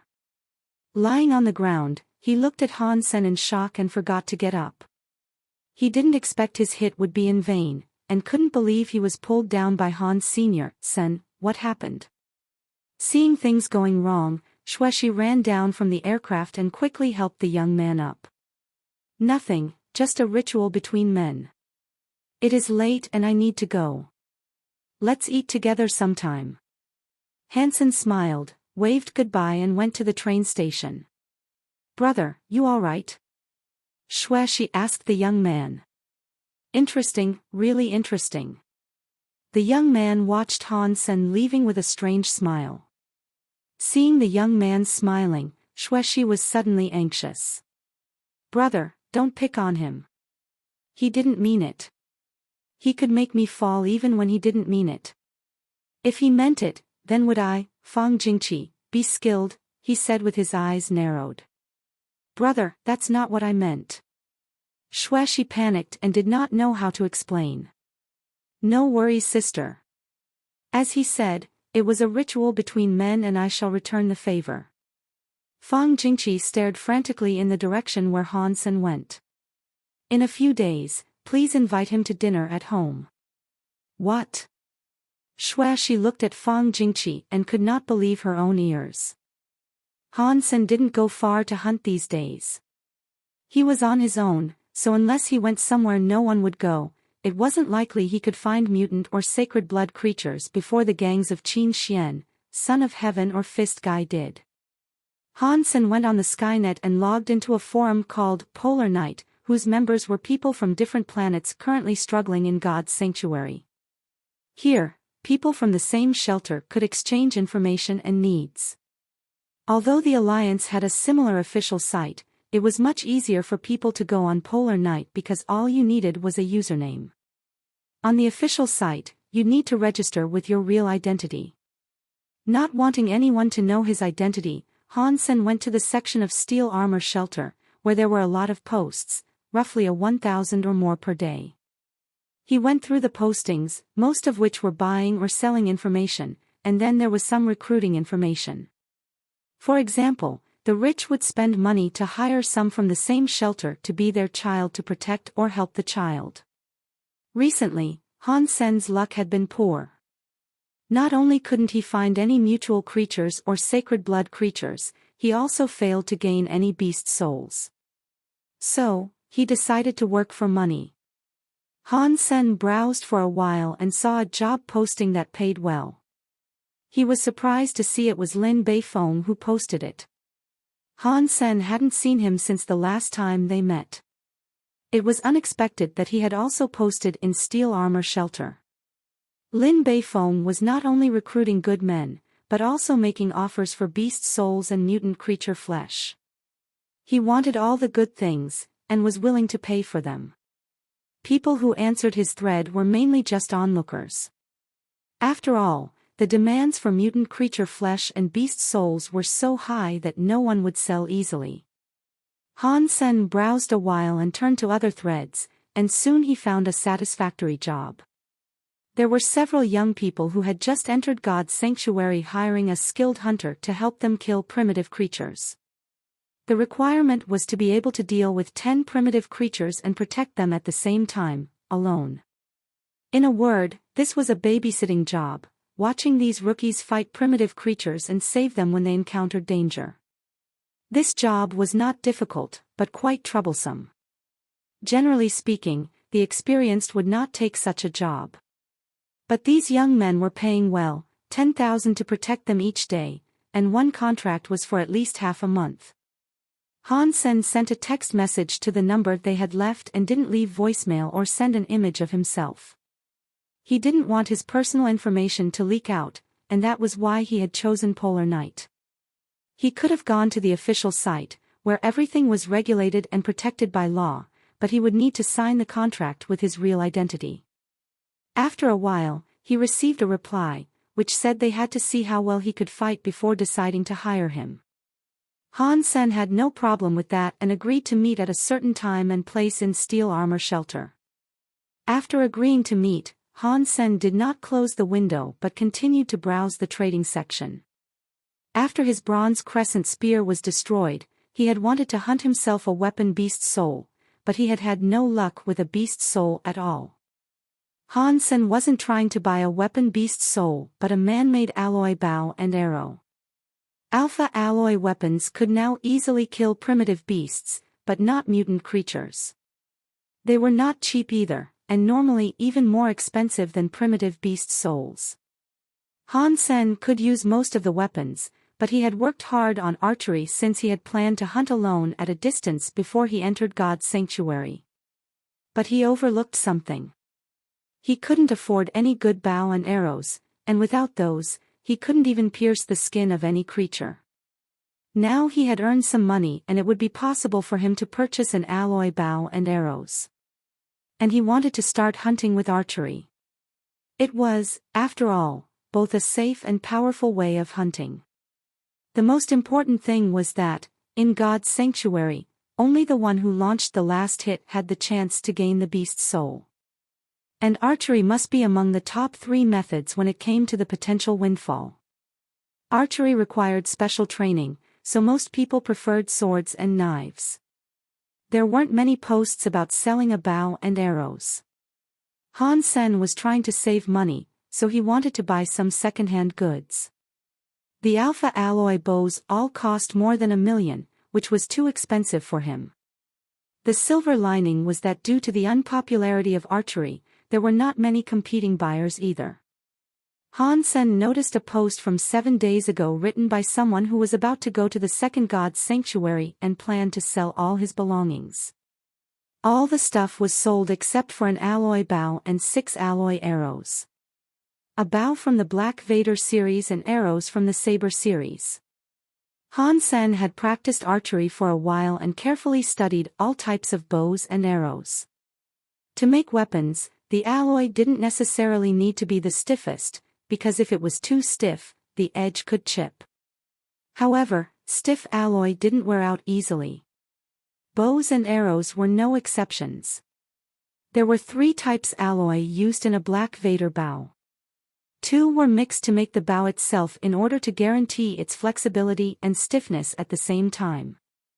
And the alloy used in making the string was even more special, its manufacturing methods monopolized by a few interstellar metal production companies. The Black Vader series was a classic series of alloy bows, and the prices were overwhelming. The cheapest one, Wanderer's Bow, cost $2 million, with no arrows or quiver included in the price. The bow for sale in the post was Doomsday, in the Black Vader series, which cost $6,680,000 in the store. Its farthest range could reach 2,400 feet. Using this bow, saber arrows could pierce steel armor and the skin of most primitive creatures from more than 900 feet away. However, one would need to have a 7.0 strength rating to draw the string of Doomsday.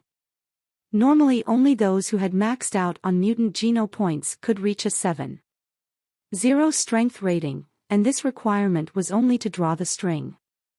Unless you could kill with only 1 shot every time, so that you didn't need a second draw, you would need a rating of more than 8.0 to use the bow.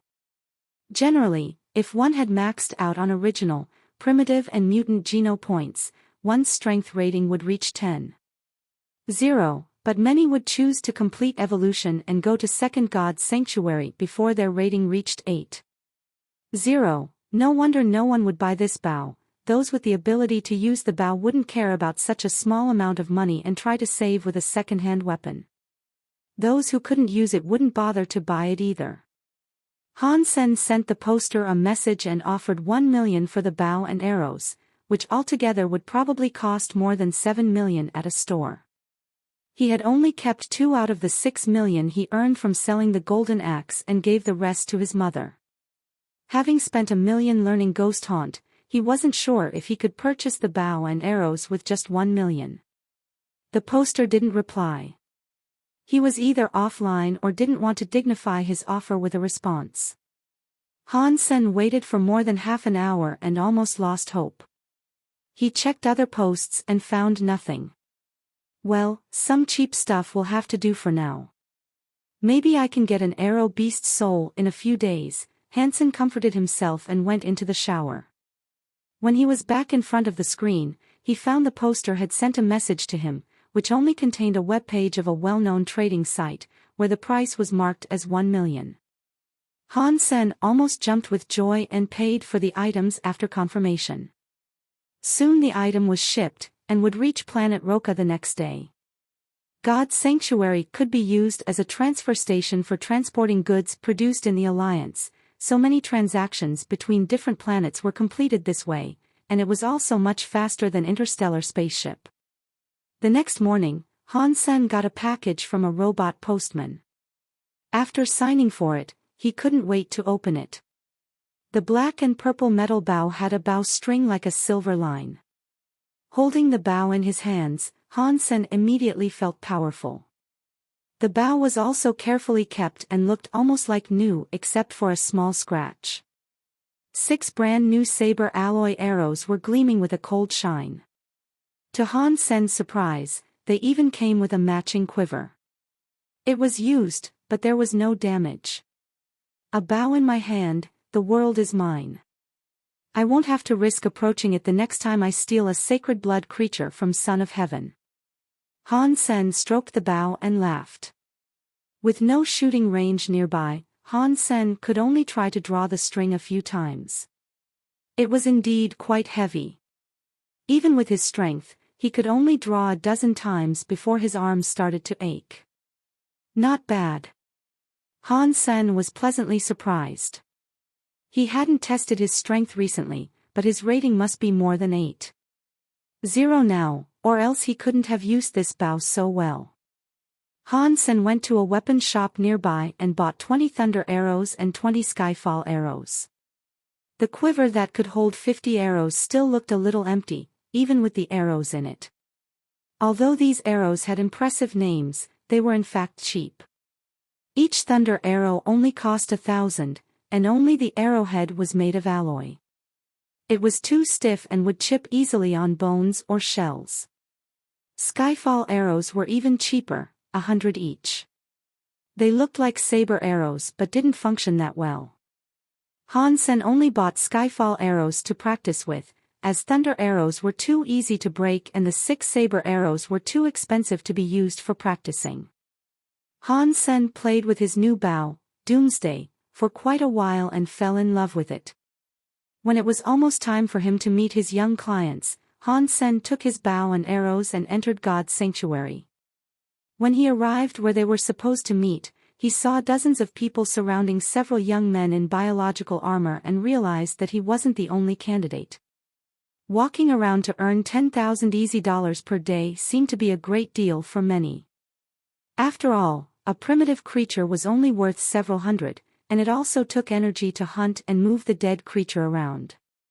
Han Sen frowned at the crowd and was ready to turn away. He just wanted to find an easy job to earn some money. With such competition, he'd rather look for another job. When he was ready to leave, Han Hao and a few people came together. It looked like they were also coming for the young men. Well, Ass Freak himself here, looking sharp with the bow and arrows. Did you come to protect the masters as well? A young man next to Han Hao ridiculed him, with a tone of exaggeration. His remark got the attention of the crowd, as Ass Freak was well known in steel armor shelter. People suddenly started to heckle Han Sr. Ass Freak, who do you think you are?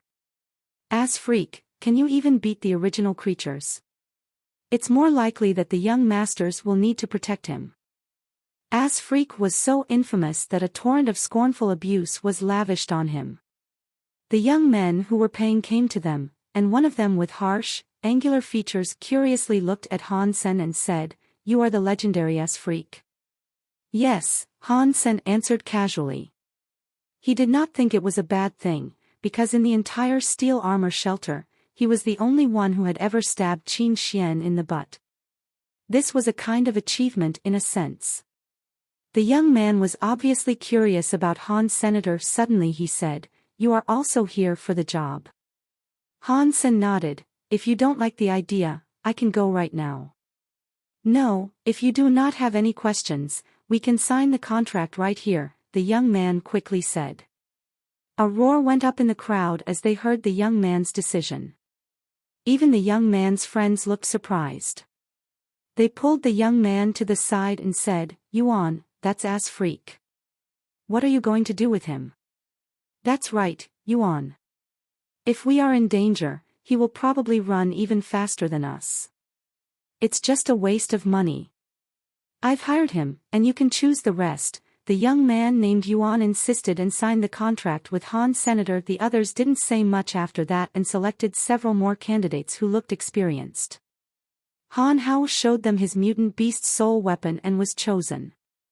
The two coming with Han Hao showed some skill and got the job as well. "Ass Freak, you got lucky thanks to your young master's kindness and curiosity," Lu Feng, one of the two, said when walking past Han Sr. "My luck has always been good," Han Sen said faintly. The clients had selected 10 experienced men to protect them in hunting primitive creatures.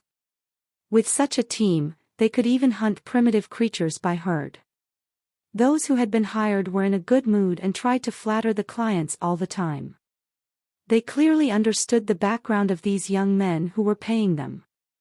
The clients actually had very good fighting skills, and they must have graduated from posh schools. Although they had just entered God's sanctuary, their fitness and skills were much better than Han Sen's when he had just arrived. They were only lacking the experience of hunting. When the clients were hunting primitive creatures, Han Sen was just practicing archery on the side. Initially he had chosen to practice archery because it was less demanding than other weapons. He was unlikely to be able to learn advanced techniques of sword or knife fighting in the public education system, while all he needed for archery was accuracy. Han Sen was still getting to know the performance and characteristics of Doomsday, so he had selected some of the trees nearby as his targets to practice on. "Ass Freak, you are just taking up space. Why are you shooting in vain and ignoring our clients?" Lu Feng was confused by Han Sen's behavior and looked at his shots contemptuously. "You can't even shoot something within 60 feet. Han Sen did not look at Lu Feng or reply to him. He was just trying the arrow and did not focus on one target, and that was why his shots looked messy. Just let him be. It was just a charity act. Our clients didn't expect him to help at all," other hired hands laughed. "That is true. Just be grateful, Ass Freak." Lu Feng spit and joined the rest. "Do not say you know me," Han Hao found a chance to whisper to Han Sen and went back to laugh with his friends. The clients were making incredible progress. In the beginning, they needed some assistance, while they soon became better and could hunt some rather vicious primitive creatures one-on-one.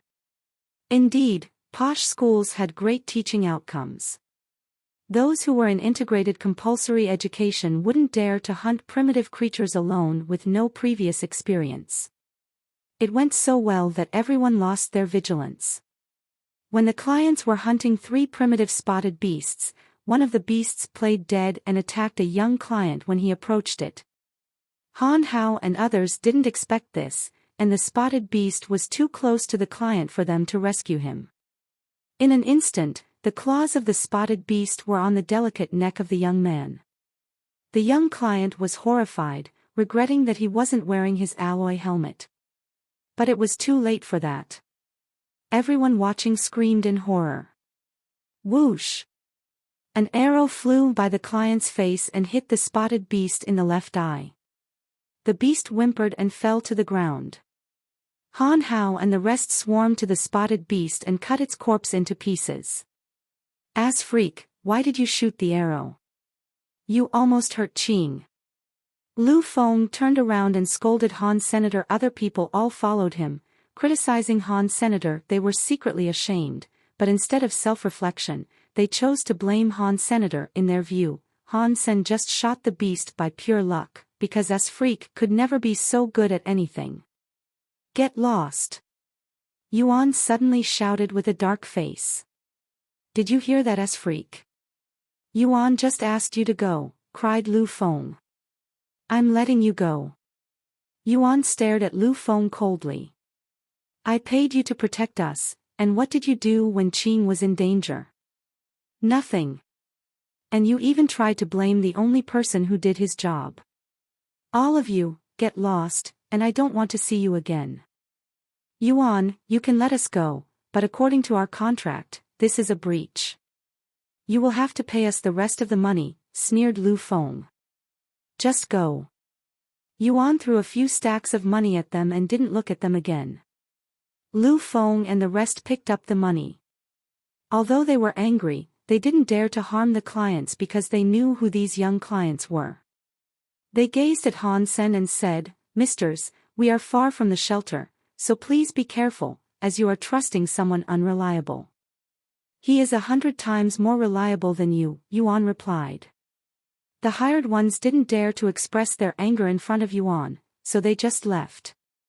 "Ass, your arrow was so powerful," commended Qing after the rest were chased away. He didn't want to call Han Sen ass freak but awkwardly discovered that he didn't know his name. His rating must have reached 7.0 to use Doomsday. "Of course it was powerful," said Yuan. 7.0. But they said that he. Qing and the other clients looked at Han Sen and his bow, unconvinced. After all, the story of S Freak was so well known that even they knew about it. I mean at least 7.0. He shot so many arrows in practice, and if his strength hadn't reached 8.0, it would certainly not be so easy for him, Yuan said, looking at Han Sr. 8.0. They were even more surprised and kept looking at Han Sen as if they hadn't seen him before.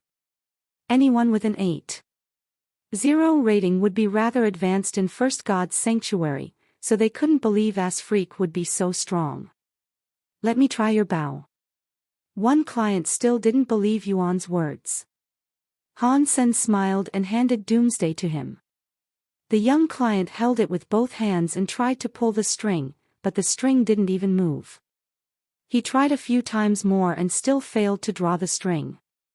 Although they graduated from top schools and had practiced hyper-geno arts as kids, their bodies hadn't been modified by geno points, so their strength could reach 3.5 at best, which was far below the requirement to use Doomsday. "You are so weak. Let me." Another client could not stand to watch and grabbed the bow. He too had failed after a few tries. Everyone gave it a shot except for Yuan, and none could draw the string. Only then had they felt impressed by Han Senator. Archery was practiced by very few people and required a lot of effort. So most people didn't know much about bows and arrows, let alone how good Doomsday was. For example, Han Hao and his friends had no idea that Han Sen's bow was worth millions, or they wouldn't have ridiculed him like that. The clients stopped underestimating Han Sen, not least because Han Sen also had saved Qing's life. They asked his name and called him Sen from then on. After all, God's Sanctuary was a world where only the strong were respected, and Han Sen's archery and strength were truly impressive. "Sen, would you show us real archery skills?" Qing proposed. All the other clients looked at Han Sen with great anticipation. "My archery skills are just ordinary," Hansen laughed. "Don't be modest. When one is being too modest, one is actually proud," Qing said. "Okay, I will try to shoot then." Han Sen also itched to exercise his skills. Since he received Doomsday, he hadn't tested its limits yet. The clients were overjoyed. Han Sen looked around and walked to a hillside. He aimed at something and slowly drew a saber arrow. As he drew the string, blue and swollen veins popped on his arms. The arrow left the string in the blink of an eye and disappeared in the woods. Did he miss? Qing and others didn't hear any prey being hit and thought he had missed. It is too far away. The woods must be at least 400 yards from here. It is understandable to miss, said Qing. Come on, let's go and find out, Han Sen said and walked down the hill into the woods. The clients followed with suspicion. 100 meters into the woods, they saw a spotted beast nailed on a tree with an arrow through its head. No wonder we did not hear a thing. The arrow directly destroyed the nerves of the spotted beast and it didn't even have time to shriek. Everyone was so impressed. It was at least 400 yards from where Han Sen had been standing, and the beast was killed with just one shot. Han Sen's archery must be among the best in First God's Sanctuary. After that, all the clients worshipped Han Sen and did everything he said. Han Sen protected them for half a month and received 150,000 in cash. The clients wanted to sign a long-term contract with Han Sen, but he declined. He was only short of money at the moment. In the long run, he still needed to focus on his own evolution. Han Sen returned to Steel Armor Shelter alone and was stopped by those who had been chased away by Yuan at the gate. These men were led by Lu Feng, and Han Hao was also among them. "Ass freak, you have really pissed me off. How can you make it up to me?" asked Lu Feng, cracking his knuckles while slowly approaching Han Sen. A crowd of spectators started to gather. They were used to seeing Han Sen getting bullied. "How do you want me to compensate you?" said Han Sen calmly, watching Lu Feng approaching him. "Let me kick your ass," Lu Feng said, throwing a punch at Han Sen's face. Lu Feng's punch was fierce and fast. If Han Sen was hit, his nose would be smashed. When everyone was thinking that he would suffer, Han Sen leaned his body and dodged the punch. Meanwhile, he tripped Lu Feng with his leg and made him fall on his face. Lu Feng fell so hard that his nose was bleeding and his eyes were watering. Burning with anger, he drew his alpha alloy broadsword from the sheath and slashed it toward Han Sr., "Little scum. How dare you resist? I'll kill you." Han Hao had mixed feelings watching this. Although he despised Han Sen was still his cousin, and Han Hao felt terrible watching him being bullied and perhaps getting killed. But if he helped Han Sen and people knew him to be the cousin of S-Freak, how could he stay at Steel Armor Shelter? Having hesitated for a while, Han Hao turned his face to the side, deliberately avoid seeing Han. Senator Han Hao thought that he would immediately hear Han Sen's screams, but the screams he heard were not from Han Sen, but from Lu Feng. Han Hao quickly turned to see what had happened and couldn't believe his own eyes. Lu Feng's alpha alloy broadsword was now in Han Sen's hand and Lu Feng himself was pinned to the ground with his arm twisted behind himself, screaming while too scared to struggle. Han Hao did not see how it happened, but others all saw clearly. They were so surprised that they stood there with their mouths wide open. When Lu Feng slashed his broadsword at Han Sen, everyone thought S-Freak was doomed. But as soon as Lu Feng wielded the alpha alloy broadsword, Han Sen grabbed his hand and twisted, bringing Lu Feng to his knees. Han Sen then knocked his back with a knee and held him down to the floor. No one could believe that S-Freak would have such fine movements and were all in a daze. There was no sound except for Lu Feng's screams. "What are you doing? Kill this bastard." "Ouch!" Lu Feng shouted to the onlookers while screaming. Crack! His arm was broken by Han Sen before he could even finish the sentence. Covered in cold sweat, Lu Feng was deathly pale. Lu Feng's friends saw this and rushed to Han Sen, raising their weapons. Han Sen was still holding Lu Feng's alpha alloy broadsword in his hand, and used it to block the first alloy weapon swung at him. To his surprise, the weapon was cut in half by Lu Feng's broadsword instantaneously. This dumbass had a really nice alpha alloy broadsword. It's at least worth 1 or 2 million, Han Sen thought and decided not to give it back. In a short while, all the other weapons were cut off by Han Sen, and their owners were scared off. No one dared to attack Han Sen anymore. Han Hao was stunned, almost thinking he was in a dream. Lu Feng had a strength rating of 6.7 and a nice weapon, so he enjoyed quite a lot of attention in steel armor shelter. Although Han Hao had a mutant beast soul weapon, he knew he could not match Lu Feng. All of a sudden, Lu Feng became the one lying on the floor without his weapon, while Han Sen became the winner. The change was so drastic that Han Hao couldn't process it. Hadn't he been isolated by both Qin Xian and Son of Heaven since he entered the shelter? Didn't he fail to hunt even a primitive creature? Didn't he? Han Hao looked at Han Sen blankly, with a variety of complex emotions entangled in his mind. Han Sen did not continue the fight with the rest, but went back to take Lu Feng's sheath away, hung the sheath on his own belt, and returned his new broadsword to his new sheath. "The next time you want compensation, just come to me," said Han Sen as he strode toward the gate of steel armor shelter. The onlookers all looked at him as if it was the first time they saw him. "Stop!" Someone approached riding a beast soul mount when Han Sen was about to enter the gate. It was Luo Tianyang, Son of Heaven's henchman. "Luo, ass freak broke my arm and seized my broadsword. You have to avenge me," shouted Lu Feng in delight at the sight of Luo Tianyang. Dushabag. Luo Tianyang first glanced at Lu Feng and then at Han Sr. "I was wondering who was so daring to hurt my guy." "So, it was you, scum." Luo Tianyang took out his alloy whip, and whacked it at Han. Senator Han Sen paused and wielded his broadsword at the whip. When the two weapons collided, Han Sen and Luo Tianyang both shuddered. Luo Tianyang suddenly shouted, "How come you have such strength?" Luo Tianyang's own strength rating had reached 9.6. Although with this whack he did not use all his strength, Han Sen must have had at least an 8.0 rating to be able to block his whip, which he could not believe. Chapter 38, This Person Must Die. Luo Tianyang suddenly had an urge to kill Han Sen and was about to raise his whip again. When he looked at Han Sen, however, he stopped and his whole body became tense. Han Sen had put away the broadsword and held Doomsday in his hands.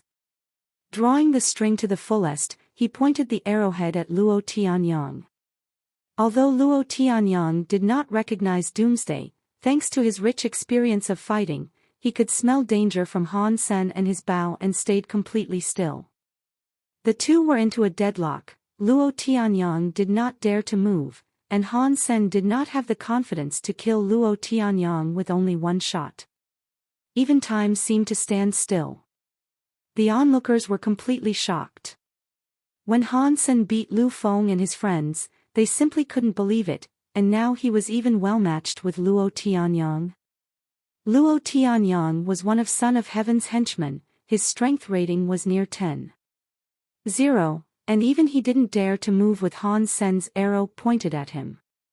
Anyone with a strength rating of more than 9.0 would be among the top 100 in steel armor shelter, where there were more than 100,000 people. That someone like this could be scared by Han Sen was an overwhelming fact to all. No one knew how Han Sen could gain such strength when isolated by both Qin Xian and Son of Heaven. "Han Sen, put down your bow," said Qin Xian, leading her gang, who were all riding beast soul mounts. Han Sen put away his bow and arrow. His strength was still weaker than Luo Tianyang, and Han Sen was not sure if he could shoot his opponent when Luo had his guard up. Keeping the posture was consuming his energy very fast, and the deadlock was not good for Han Sen. "Miss Qin, I'll kill this bastard for you," said Luo Tianyang, whipping at Han Sen, who had already disarmed himself. Han Sen seemed to be prepared for this and was about to block the whip with Doomsday. Before he acted, a beast soul bronze sword was thrown over and hit the whip. The strength of the throw was so fierce that the whip fell from Luo Tianyang's hand. "I will discipline my guy, and you can mind your own business." Qin Xian looked at Luo Tianyang coldly and summoned back her sword before she rode into the shelter. "Follow me," Qin Xian turned back and commanded Han Sen. Han Sen quickly caught up with her and followed her gang into the shelter. The entire steel armor shelter was suddenly in an uproar. As Freak beat Lu Feng and his friends, was well matched against Luo Tianyang and was, most importantly, declared by Qin Xian to be her guy. All the news had driven everyone mad. No one understood what had happened, it was all guesswork. Did they develop a love affair from the stab? I have to learn from As Freak and stab a beautiful and capable woman in the ass.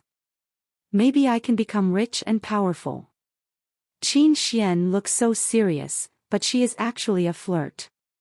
Rumors spread across the entire steel armor shelter, and Han Sen was once again put under the spotlight. However, Han Sen's strength was not really the focus. People cared more about whether he was Qin Xian's boy toy. Even Qin Xian's gang would look at Han Sen weirdly. "You know archery?" asked Qin Xian after she called Han Sen to a hall. "I used to practice," Han Sen shrugged. "You can use Doomsday, so you must have worked hard on it," said Qin Xian matter-of-factly. "You can join Bullseye and follow me in the future." "No," Han Sen refused. Qin Xian bit her lips and said snappily, "You just offended Luo Tianyang. Without my protection, do you suppose he'd let you live?" "Thank you for your kindness, but I will deal with it myself," Han Sen said indifferently. "You should have known who I am. My men are more or less related to the military, and Bullseye belongs to me.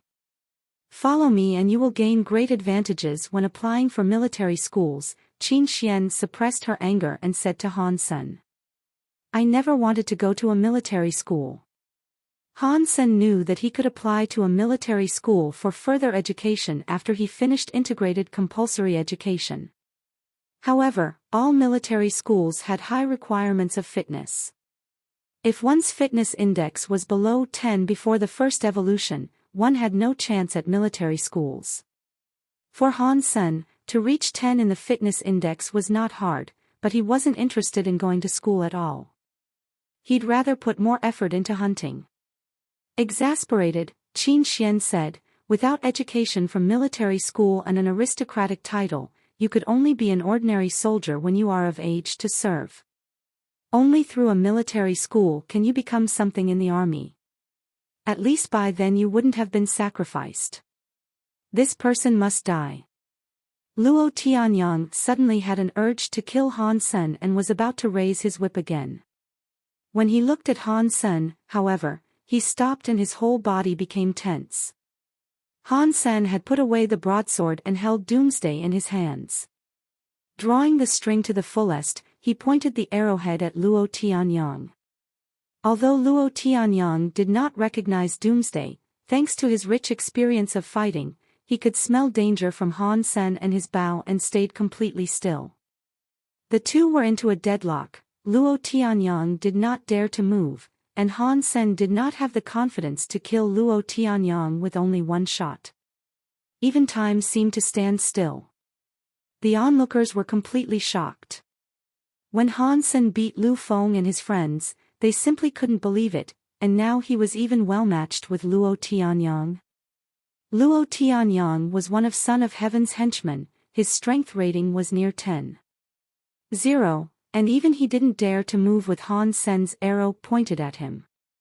Anyone with a strength rating of more than 9.0 would be among the top 100 in steel armor shelter, where there were more than 100,000 people. That someone like this could be scared by Han Sen was an overwhelming fact to all. No one knew how Han Sen could gain such strength when isolated by both Qin Xian and Son of Heaven. "Han Sen, put down your bow," said Qin Xian, leading her gang, who were all riding beast soul mounts. Han Sen put away his bow and arrow. His strength was still weaker than Luo Tianyang, and Han Sen was not sure if he could shoot his opponent when Luo had his guard up. Keeping the posture was consuming his energy very fast, and the deadlock was not good for Han Sen. "Miss Qin, I'll kill this bastard for you," said Luo Tianyang, whipping at Han Sen, who had already disarmed himself. Han Sen seemed to be prepared for this and was about to block the whip with Doomsday. Before he acted, a beast soul bronze sword was thrown over and hit the whip. The strength of the throw was so fierce that the whip fell from Luo Tianyang's hand. "I will discipline my guy, and you can mind your own business." Qin Xian looked at Luo Tianyang coldly and summoned back her sword before she rode into the shelter. "Follow me," Qin Xian turned back and commanded Han Sen. Han Sen quickly caught up with her and followed her gang into the shelter. The entire steel armor shelter was suddenly in an uproar. As Freak beat Lu Feng and his friends, was well matched against Luo Tianyang and was, most importantly, declared by Qin Xian to be her guy. All the news had driven everyone mad. No one understood what had happened, it was all guesswork. Did they develop a love affair from the stab? I have to learn from Ass Freak and stab a beautiful and capable woman in the ass. Maybe I can become rich and powerful. Qin Xian looks so serious, but she is actually a flirt. Rumors spread across the entire steel armor shelter, and Han Sen was once again put under the spotlight. However, Han Sen's strength was not really the focus. People cared more about whether he was Qin Xian's boy toy. Even Qin Xian's gang would look at Han Sen weirdly. "You know archery?" asked Qin Xian after she called Han Sen to a halt. "I used to practice," Han Sen shrugged. "You can use Doomsday, so you must have worked hard on it," said Qin Xian matter-of-factly. "You can join Bullseye and follow me in the future." "No," Han Sen refused. Qin Xian bit her lips and said snappily, "You just offended Luo Tianyang. Without my protection, do you suppose he'd let you live?" "Thank you for your kindness, but I will deal with it myself," Han Sen said indifferently. "You should have known who I am.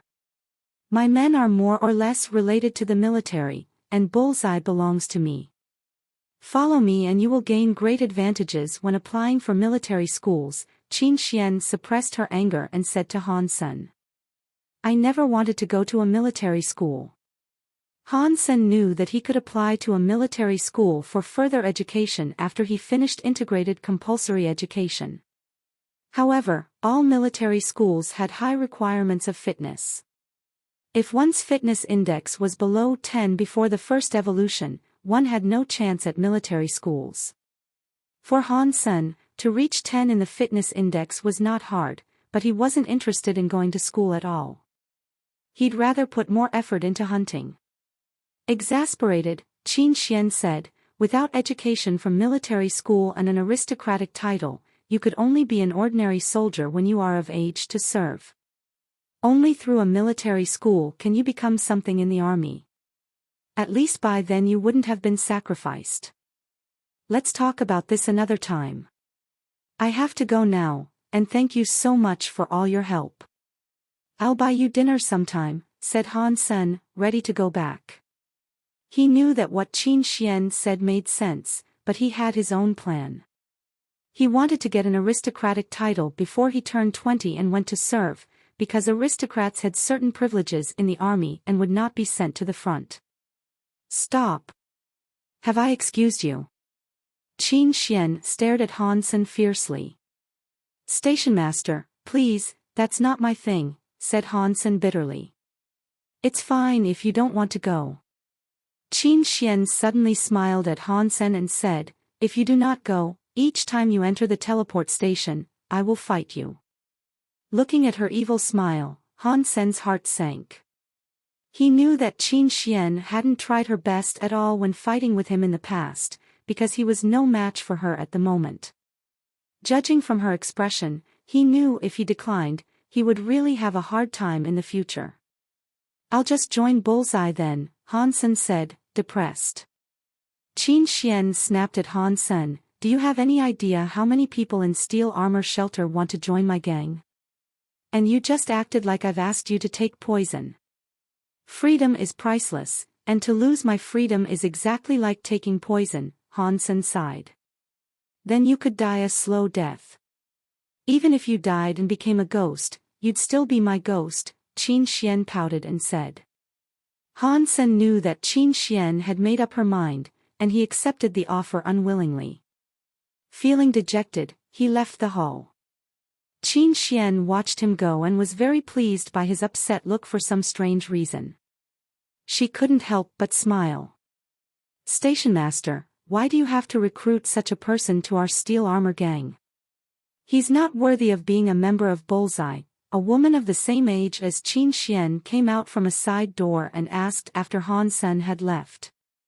"Monli, trust me, although this guy can be a bastard sometimes, he does have great potential in some aspects," Qin Xian told young Monli seriously. Qin Xian had witnessed what a fast learner and diligent student Han Sen was. Repeatedly defeated by her, he didn't go down but grew stronger and stronger. Now even she had to take him seriously. Such progress and mentality were truly amazing. Qin Xian's opinions of Han Sen had improved a great deal, or else she wouldn't have defended him in front of everyone. Han Sen returned to his room and teleported back home before Qin Xian had the chance to leave God's sanctuary.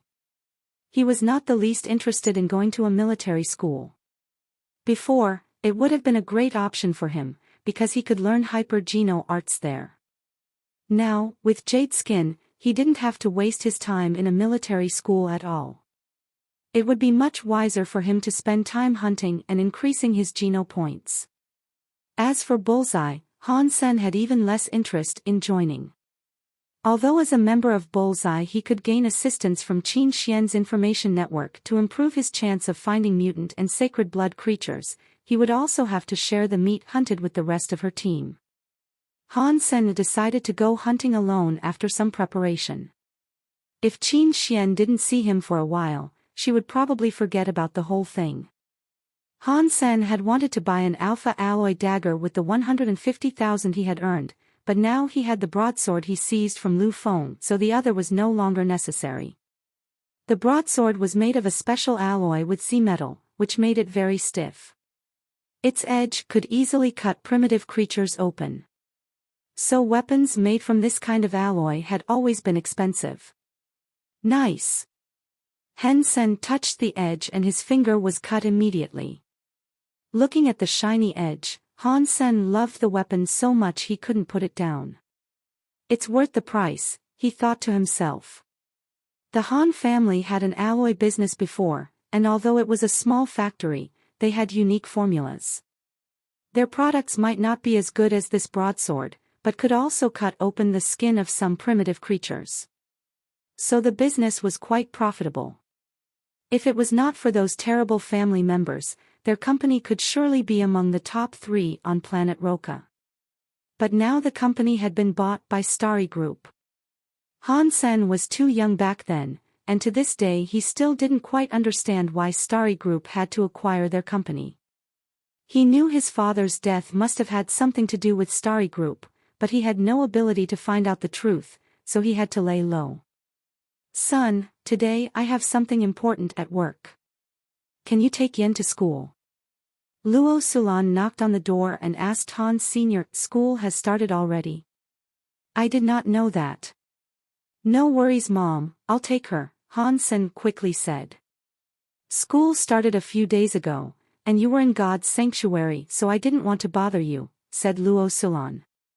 "Which school is it?" asked Han Sr. "It is St. Paul, and I used to the money you left to pay the tuition." Luo Sulan felt slightly uneasy, as she had spent almost all the money on Yan's school. "Great! St. Paul is the best on planet Roka except for the posh schools." Han Sen was very happy. He didn't have an aristocratic title for the moment and couldn't send Yen to a posh school, but a good private school is still much better than integrated compulsory education. After chatting with his mother, Han Sen took Han Yen on a maglev train to school. The entrance of St. Paul was almost blocked by private aircrafts, and some of them were deluxe. Almost all rich people without an aristocratic title would send their children to St. Paul. And almost all students here were from affluent families. Walking his sister to school, Han Sen saw a middle-aged fat guy getting off an aircraft with a flirtatious woman on his side and an 8-year-old boy in his arms. He paused, as the middle-aged fat guy happened to be his uncle, Han Lei. "What are you doing here?" Han Lei was surprised to see Han Sen here. "Taking Yen to school," replied Han Sr., "Yen is coming to St. Paul."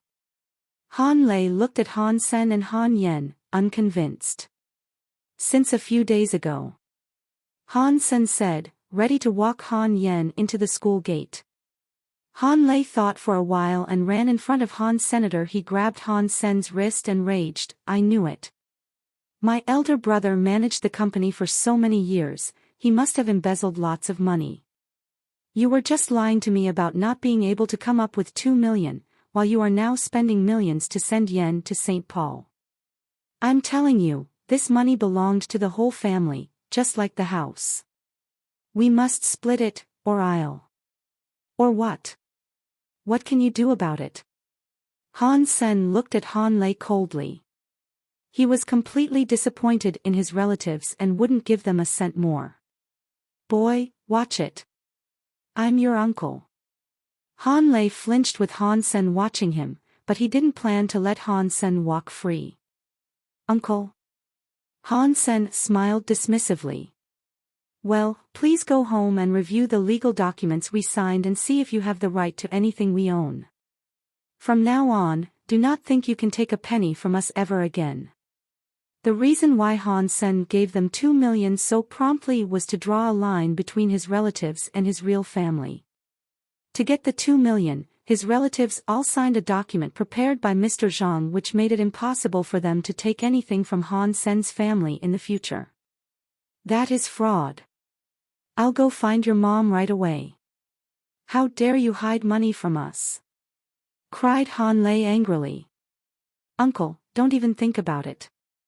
I have the right to kill a trespasser." Han Sen looked at Han Lei gloomily. "Little brat, how dare." Han Lei threw a punch at Han Sen furiously. With a blank expression, Han Sen grabbed Han Lei's arm and threw Han Lei over his own shoulder. Han Lei shouted out in pain. "Uncle, if you want to die, welcome to our house." Han Sen stared at Han Lei coldly. Han Lei opened his eyes wide, as if he didn't know Han Senator. The look on Han Sen's face had terrified him. Han Lei was an evolver, although just by maxing out on primitive geno points. He didn't really do much in Second God's Sanctuary, but he was still an evolver. It was abnormal that Han Sen, who hadn't evolved at all, could give him a shoulder throw easily. His nephew suddenly looked like a different person. Han Sen suddenly smiled and pulled Han Lei up. "I'm sure my aunt doesn't know about this woman and child. I think I should talk to her," Han Sen whispered, while Han Lei was still shocked by his sudden change. "You think my wife will believe you?" Han Lei said madly. "That doesn't matter, as long as she believes this." Han Sen showed Han Lei the comm link on his wrist. He turned the video camera on the moment he saw Han Lei. "You." Shocked, Han Lei reached to grab the comlink. Han Sen only moved slightly to make Han Lei fall again. "Uncle, we can negotiate a price, and I can sell you this." Han Sen smiled and was about to pull him up again. Han Lei grinned and suddenly reached to twist Han Sen's hand, ready to break it and seize his comlink. Han Sen flipped his hand and held Han Lei's hand down, making him kneel on the floor and howl like a pig. "Uncle, it seems that you have no intention to negotiate. I'll have to show it to my aunt then." Han Sen released Han Lei's hand and turned to leave. "Wait." Han Lei quickly stopped Han Sen and gritted his teeth. 10,000. I'll give you 10,000, and you delete it." Han Sen turned away. 200,000, or I'll go to my aunt." Okay," said Han Lei, limping over to take hold of Han Sr. Thanks then, cash or bank transfer? Han Sen asked with a faint smile. Han Lei unwillingly transferred 200,000 to Han Sen. Well, now can you delete it? Of course I will delete it, but only when I'm in a good mood, Han Sen said and walked away. Brat, you lied to me.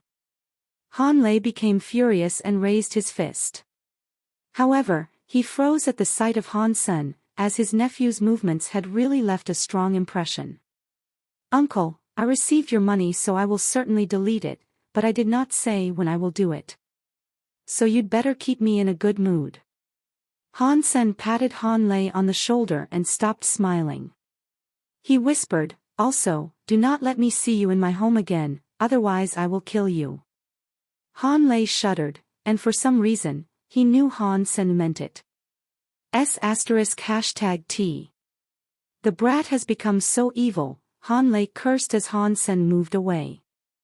Ashamed that he was terrified by a boy, Han Lei was still nervous deep down and changed his mind about going to Han Sen's home. After sending Yen to school, Han Sen was in a great mood. On his way back, he saw a physical test center and went in, wanting to know his current physical fitness level. In the unevolved test hall of the physics test center, Zhao Bashan looked at A level, displayed on the virtual screen, and was secretly feeling proud of himself. In order to get A level in the test, an unevolved person must reach more than 10.0 in at least 100 items, including strength, speed, quickness, leaping ability, muscle toughness, bone strength and organ function. With A-level fitness, one was also very likely to be admitted into a military school, as long as one didn't make a huge mistake during the entrance exam.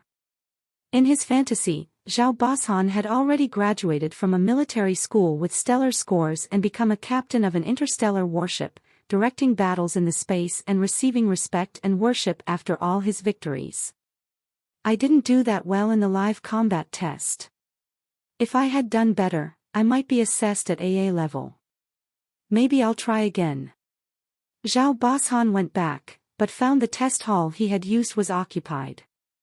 Zhao Bashan thought the testing process was quite short, so he decided he might as well wait there. But after he had waited for quite a while, the person inside still hadn't come out. So slow. This person inside must be stupid. If I had gone to a different hall, I would have finished by now. Zhao Bashan was quite upset but not willing to give up. Zhao Bashan gave it some thought and paid to observe the test. Suddenly, the holographic image was projected in front of him. I wonder how dumb this person could be to take so long. Zhao Bashan looked to the golden figure in the holographic image. That person in the image was about to take the final test, the robot channel. The robot channel was the last part of the entire test. In the 300-foot-long one-way channel, one had to beat a combat robot with biochemical alloy shell every 6 feet, and the performance of combat robots was stronger and stronger toward the end. As an unevolved, being able to cross the 180-foot line was pass, 210-foot line was good, 240-foot line was excellent, 270-foot line was advanced, and going all the way was super. Zhao Bashan had earned a good score himself, but he might be able to pass the 240-foot line if he put in more effort. This is weird. How come it took him so long? Zhao Bashan felt strange, as all the tests before this one should have taken the same amount of time.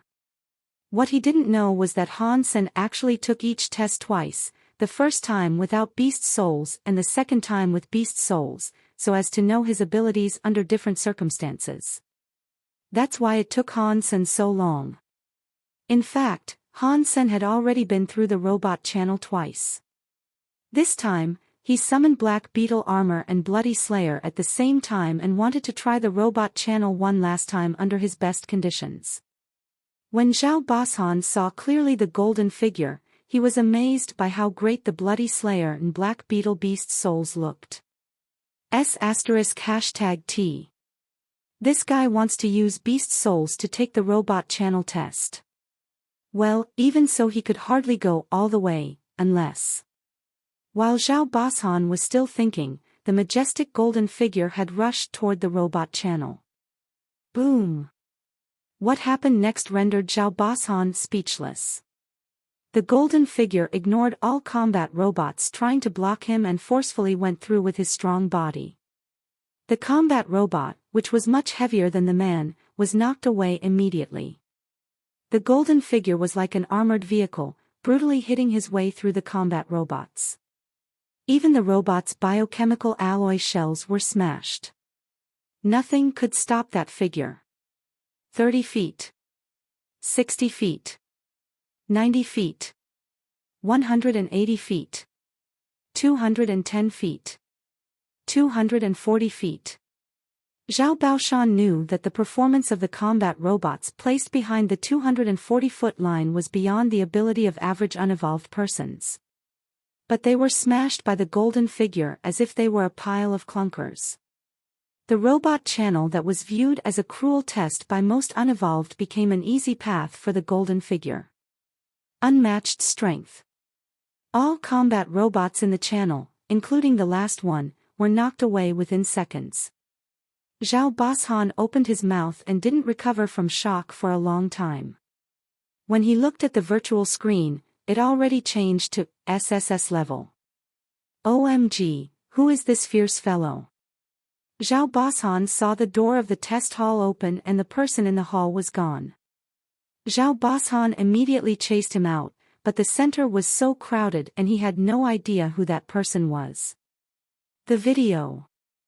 Zhao Bashan ran back to the hall, paid to play the recorded video and made a copy. Having watched the video a few times, he regretted that he didn't see the golden figure's performance before the last test. Zhao Bashan suddenly had an idea. He logged into his account and uploaded this copy to the official forum, and named it 7 feet 88 inches, Robot Channel Conquered.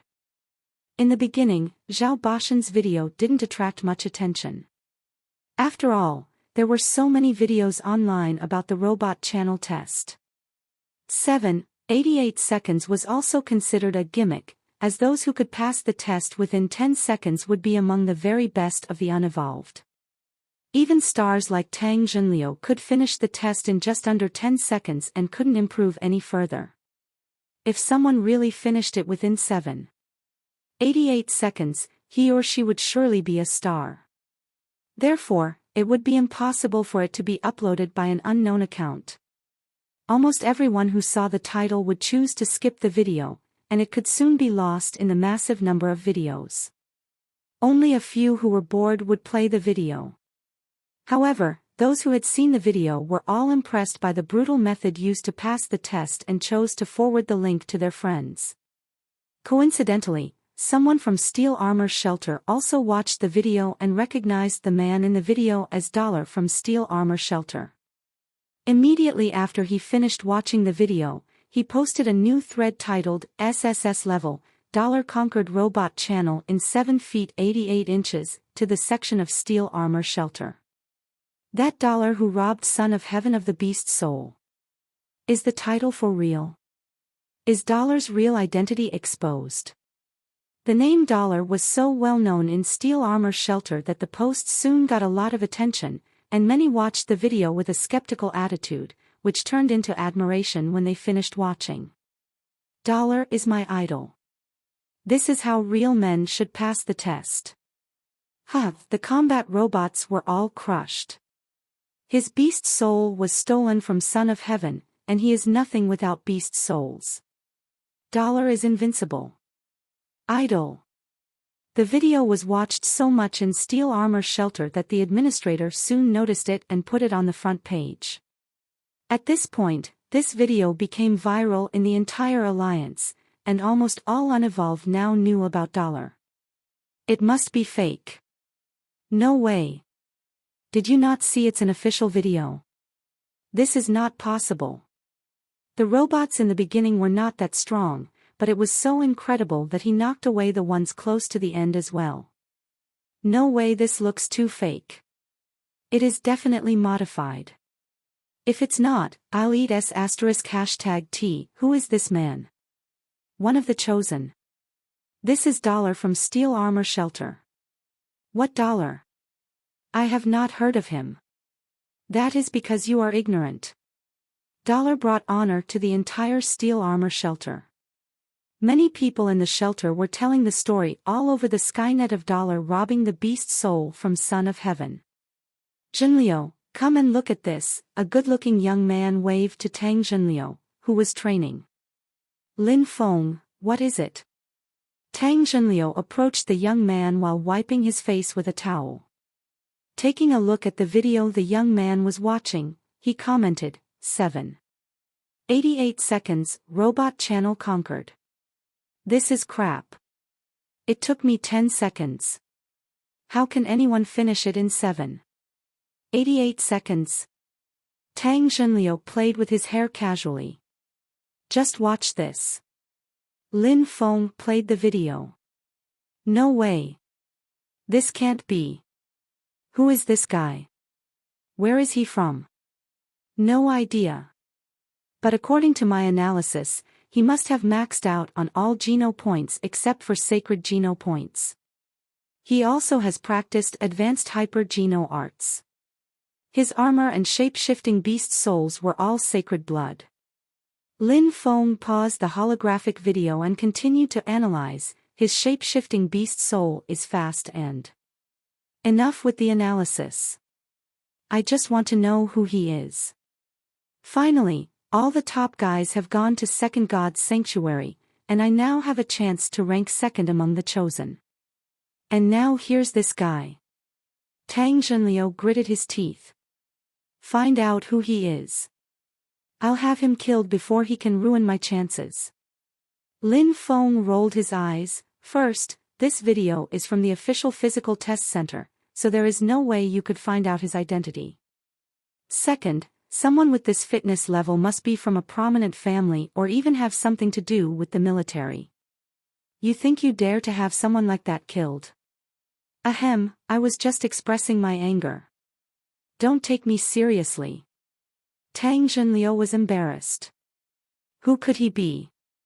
Lin Feng frowned, staring at the golden figure in the video. There were many who shared Lin Feng's question and wondered about the background of Dollar. Due to the limited information available, no one had any clue. Some people also tried to ask Zhao Boshan, the poster of the video. However, Zhao Boshan had no idea who that man was. So, all people knew was that Dollar took the test on planet Roka. But interplanetary travel was so convenient that many people were even working on a different planet from where they lived. Hence, no one knew whether Dollar was passing by or lived there. Plus, there were 12 billion people on Roka, so it was impossible to locate a single individual anyway. While everyone was discussing who Dollar was, Han Sen was practicing archery alone in a waste factory near his home, avoiding entering God's sanctuary in case Qin Xian would send him to Bullseye. If I had not used beast souls, my strength would only have been rated 9. 1 due to the lack of mutant Geno points. If I could max out on mutant Geno points, my rating would reach 12, secretly calculated Han Sen while he was resting. The improvement in physical fitness levels got more and more difficult as he became stronger. Han Sen had checked the data. Those who had maxed out on all 4 types of Geno points could have a rating at 15. If they were also practicing hyper Geno arts, then their number might reach 17 or 18, which was the limit for the unevolved. For individual indicators such as speed, there was the same limit. An average person would be considered a genius with a rating of 15. Some indicators could be further improved to 17 or 18 with the practice of hyper Geno arts. Maxing out on all 4 types of Geno points was incredibly difficult, and there might not even be anyone who could achieve this in several years in a shelter. At that time, Qin Xian was the only one who had any chance of maxing out on all 4 types of Geno points. As Han Sen was thinking, suddenly his comlink rang. He took a look, and it was a strange number. Han Sen hesitated and took the call. The holographic image of Qin Xian popped out. She looked at Han Sen coldly and said, if I do not see you in front of me in an hour, then you better pray I will never see you again. Qin Xian hung up immediately and her holographic image also disappeared. How did she know my number? I have not told her. Han Sen helplessly got up and went to the teleport station. Qin Xian was the station master, so there was no way he could avoid her. I am a dignified man, and I fear nothing. Han Sen came to the teleport station and cheered himself up. Come here, Qin Xian spat out as she saw him coming. Station master, I was busy with some family business and... Han Sen forced a smile and tried to explain when he saw Qin Xian's grim face.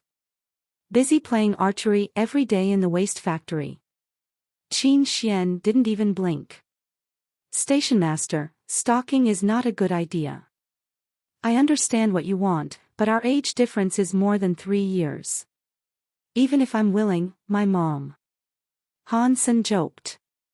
Qin Xian, who was walking ahead, was pissed off but didn't turn back. Entering the combat room, she threw a combat suit and some protective gear in front of Han Sen and said sharply, "Put it on." Han Sen suddenly felt something was very wrong. Qin Xian had never given him protective gear before, and this was certainly a red flag. Han Sen wanted to run, but Qin Xian had already anticipated his thought and locked the door of the combat room before he even moved. Station master, don't do this. We must talk this out. I never thought age was an issue. I'll bring you home right. Don't come close. Han Sen kept backing off while Qin Xian gritted her teeth and approached him. Damn you. Qin Xian raised her fist and threw a punch at Han Senator. She was really mad this time. She had finally persuaded Yang Monli to let Han Sen join Bullseye, but Han Sen had completely disappeared in recent days. Han Sen felt a lot more pressure than usual, and his arms went numb after blocking 2 punches from her. When Qin Xian was ready to beat him senseless, the holographic image of Yang Monli popped up from the comlink in the combat room. Station master, Starry Group sent someone to discuss killing the sacred blood creature, Yang Monli said. Okay, take them to the conference room and I'll be right there. Qin Xian stopped and fiercely stared at Han Sr. Station master, we are cooperating with Starry Group, asked Han Sr. You didn't know? Son of Heaven is the son of the CEO of Starry Group, replied Qin Xian. Think about it. Will I do you harm by asking you to join Bullseye? No need to think. How could I ever go against your will? I'll join Bullseye right away, and you don't have to stalk me anymore, Han Sen said bitterly. Good to see that you've come to your senses. Your family is not rich. What are you going to do if you don't go to military school? Said Qin Xian before leaving the combat room. She didn't forget to arrange for a guard to accompany Han Sen to report to Yang Monli. The reason for Han Sen's sudden change of heart was that he learned Son of Heaven was the son of Starry Group CEO. Since Qin Xian was collaborating with Son of Heaven, maybe he could find out the facts of Starry Group's acquisition of their family business as a member of Qin Xian's steel armor gang. The guard took Han Sen to the front of an office. Han Sen knocked on the door and found that the woman who had been in the holographic image just then was sitting behind the desk, looking at him seriously. Station master asked me to report to you, Han Sen said politely. Fill this out. Yang Monli showed no expression and passed a sheet to Han Senator. Han Sen took it and saw it was just a basic information form. He filled it out and gave it back. You can go back. Show up at the training camp of Bullseye tomorrow morning at 6 o'clock. Remember, I don't like people who are not punctual. And this is your last chance. Yang Monli's impression of Han Sen was terrible, especially after his absence from Bullseye. Han Sen could tell that Yang Monli did not like him. When he was ready to go, Yang Monli answered a comlink call and Qin Xian's holographic image popped out. Monli, come to my office right now. Qin Xian saw Han Sen there and said, bring him with you. Han Sen followed Yang Monli to Qin Xian's office and saw Qin Xian watching a video from the Skynet. "Monli, come see this video." Qin Xian replayed it. Standing on the side, Han Sen secretly thought, "This is the video of me taking the physical test. Someone paid to record this. People must have found out that I'm $. There were so many halls in the test center, and it cost money to watch others taking the test." He thought no one would care about a nobody like himself and did not expect this to happen. If Son of Heaven knew $. Was Han Sen, he would be in a lot of trouble. Starry Group was powerful in the alliance, and there was no way Han Sen could compete with them. $. You know who he is? Yang Monli was somewhat surprised to see the golden figure in the video. No. The video only covered the robot channel, and he was wearing beast soul armor the entire time. Couldn't tell who he is. Qin Xian's words suddenly sent Han Sen from hell back to heaven. He secretly wiped the cold sweat off his forehead. "I have to be more careful. This time I got lucky, next time there may really be a leak," Han Sen secretly warned himself. "Excellent." Yang Monli only said one word after watching it. "Son of Heaven told me about this video. After watching this, we can be certain that $'s armor is a sacred blood beast soul, and he must be from a prominent family because he is definitely practicing an advanced hyper-geno art." Another clue was that he took the test on planet Roka. "We must find him. He can be of great value to us," Qin Xian said. Yang Monli thought about it and said, "There are no prominent families on Roka. Maybe he was just passing by and has left by now." "I agree. Let's give it a shot." "He's worth it," said Qin Xian. Han Sen was frightened that Qin Xian and Yang Monli might find out the truth. Han Sen cleared his throat and said, $' was just relying on his sacred blood beast souls. He had no real skills. There's no need to look for him." Yang Monli gave Han Sen a hard look and said, "What do you know? The ability to get the beast souls is enough proof of his ability. Also, those beast souls can be of great use to Bullseye." "What ability?" Han Sen thought. "It's just pure luck." Monli is right. His armor brings amazing defense, and Bloody Slayer has strengthened his physical strength and speed. Coupled with his practice of advanced hyper-geno arts, he must be able to contain most sacred blood creatures, and that's very useful to us, said Qin Xian. If we have him in our gang, we won't have to collaborate with Son of Heaven and Fist Guy anymore to hunt sacred blood creatures, Yang Monli said with great hope. Wow!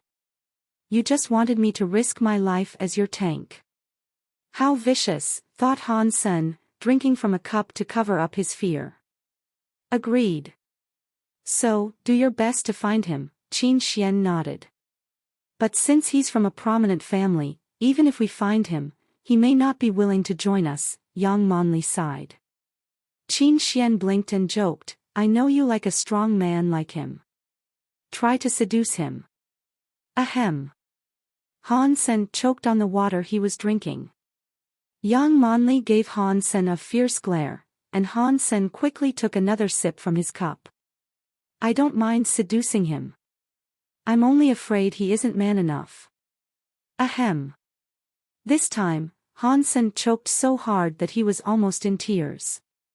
Yang Monli looked at Han Sen with disgust. Fortunately, Dollar won't be a scum like him. Hey, yelled Han. Senator Yang Monli shut the office door and completely ignored him. Station master, your minion is too arrogant. I'm your guy and she shouldn't talk to me like that, Han Sen said with anger.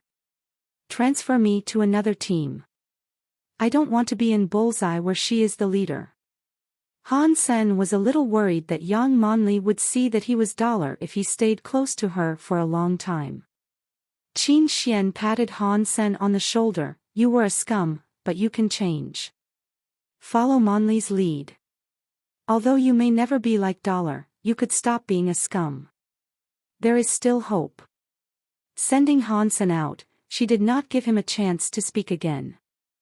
Han Sen left the teleport station, went back home and checked out the video on the Skynet. He then found out that the video had more than 100 million hits.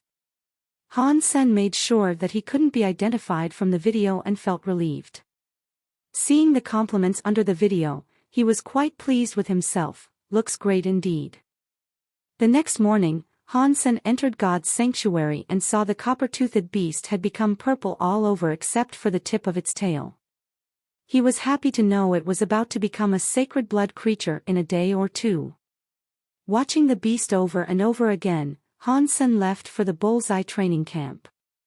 When Han Sen arrived, he met an acquaintance. Su Xiaoqiao.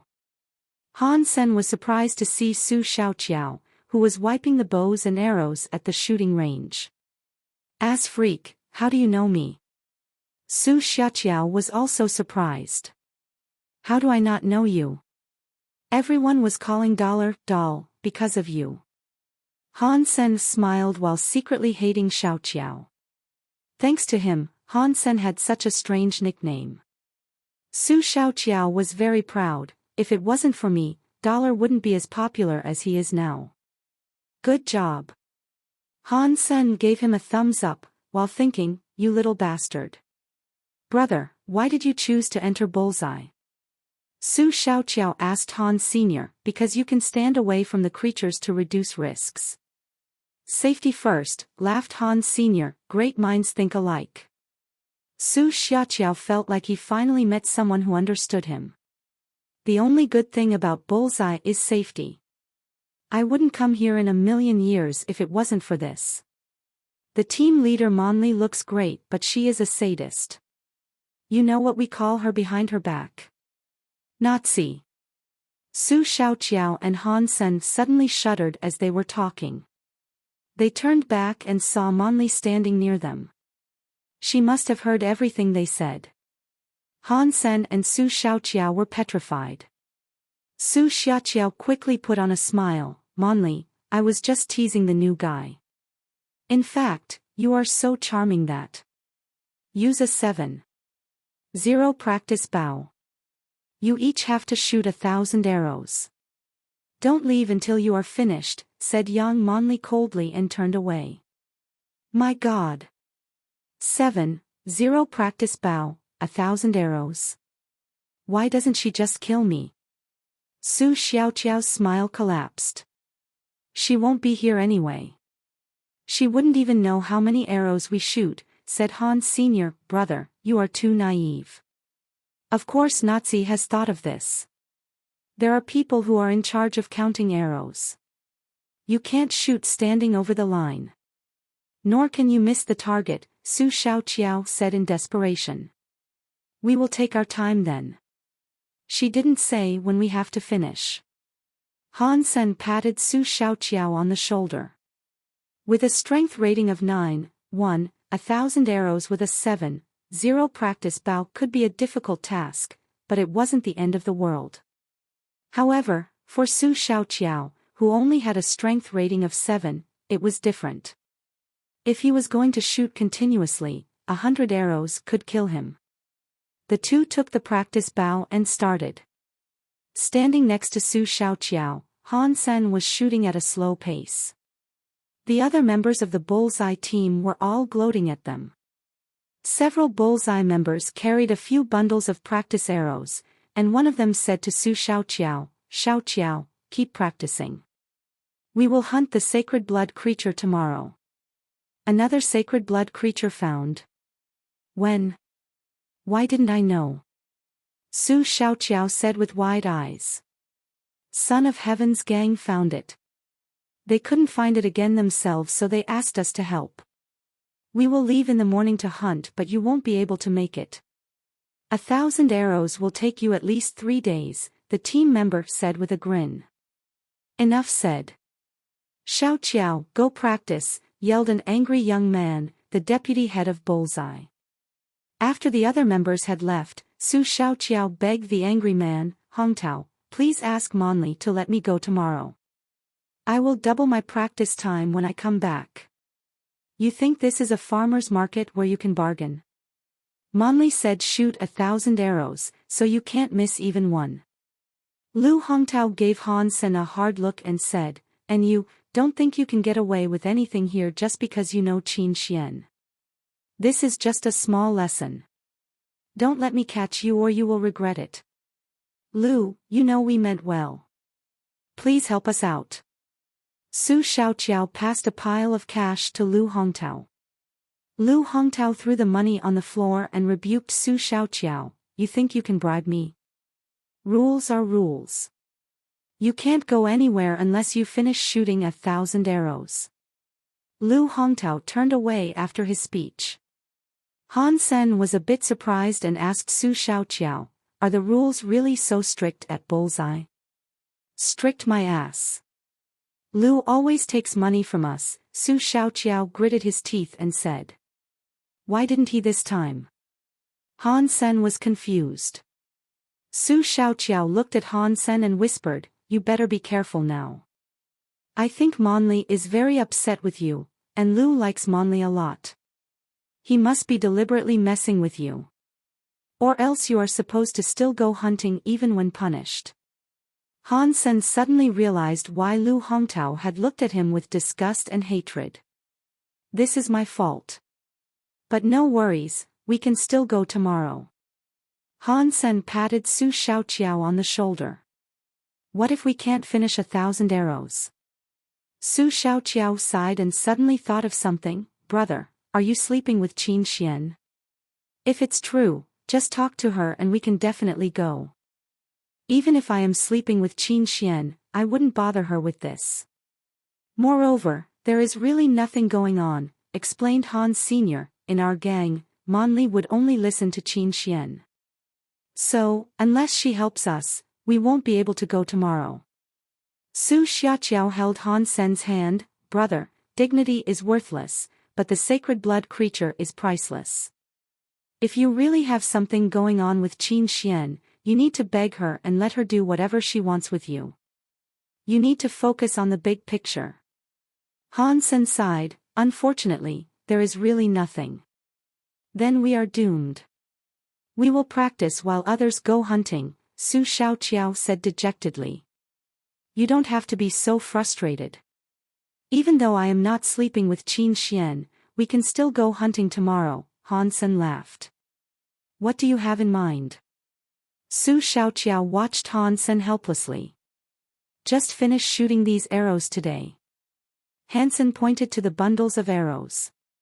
Su Shaoqiao said weakly, brother, we each have 1,000 arrows to shoot while standing 450 feet away from the target, and those that miss the target will not be counted. We need at least 3 days to do that. Not necessarily. Han Sen tried the practice bow, which was much lighter than Doomsday.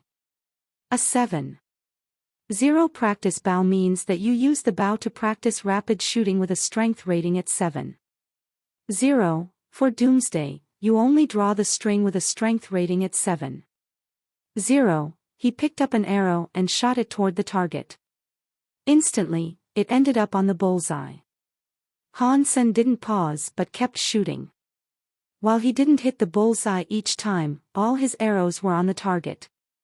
Su Shaoqiao had thought it was impossible to finish practicing today. Yet Han Sen had shot 36 arrows in a short while and didn't seem to need a break. Brother, great job.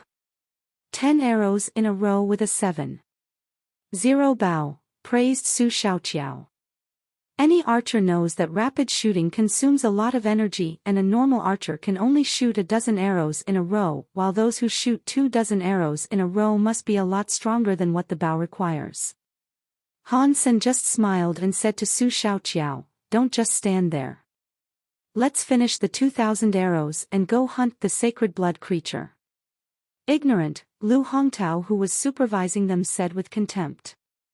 Being able to shoot 36 arrows was impressive, but 1,000 arrows was not so easy. Even if Han Sen had a strength rating over 8.0 or 9.0, he couldn't keep shooting at this pace. His arms and fingers would be wasted, so there was no way he could join the hunting tomorrow anyway. Han Sen also knew that shooting for a long time required more than just strength. However, he discovered that his muscles were incredibly tough and resilient. After shooting 24 arrows, his muscles got slightly sore. But as he shook out his arms, he felt fine again. Even if he used his muscles for a long time, his body would stay cool and strong. Han Sen knew it wasn't because of his Geno points, but his practice of jade skin. 1,000 arrows with the 7-0 practice bow was not hard for him. He had enough strength and endurance to do the task. Han Sen kept shooting, while the man counting arrows was thunderstruck at the sight of 24 arrows thickly dotting the target. "This guy is out of this world," he whispered. "Who are you talking about?" someone heard his whisper and asked. "Ass freak. He shot 24 arrows and didn't even pause," the man counting the arrows said. "Ass freak? For real? Come and see if you don't believe me." Soon a few Bullseye members came to watch Han Sen shooting. After watching for a while, everyone was stunned. "Wow, all 3 targets, we are full. That was all him." "Yeah. Xiaoqiao only shot 12 arrows and hasn't even filled 1 target." "No way. That must be a 4-0 practice bow. You can't even tell the difference between a 4-0 bow and a 7-0 practice bow. They look nothing alike." The man counting rolled his eyes. More and more Bullseye members came around. Lu Hongtao could not help but stand up, staring at Han Sen, who was still shooting. More arrows. Han Sen hadn't had such fun with archery in a long time. When he was practicing alone, he could only shoot the few arrows he owned and then stop to collect the arrows from the target himself. Now he could shoot as many as he wanted and as long as he wanted. "Buddy, great job. This is the second bundle." Su Xiaoqiao untied another bundle of practice arrows, grabbed a bunch of arrows and stuck them in Han Sen's quiver. "Just started warming up." Han Sen smiled and shot another arrow. "Brother, if you shoot all the arrows and we can go hunting tomorrow, I will do anything for you." "I'll even do your laundry," cried out Su Xiaoqiao. "Forget about laundry. How about cash?" laughed Han Sr. "Talking about money would hurt our friendship," replied Su Xiaoqiao. Han Sen paused every 50 arrows and used only his right hand to draw the string, instead of using both hands in turn. "What is the noise outside?" Yang Monli heard it getting more and more noisy outside her office as she was reviewing the data of the sacred blood creature sent from Son of Heaven. Yang Monli asked twice, but no one answered. She frowned and went to find out. Almost the entire Bullseye team was at the shooting range, cheering from time to time. Yang Monli took out a telescope. Most of high-tech products lost their function in God's sanctuary, but primary instruments like the telescope still worked. Yang Monli, starting to feel skeptical, put down the telescope and went to the shooting range. "Ass freak, a real man, he's been going at this pace for so long. His endurance is invincible. I think 1,000 arrows was too light a punishment for him. He can probably finish before dinner." The Bullseye team saw Yang Monli coming over, and quickly ran back to training. They were not afraid of Lu Hongtao, but terrified by Yang Monli. Those arrows were all shot by him. Yang Monli asked Lu Hongtao. "Except for target 9 and target 10. Lu Hongtao felt somewhat reluctant to answer her. "I see." Yang Monli did not say anything and turned back to the office. Lu Hongtao did not know what Yang Monli was thinking and quickly asked, "Monli, the punishment is too mild and it would set a bad example. Should we add another 1,000 to their punishment?" "No." Yang Monli left. Back in the office, Yang Monli took out Han Sen's profile and reviewed it. Great endurance, good Geno point counts, strength rating is probably at 9.0, integrated compulsory education, graduate with excellent scores. Yang Monli carefully read the profile, pondered for a moment and muttered, "I'll give him a chance, even just for the station master." Han Sen stopped after 500 arrows and rested for 2 hours before he resumed shooting. Although he could continue, he was afraid to scare everyone, so he took a break. By midnight, Han Sen and Su Shaoqiao had shot 2,000 arrows. Han Sen had become famous in Bullseye and all members had changed their view of him. Anyone who could shoot 1,000 arrows in a day deserved respect. "Sen, I'm not easily impressed, but you are amazing." Although most of the arrows were shot by Han Sen, Su Shaoqiao was also sore and tired. He put his arm around Han Sen's neck and gave Han Sen a thumbs up. "Don't mention it." "Do you know what kind of sacred blood creature we are going to kill tomorrow?" asked Han Sen. "I'm so handsome that Monli's assistant couldn't resist my charm and told me everything," Su Shaoqiao said triumphantly. "So what is it?" Han Sen didn't care for his bragging. "It seems to be a flying creature. There aren't many archers in Son of Heaven's gang, so they want our help," replied Su Shaoqiao. Han Sen frowned. "A sacred blood creature that can fly. That's tough." Sacred blood creatures were strong enough. If they had the ability to fly, it would be even harder to hunt them. After all, the range of the best alloy bows was only about half a mile and only a few people in First God's Sanctuary could even draw the string of those bows. If the sacred blood creature flew too high, arrows wouldn't do it much harm. Also, the skin of sacred blood creature was so stiff that even the tip of saber arrows couldn't cut through. Han Sen knew that Bullseye must have beast soul bows and arrows. And there must be alloy arrows better than saber arrows as well. But he didn't think that Yang Monli would give him access to those. If he couldn't even pierce the skin of the sacred blood creature, even if this opportunity was heaven sent, he had no means to grasp it. "Seems that I should buy a Z-steel arrow," Han Sen pondered. Z-steel was not steel, but a kind of metal humans discovered 50 years ago. Its characteristics were similar to steel, but its toughness were far beyond steel. The toughness of an alloy arrow could be greatly improved by adding just a little Z-steel. And all alpha alloy had Z-steel added. Doomsday and the broadsword Han Sen seized from Lu Feng had Z-steel in them, but the content was quite low. The broadsword contained 0.3% Z-steel, while Doomsday contained 0.4% Z-steel in its body and 0.5% Z-steel in its string. If a weapon contained more than 10% Z-steel, it could cut through the bones of mutant creatures. And if a weapon contained more than 60% Z-steel, it would be as strong as the bones of sacred blood creatures. However, Z-steel was extremely rare and therefore, its price was quite high. The Alliance also had strict control over its production, so any alloy with more than 1% Z-steel would be hard to find.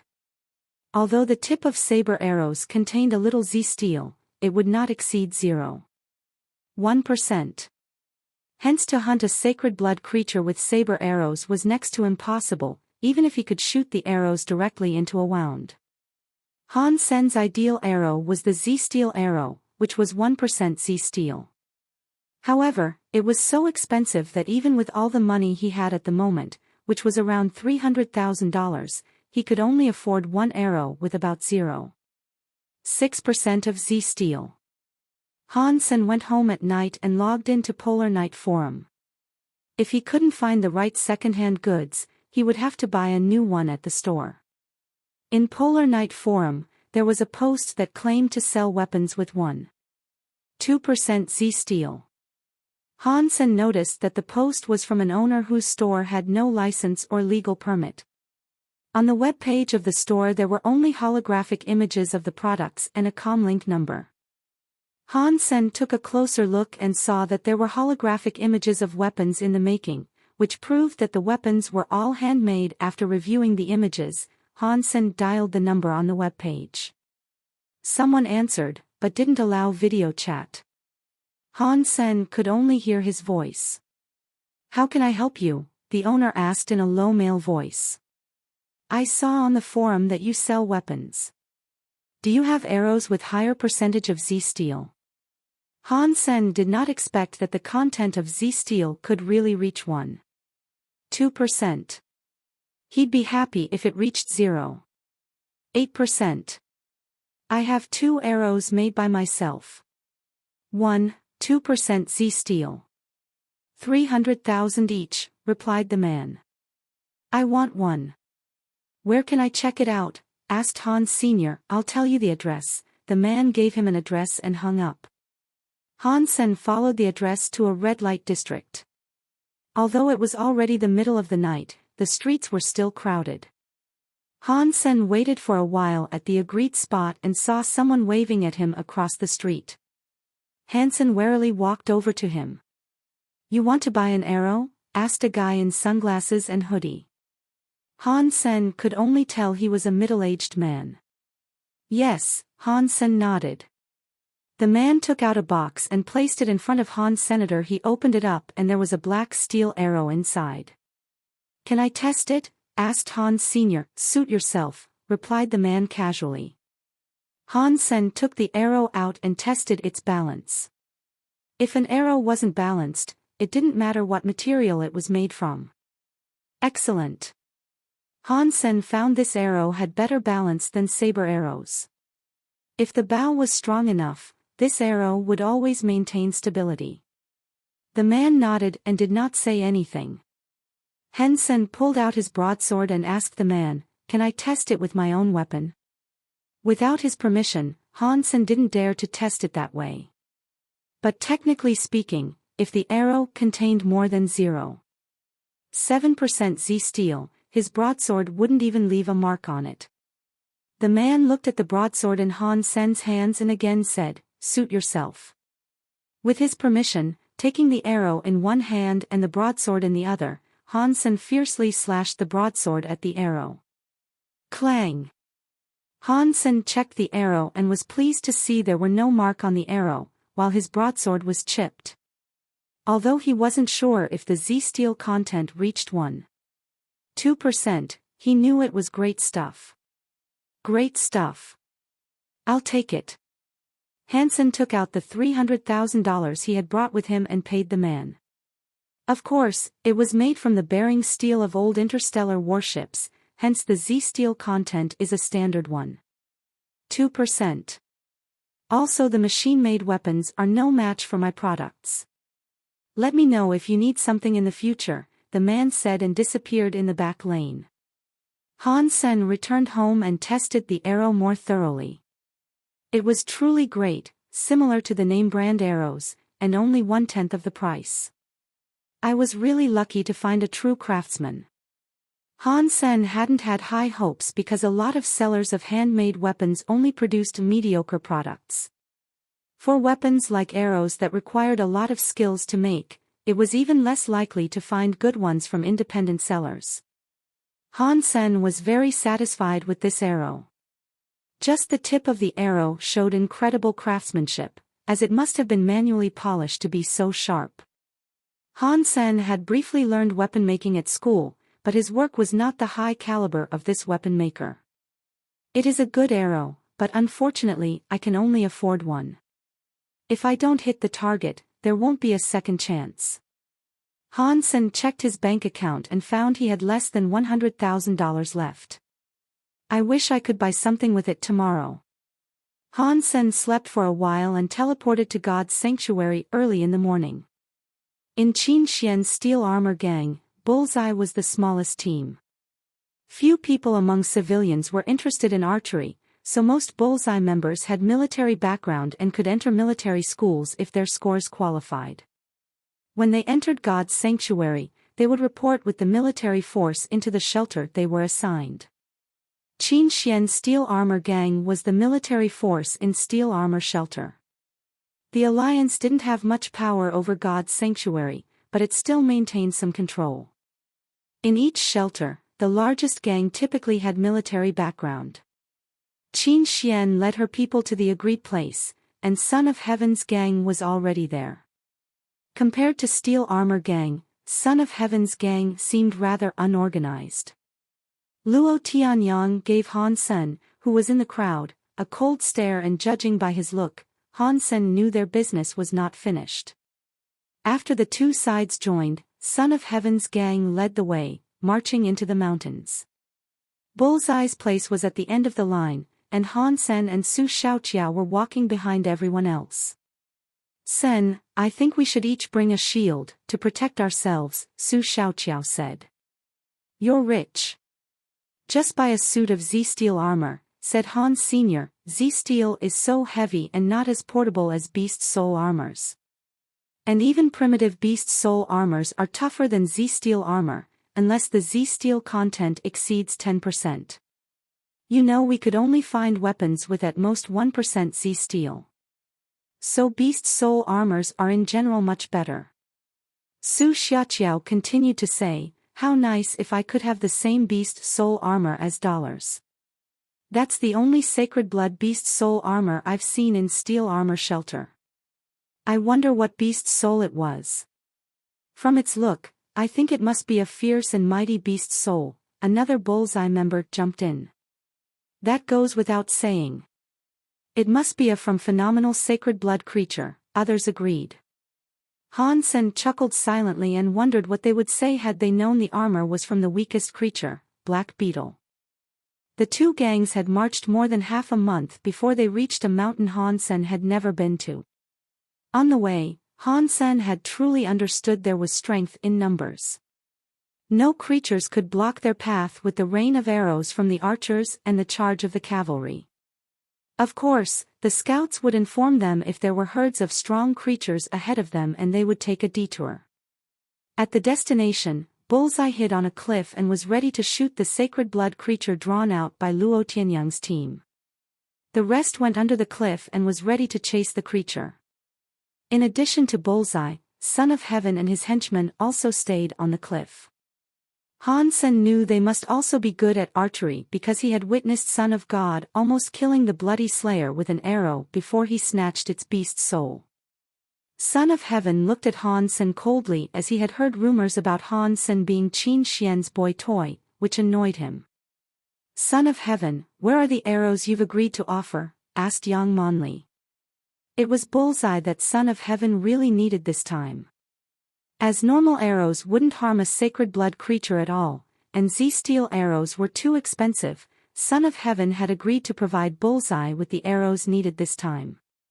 Son of Heaven smiled and waved his hand. His henchmen then carried a box down from the back of a mount.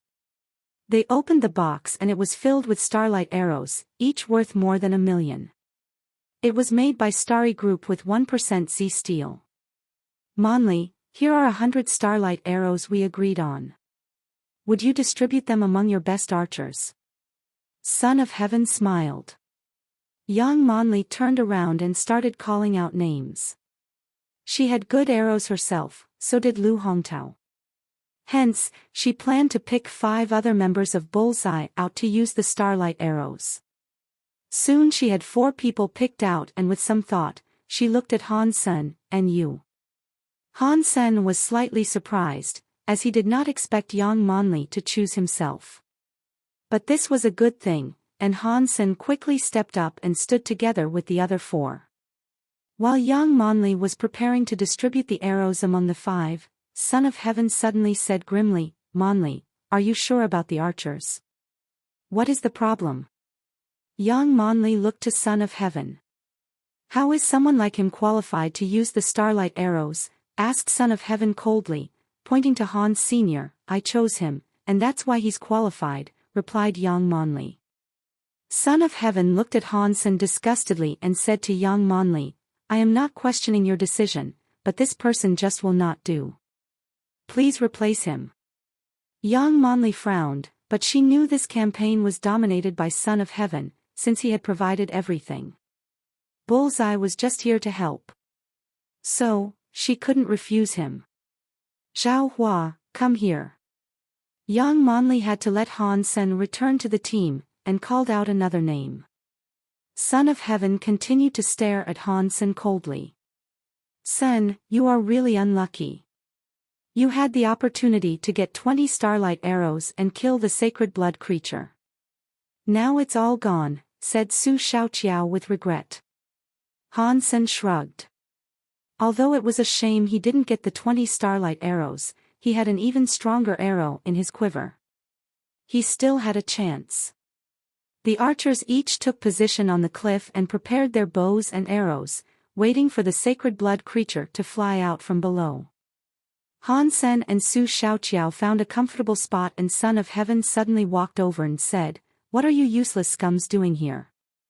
Go away." Then, Son of Heaven's henchman shoved Han Sen and Su Xiaoqiao aside.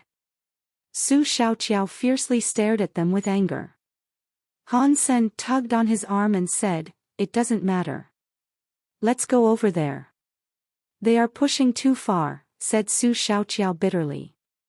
"Revenge is a dish best served cold. Just wait until you see Son of Heaven's face when we kill the sacred blood creature," smiled Han Sen while walking to the other side with Su Xiaoqiao. "It's not that easy. This cliff is wide and Son of Heaven's men are waiting on the other side. If the sacred blood creature went to their side, it would be too far from us. Even if it were only 300 feet from us, we couldn't even injure it without starlight arrows. Basically, we are just a decoy, a distraction." Su Xiaoqiao smiled wryly. "You have money. Why didn't you buy a few starlight arrows?" Han Sen looked at Xiaoqiao puzzled. He remembered Su Xiaoqiao to be very rich. 1 million should be nothing for him. "What do I need those for? It's outrageously expensive and you may not even be able to recover it. 1 million each, and you probably need to shoot 7 or 8 before you could hit something. No guarantee of killing anything either. I'd rather spend the money purchasing mutant creature meat." Then Su Xiaoqiao lowered his voice and said, "Now Z-Steel is extremely overvalued. As the young master of Starry Group, Son of Heaven owns mines and factories of Z-Steel. So, he doesn't need to spend much on these arrows, as the cost of each arrow is at most 10,000. Such huge profits." Han Sen was surprised. Well, now Z-Steel mines have been monopolized by a few groups. Also, the manufacturing technologies are not ready for producing alpha alloy with more than 5% Z-Steel. For some reason, the alpha alloy will become as brittle as glass if Z-Steel content exceeds 5%.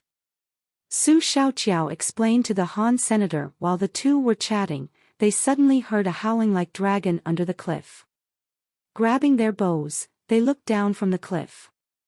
Such a gigantic lizard. Su Xiaoqiao saw the creature under the cliff and let out a cry.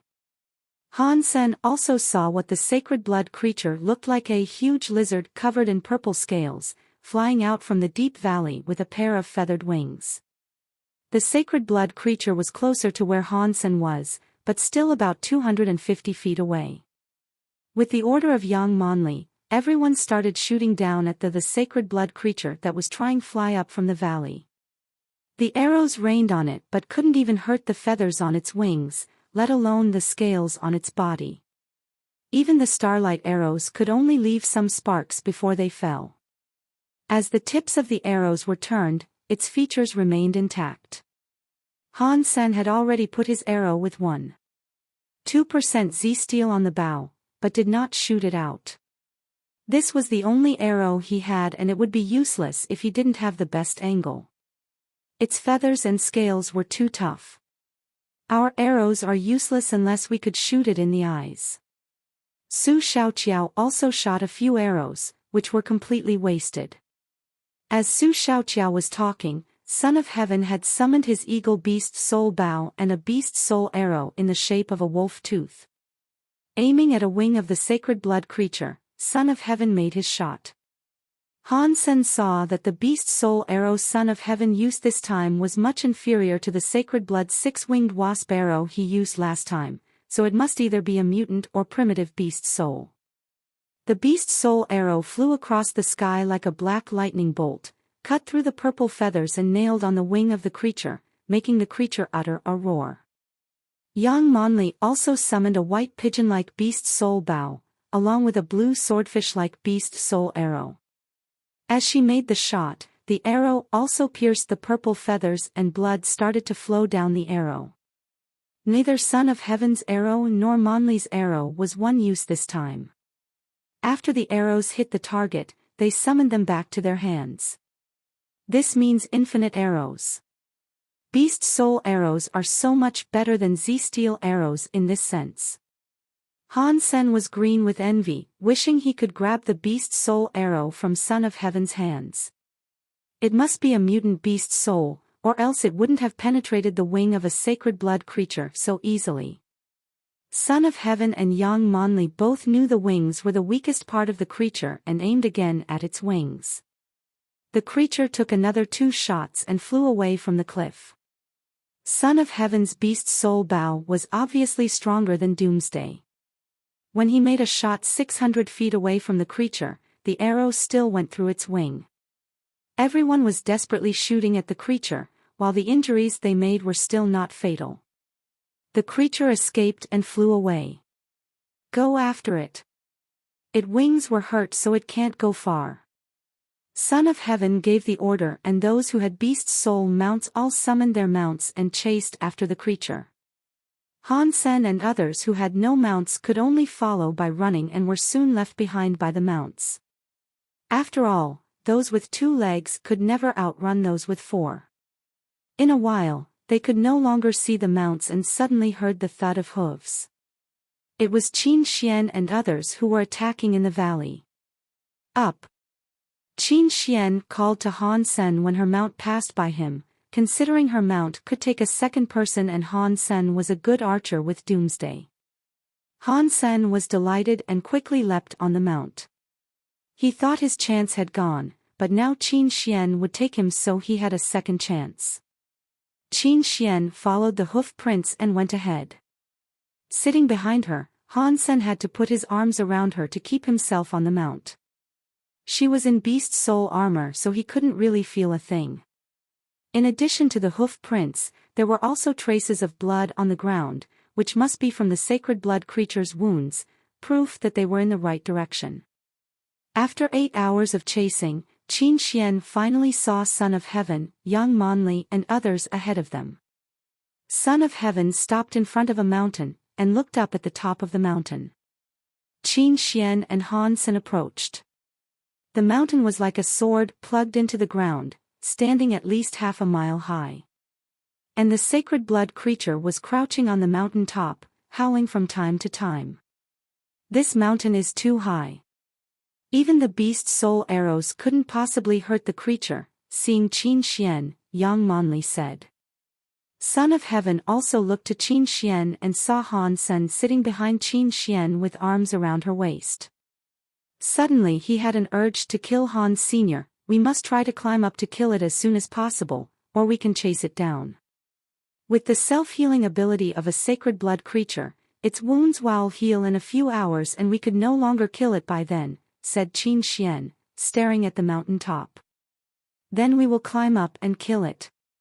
Son of Heaven put away his mount. This mountain is too steep. If we were attacked halfway, we would die, Yang Monli objected. We could send a few people up and we will watch here. If it attacked, we would shoot it dead, Son of Heaven said calmly. Who should go up? Qin Xian looked at Son of Heaven and frowned. Obviously, whoever going up will be in great danger and no one would not want to take the risk. Only Monli and I could threaten it with arrows. And we need you, Qin Xian, to stay and give orders.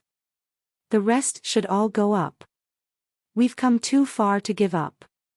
Whoever goes up can have a bigger share of its meat, so it is fair, right?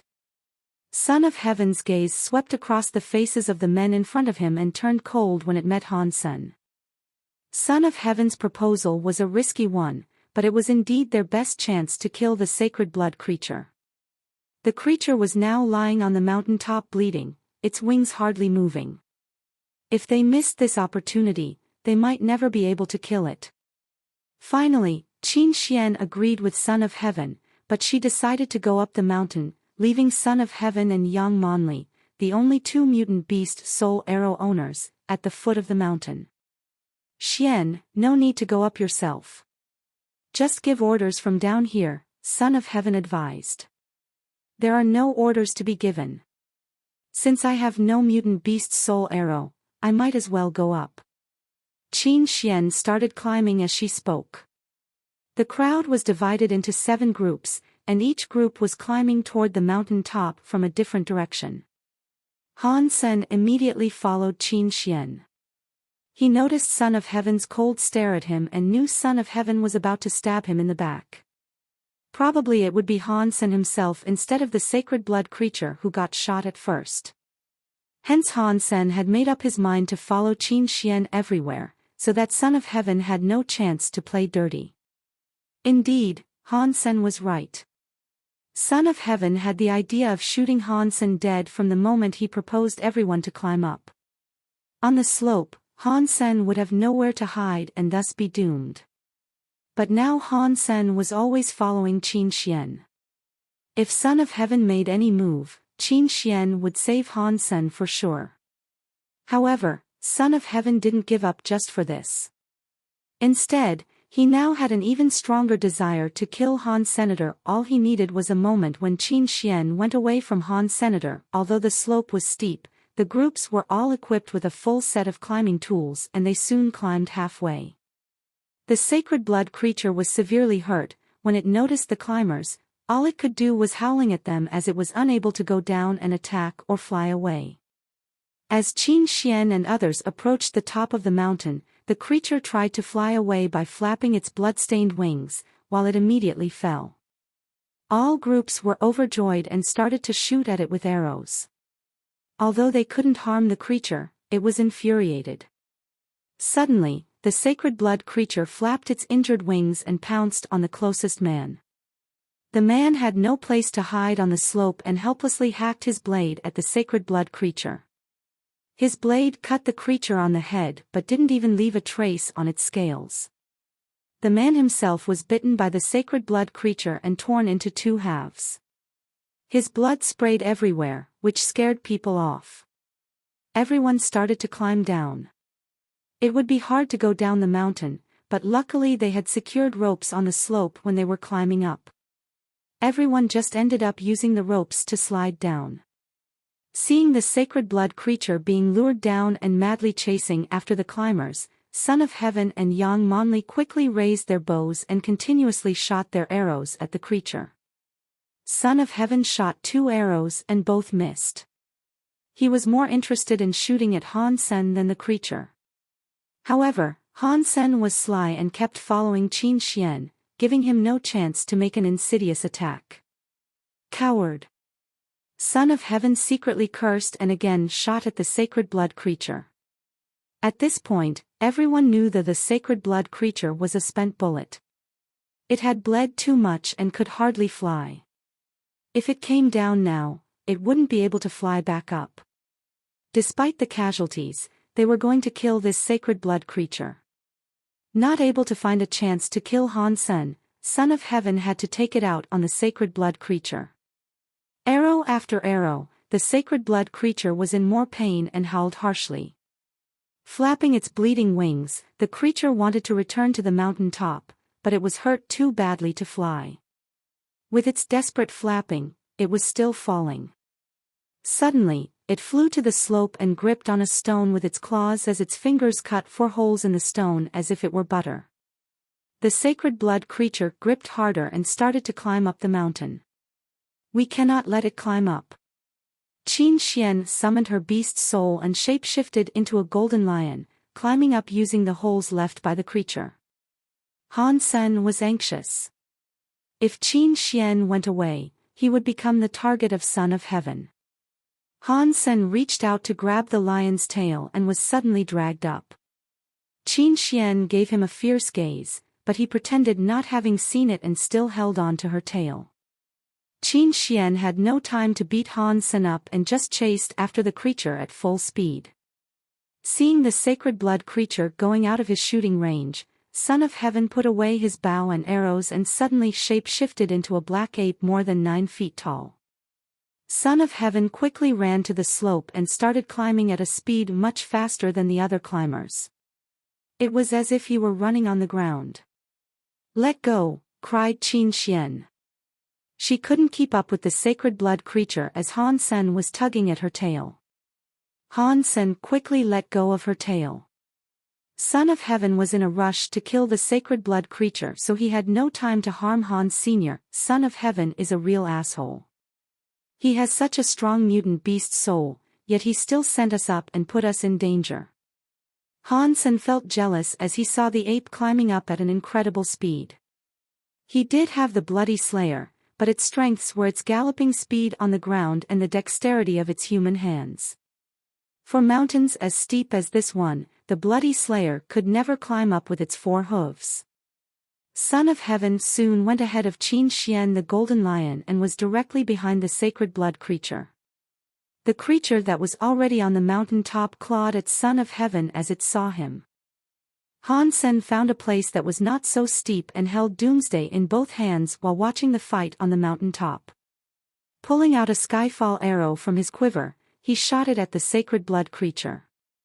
He barely hurt the sacred blood creature with his arrows, and 2 were shot at Son of Heaven, who was fighting the sacred blood creature.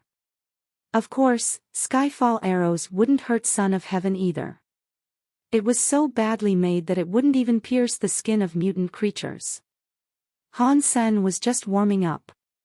After all, he only had 1 Z-steel arrow and wanted to make sure he would succeed with it. Damn it. Do not shoot if you don't know how to use your bow. Put away your useless arrows, growled Son of Heaven, who had been shot twice by Han. Senator Qin Xian rushed to the top and started to attack the sacred blood creature. Others also climbed back to the top and started shooting at the creature. Although the sacred blood creature was dying, it was still powerful. Howling on the mountain top, it forced everyone back. Neither Son of Heaven nor Qin Xian could approach it. Suddenly, Son of Heaven shape-shifted back into his own body. He had only shape-shifted for an hour, although he could have shape-shifted longer than that with his Geno points. As Han Sen was wondering what Son of Heaven was trying to do, he saw Son of Heaven summoning his red beast soul sword and slashing it at a bloody wing of the creature. Qin Xian also shape-shifted back into herself, summoned her malicious butterfly dagger, and stabbed it at the creature. Several others on the mountain top also used their own weapons to attack the sacred blood creature. The creature was injured heavily, and Son of Heaven made a foot-long wound on its wing. The creature was bathed in its own blood. Qin Xian took the chance to stab her dagger into the creature's wound, and its blood suddenly turned black as it was poisoned by the dagger. "Attack harder. It is almost dead," yelled someone. And then everyone stepped up their game. Han Sen saw clearly from where he was standing that the henchmen of Son of Heaven did have incredible skills. They moved around on the slope as though they were walking on flat ground. If they hadn't been there to distract the creature, Son of Heaven and Qin Xian would not have succeeded so easily. Seeing that the sacred blood creature was almost gone, Han Sen grabbed Doomsday and stared at the creature, looking for a chance to make the shot. If he made the last attack before the creature died, he would have an opportunity to gain its beast soul. Although the chance was very slim, an opportunity was still better than nothing. Son of Heaven took the risk and climbed up himself for the last attack as well. Whoever made the last hit could keep the beast soul for him or herself. That was a default rule in the shelter. The reason was that only those who made the last attack would know if they had gained the beast soul or not. And no one would know if they were lying. Crack! Son of Heaven's sword was slashed into the neck of the creature and made a cut so deep its bones were exposed. More blood started to gush out. The creature once again suffered a fatal hit and went mad. It gathered all its strength and swept its wings across the crowd, forcing everyone to back off. Trembling, it flew up again toward a different mountain. Everyone knew from how bad it was bleeding that it was going to die very soon. Son of Heaven quickly summoned his own mutant beast soul bow and arrow, shooting at the creature in the sky. The arrow penetrated its wing. The sacred blood creature couldn't take it anymore and started to fall with its wings helplessly flapping. It was falling too fast and it was too late for others to shoot at it. Son of Heaven was overjoyed, as even if the sacred blood creature fell and died, he was still the one who attacked last and had a chance at its beast soul. Suddenly, an alloy arrow was shot from the slope and disappeared in the creature's wounded neck. Son of Heaven suddenly raged. And everyone else was shocked. In the blink of an eye, the sacred blood creature had fallen at the foot of the mountain and died. Sacred blood creature purple-winged dragon killed. Sacred blood beast soul of purple-winged dragon gained. Eat the flesh of purple-winged dragon to gain 0 to 10 sacred blood geno points randomly. The voice sounded in Han Sen's mind. Han Sen almost shed tears for happiness. However, he managed to fake disappointment, helplessness and frustration. Everyone on the mountain top was looking at him, especially Son of Heaven. If he could kill with his sight, Han Sen must have died 1,000,000 deaths. Although there was the default rule, Han Sen made up his mind not to admit he had gained the beast soul. Or Son of Heaven would definitely kill him. People who saw his disappointed look did not entirely buy it, but did feel better somehow. After everyone had come down from the mountain, Son of Heaven seized Han Sen's collar and asked, "Have you got the beast soul?" No, Han Sen insisted that he had gained nothing. Son of Heaven was skeptical and tried to beat Han Sen up, but Qin Xian stopped him. Son of Heaven, my guy broke no rules. He said he didn't get it. And even if he did, you have no right to ask him to hand it over to you, said Qin Xian, her face grim. Han Sen was in her gang. If he was beat up by Son of Heaven, she would have no authority in the future. Son of Heaven stared at Han Sen for a long time before he walked toward the dead body of the purple-winged dragon, pulled out Han Sen's arrow, and snapped it into 2 halves. After wrapping up the dead body of the purple-winged dragon, everyone returned to Steel Armor Sanctuary and Qin Xian called Han Sen into her office. Did you get the beast soul? Qin Xian stared at Han Senior, Station Master. I really did not get the beast soul. Had I known this I would never have shot the arrow, said Han Sen wryly. Qin Xian didn't believe him. Stop acting. If you have gained the beast soul, I will not take advantage you either. If you want to sell it, I'm willing to pay. I can even pay you up front. Station Master, I'd be a fool if I don't want to earn the money. I really did not get the beast soul. If I could show you I would. Han Sen looked depressed. Qin Xian felt Han Sen's emotions were authentic. She frowned and said to him, forget about it then. Do not go anywhere alone and stay in Bullseye these days.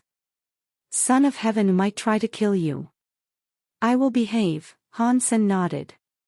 Back to Bullseye, Su Shaoqiao put his arm around Han Sen's neck and asked, Sen, I heard that you made the last attack.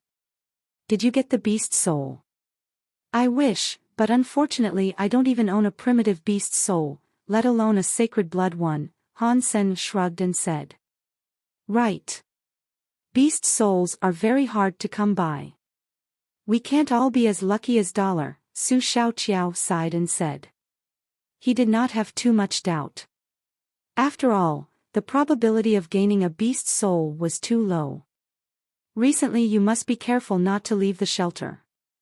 Although you did not get the beast soul, Son of Heaven wouldn't let you off the hook easily, said Su Shaoqiao.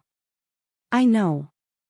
Han Sen patted Su Shaoqiao on the shoulder, thinking, he seems a nice guy.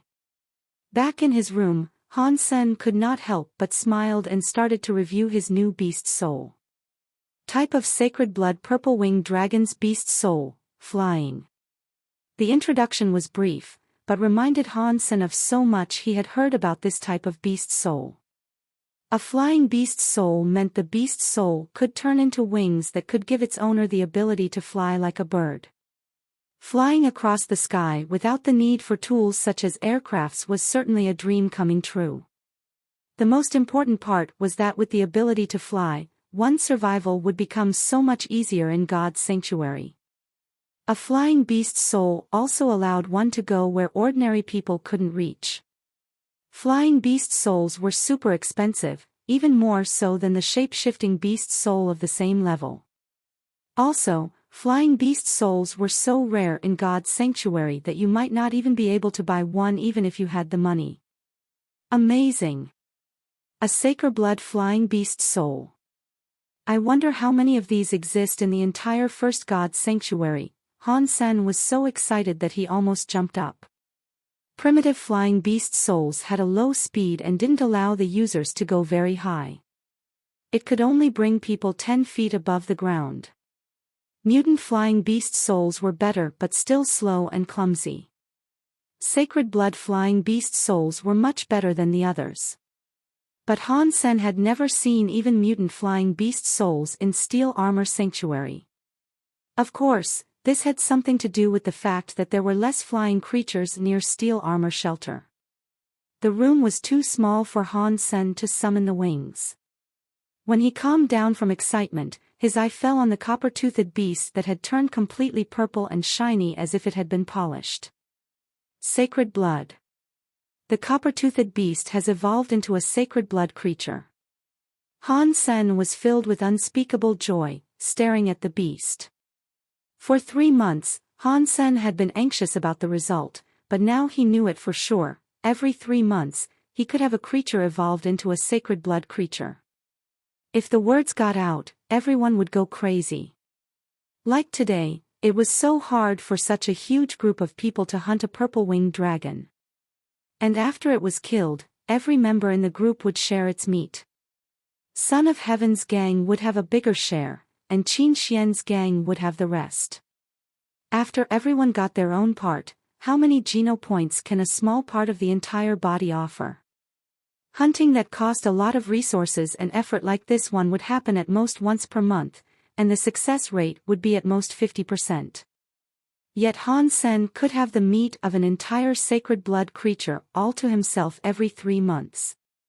Son of Heaven and Qin Xian were both several years older than Han Sen, but they still hadn't evolved to enter Second God's Sanctuary, which meant maxing out on sacred geno points took a lot of time and effort. Behind Son of Heaven was Starry Group, and behind Qin Xian was the military. Even they were not able to max out on sacred geno points within 10 years. It might take them 15 years or even longer if they had bad luck. Now with the black crystal, Han Sen only needed at most 5 years to evolve with max sacred geno points. Han Sen's first reaction was not to kill the copper-toothed beast and eat its meat, but to go to the square to buy a living primitive creature. He did not want to waste any time before he started to feed the next sacred blood creature. Also, he didn't dare to go out hunting, fearing Son of Heaven's revenge.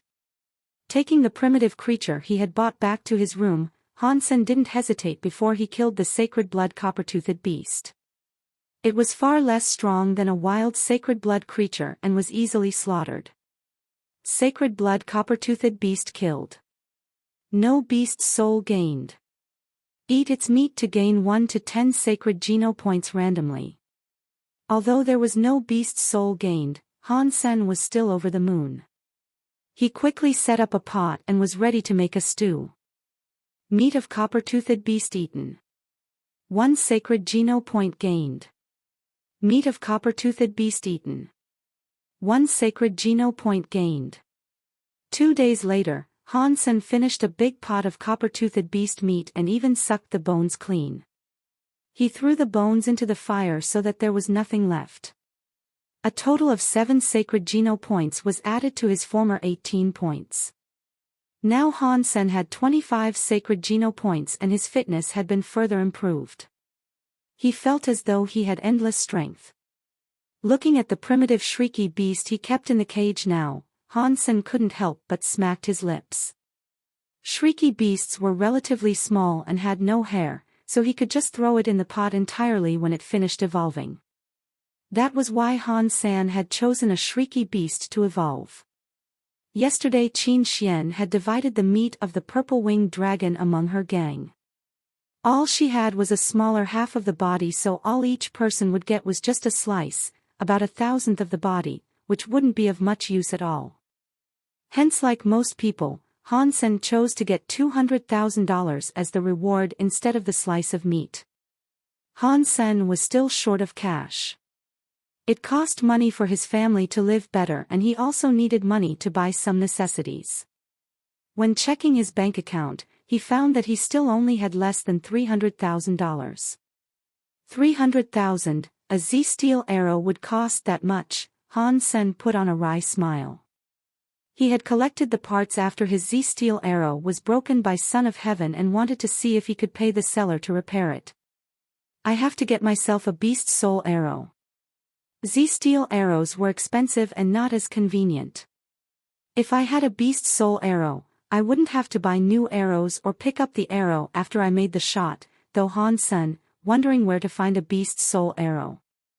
He wasn't interested in primitive beast soul arrows, which were barely better than his Z-steel arrow but much more expensive. What Han Sen wanted was a mutant beast soul arrow like the ones used by Son of Heaven and Yang Monli. After some thinking, Han Sen was ready to ask Yang Monli from which creature she had gained her mutant beast soul arrow. Maybe he could go hunting it and try his luck as well. Yang Monli seems to dislike me. I'm afraid she will not tell me. Forget it, I haven't been back home for days. I'll go back and search on the Skynet for information about where the arrow beast soul are generally found near here. Han Sen teleported out of God's sanctuary.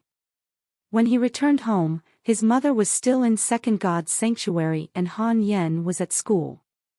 After taking a bath, he started searching the Skynet. There were many former members of Steel Armor Sanctuary that had written about their experience. Although most was useless to Han Sen, he did manage to find one useful article. When Han Sen was going to read carefully, he suddenly heard the doorbell. Looking through the monitor, he found standing at the door were Xuexi and her brother Fang Jingqi. Why is he here? Han Sen knew Fang Jingqi didn't like him and they also had some conflicts before, so he did not expect to see Fang Jingqi here. Opening the door, Han Sen said with a smile, You have not come to my house for many years. Xuexi looked a bit uneasy and whispered, if this isn't a good time, we will just leave. Although she tried to pull Fang Jingqi away, Fang Jingqi stood still and smiled at Han Sen. It's always a good time for friends, isn't it? Indeed. Han Sen already understood that Fang Jingqi was looking for trouble. Letting Fang Jingqi and Xuexi in, Han Sen handed them 2 bottles of water. Sorry. There is only water. Doesn't matter. Fang Jingqi did not touch the water and asked, Sen, which shelter are you in? Steel Armor Shelter, replied Han Sr. Sen, you are also in Steel Armor Shelter. How come Han Haoen never mentioned it? Xuexi was slightly startled. Han Sen said indifferently, maybe we have never run into each other. Xuexi clearly didn't buy it, but she didn't continue to ask. Fang Jingqi said, it so happens that a classmate of mine is also there. His name is Fist Guy. Have you heard of him? One of the 3 major leaders. It'd be hard not to hear about him, said Han Sr. Awesome. Fang Jingqi smiled at Han Sen. Last time you treated me with a ritual, so today I have a gift for you. Not sure if you are interested. I don't like gifts. Your visit has already made me a happy man. Looking at Xuexi's upset face, Han Sen shook his head and said. He didn't want to cause any trouble and put her in a difficult place. A mutant beast soul. Are you still not interested? Asked Fang Jingqi slowly. A mutant beast soul. Han Sen looked at him, slightly surprised. He immediately understood why Fang Jingqi had mentioned Fist Guy. Fang Jingqi looked at Han Sen with faint smile, let's go to the combat pit and have a fight. Regardless of the outcome, I will let Fist Guy give you a mutant beast soul. Sen, what do you think about this gift? If it was up to Han Sen, he would definitely accept it. However, he knew Xuexi wouldn't want him to fight her brother, so he just said, I can't accept the mutant beast soul. If you haven't eaten, I'll cook us dinner. Fang Jingqi thought Han Sen did not believe him, so he picked up the comm link and dialed a number. Suddenly the holographic image of a hunk popped up.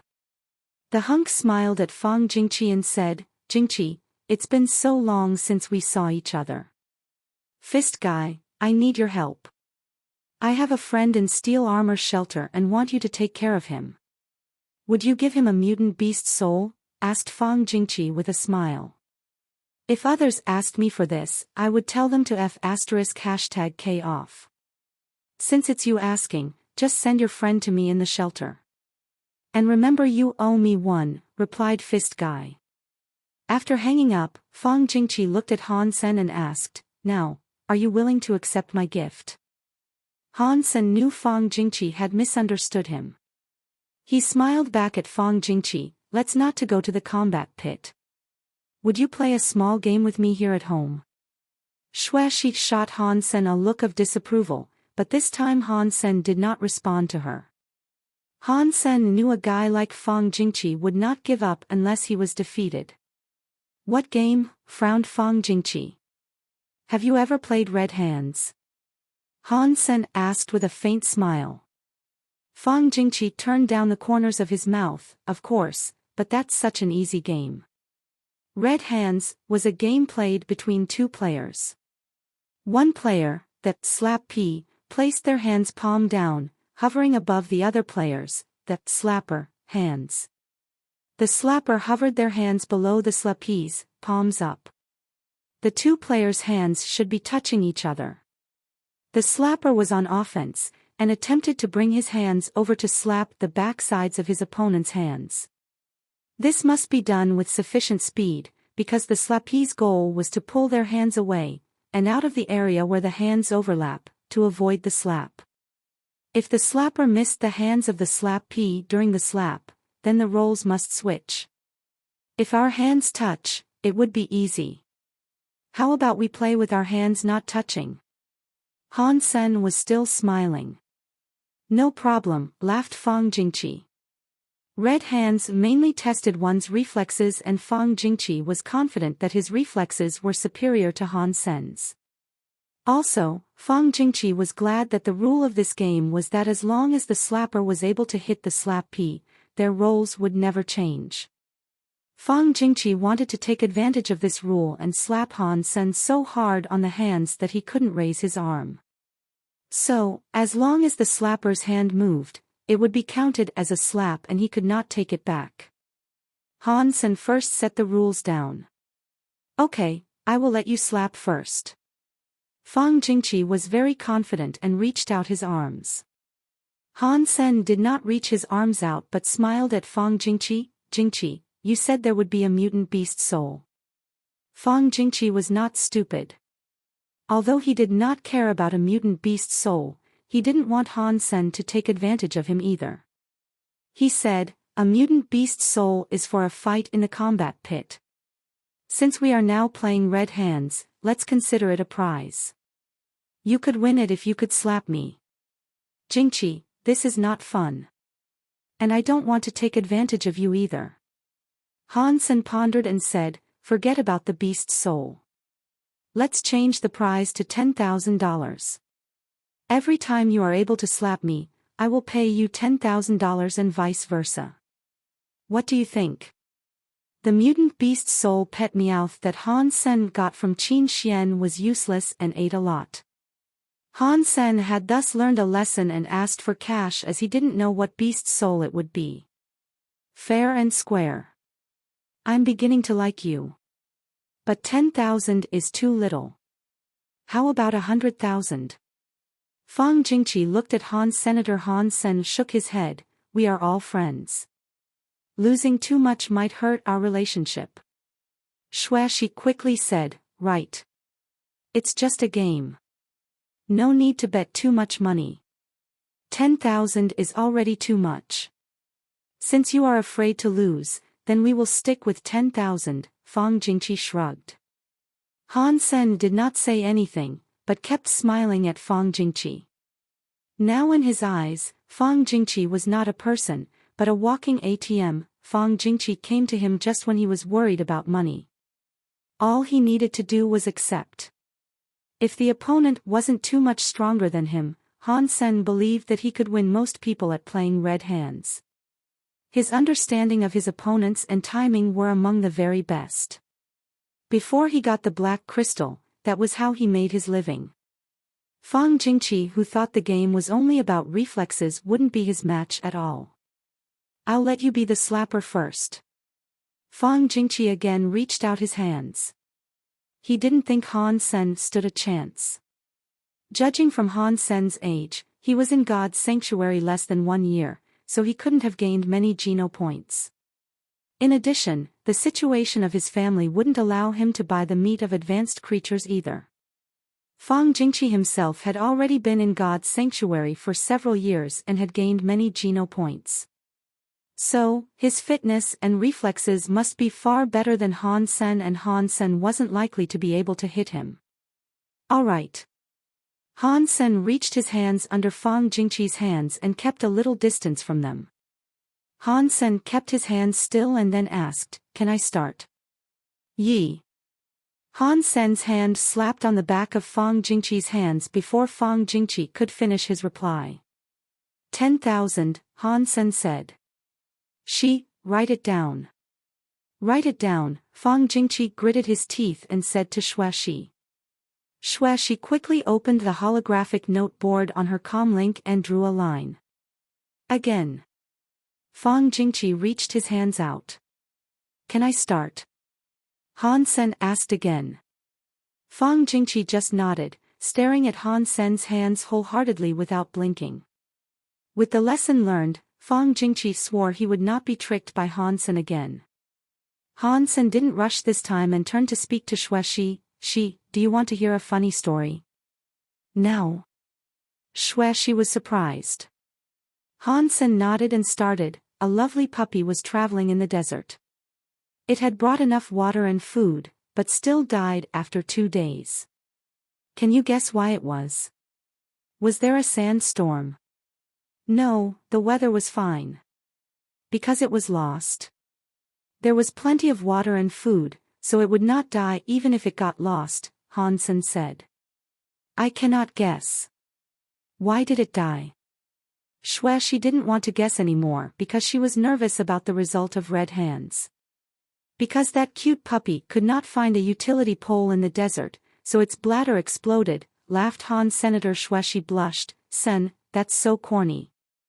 Vulgar." Fang Jingqi said with his face grim, and suddenly felt a pain on the back of his hands.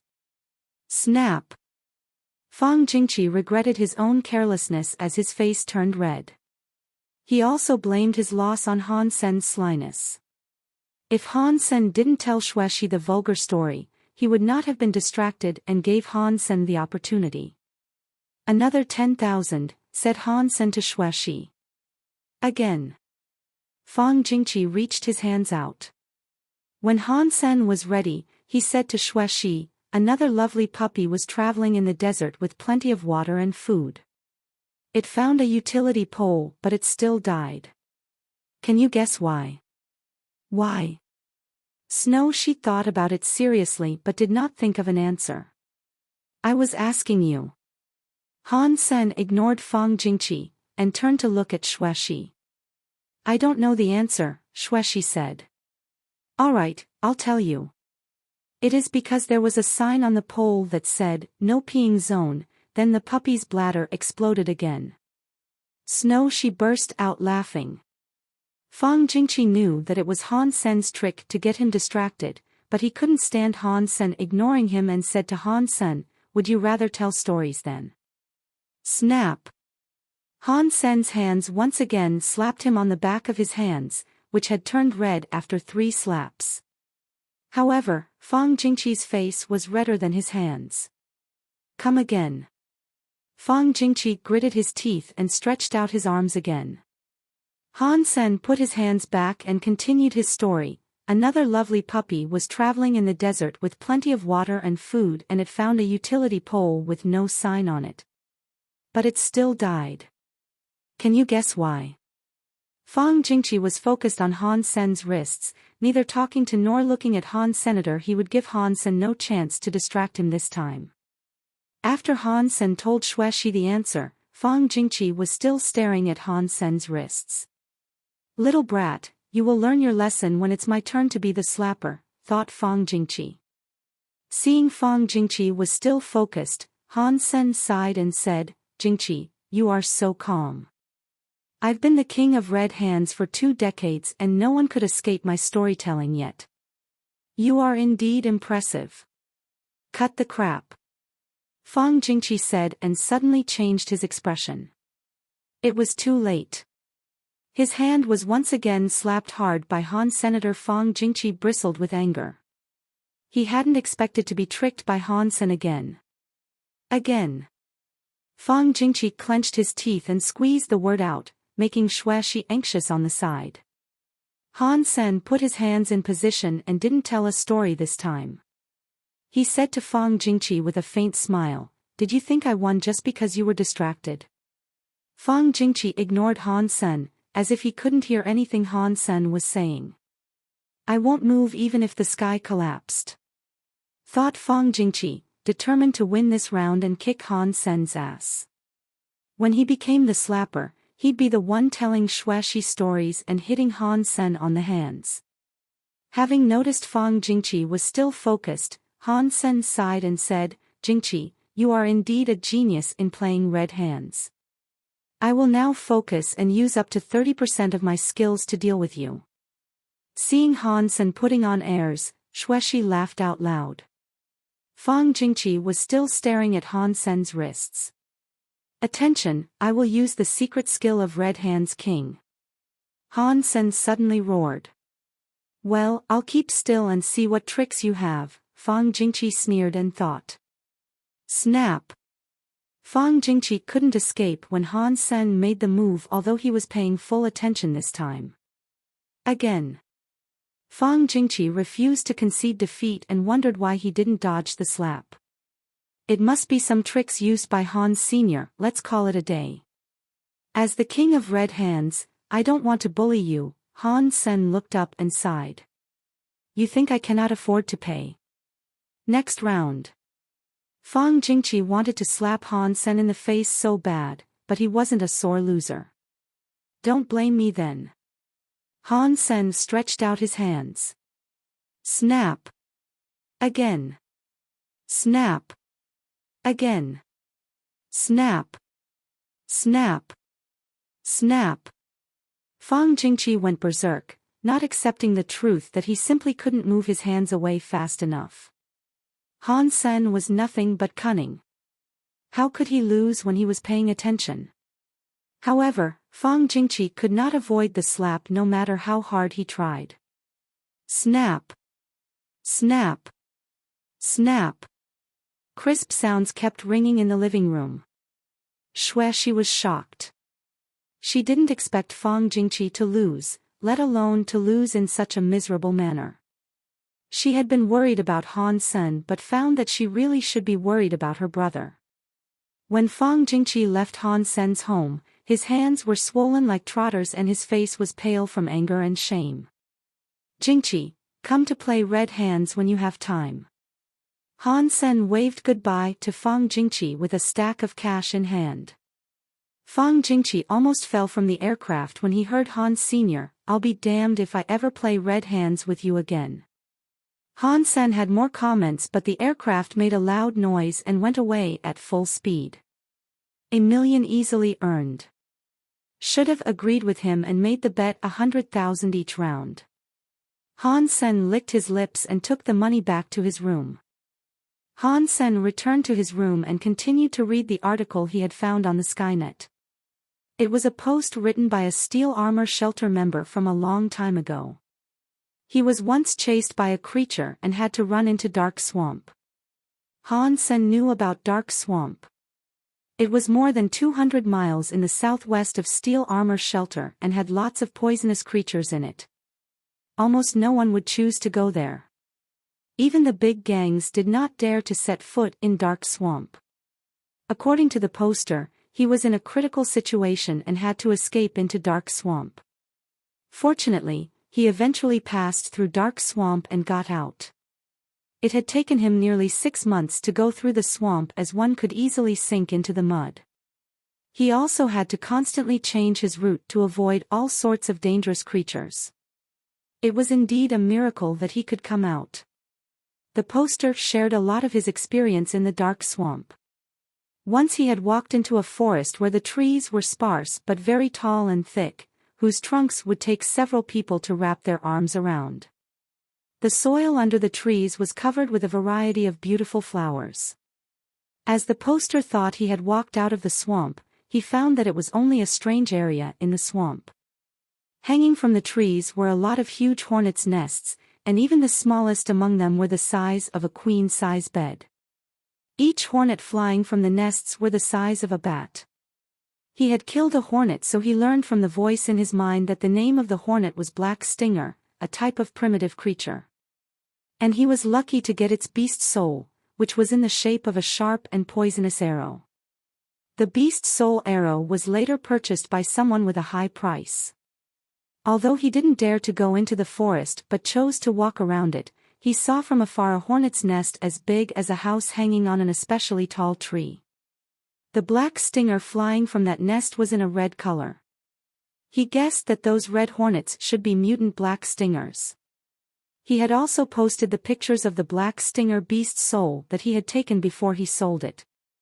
Indeed, it was a black arrow with an arrow head the size of a mouse, glowing with a dark luster.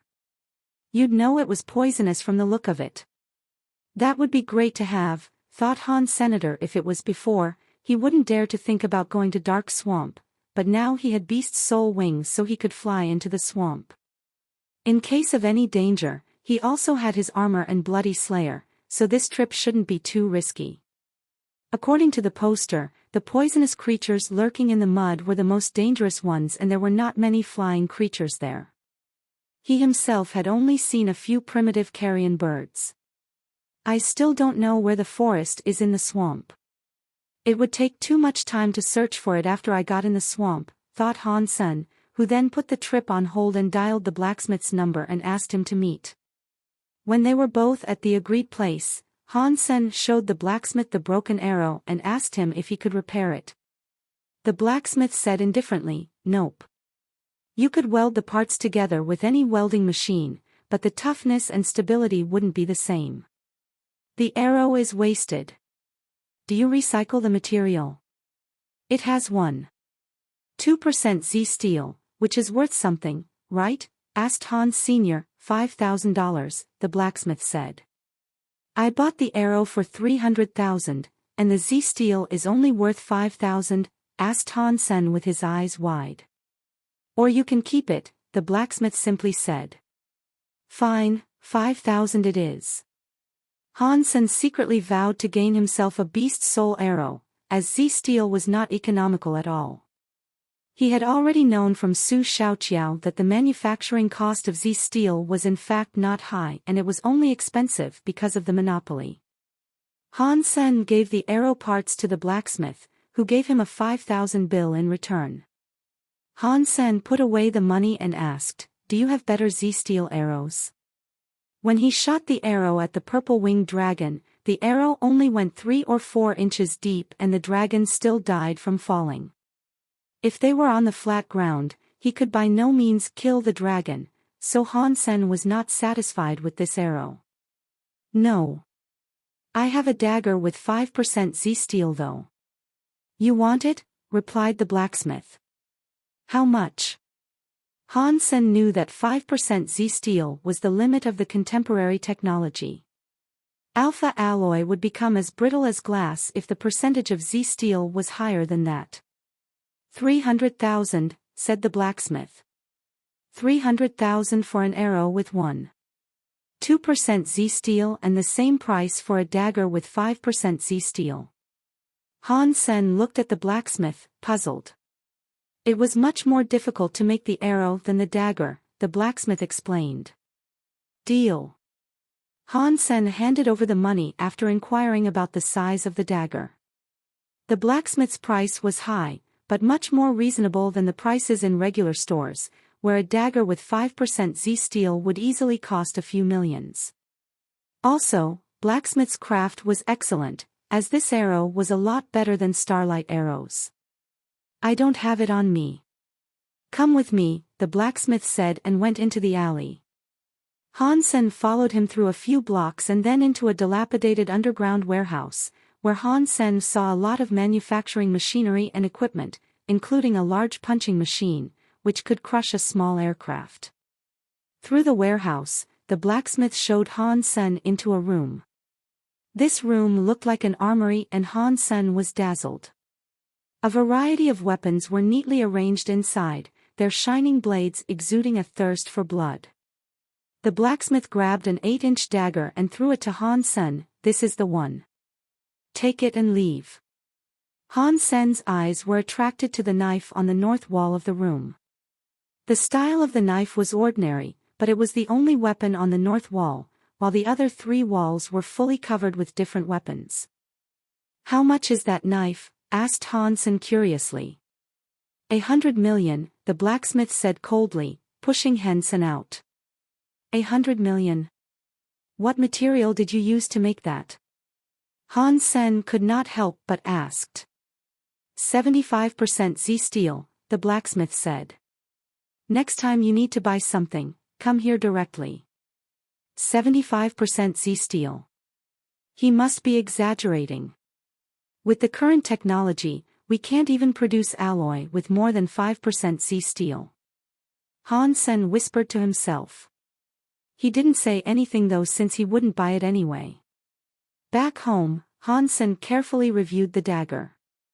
Pulling it out from the wooden sheath, Han Sen suddenly felt a cold breeze.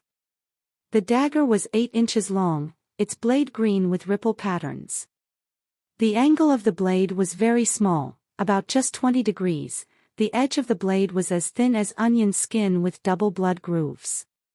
The handle was made of high-tech materials with ergonomic design, so it had a comfortable grip. Han Sen drew the alpha alloy broadsword out and slashed the dagger at the broadsword to test the hardness and toughness of the dagger. Alloy with 5% Z steel should be much stronger than this broadsword, so it shouldn't chip. Crack! The broadsword was chopped into halves by the dagger and half of the blade fell to the ground. My God! Han Sen was taken aback. He then remembered that the blacksmith had said, this dagger was made from the cutting blade of a manufacturing machine, so it was meant to cut alloy. Checking the blade of the dagger, Han Sen found absolutely no damage. *#T. My broadsword. Han Sen suddenly realized that he had destroyed a weapon that could be sold for $1 million in the store and let out a scream. He had thought that the dagger might leave a mark on the broadsword but didn't expect the dagger to be so sharp that it could cut off the broadsword. While banging his head with his hands in frustration, he heard the ringtone from his comlink and saw Zhang Danfeng's number on the screen. He answered the call. Sen, come to Twilight. I have a gift for you, said Zhang Danfeng excitedly. What gift? Asked Hans Sr. You'll know when you get here. See ya, replied Zhang Danfeng, keeping Han Sen in suspense.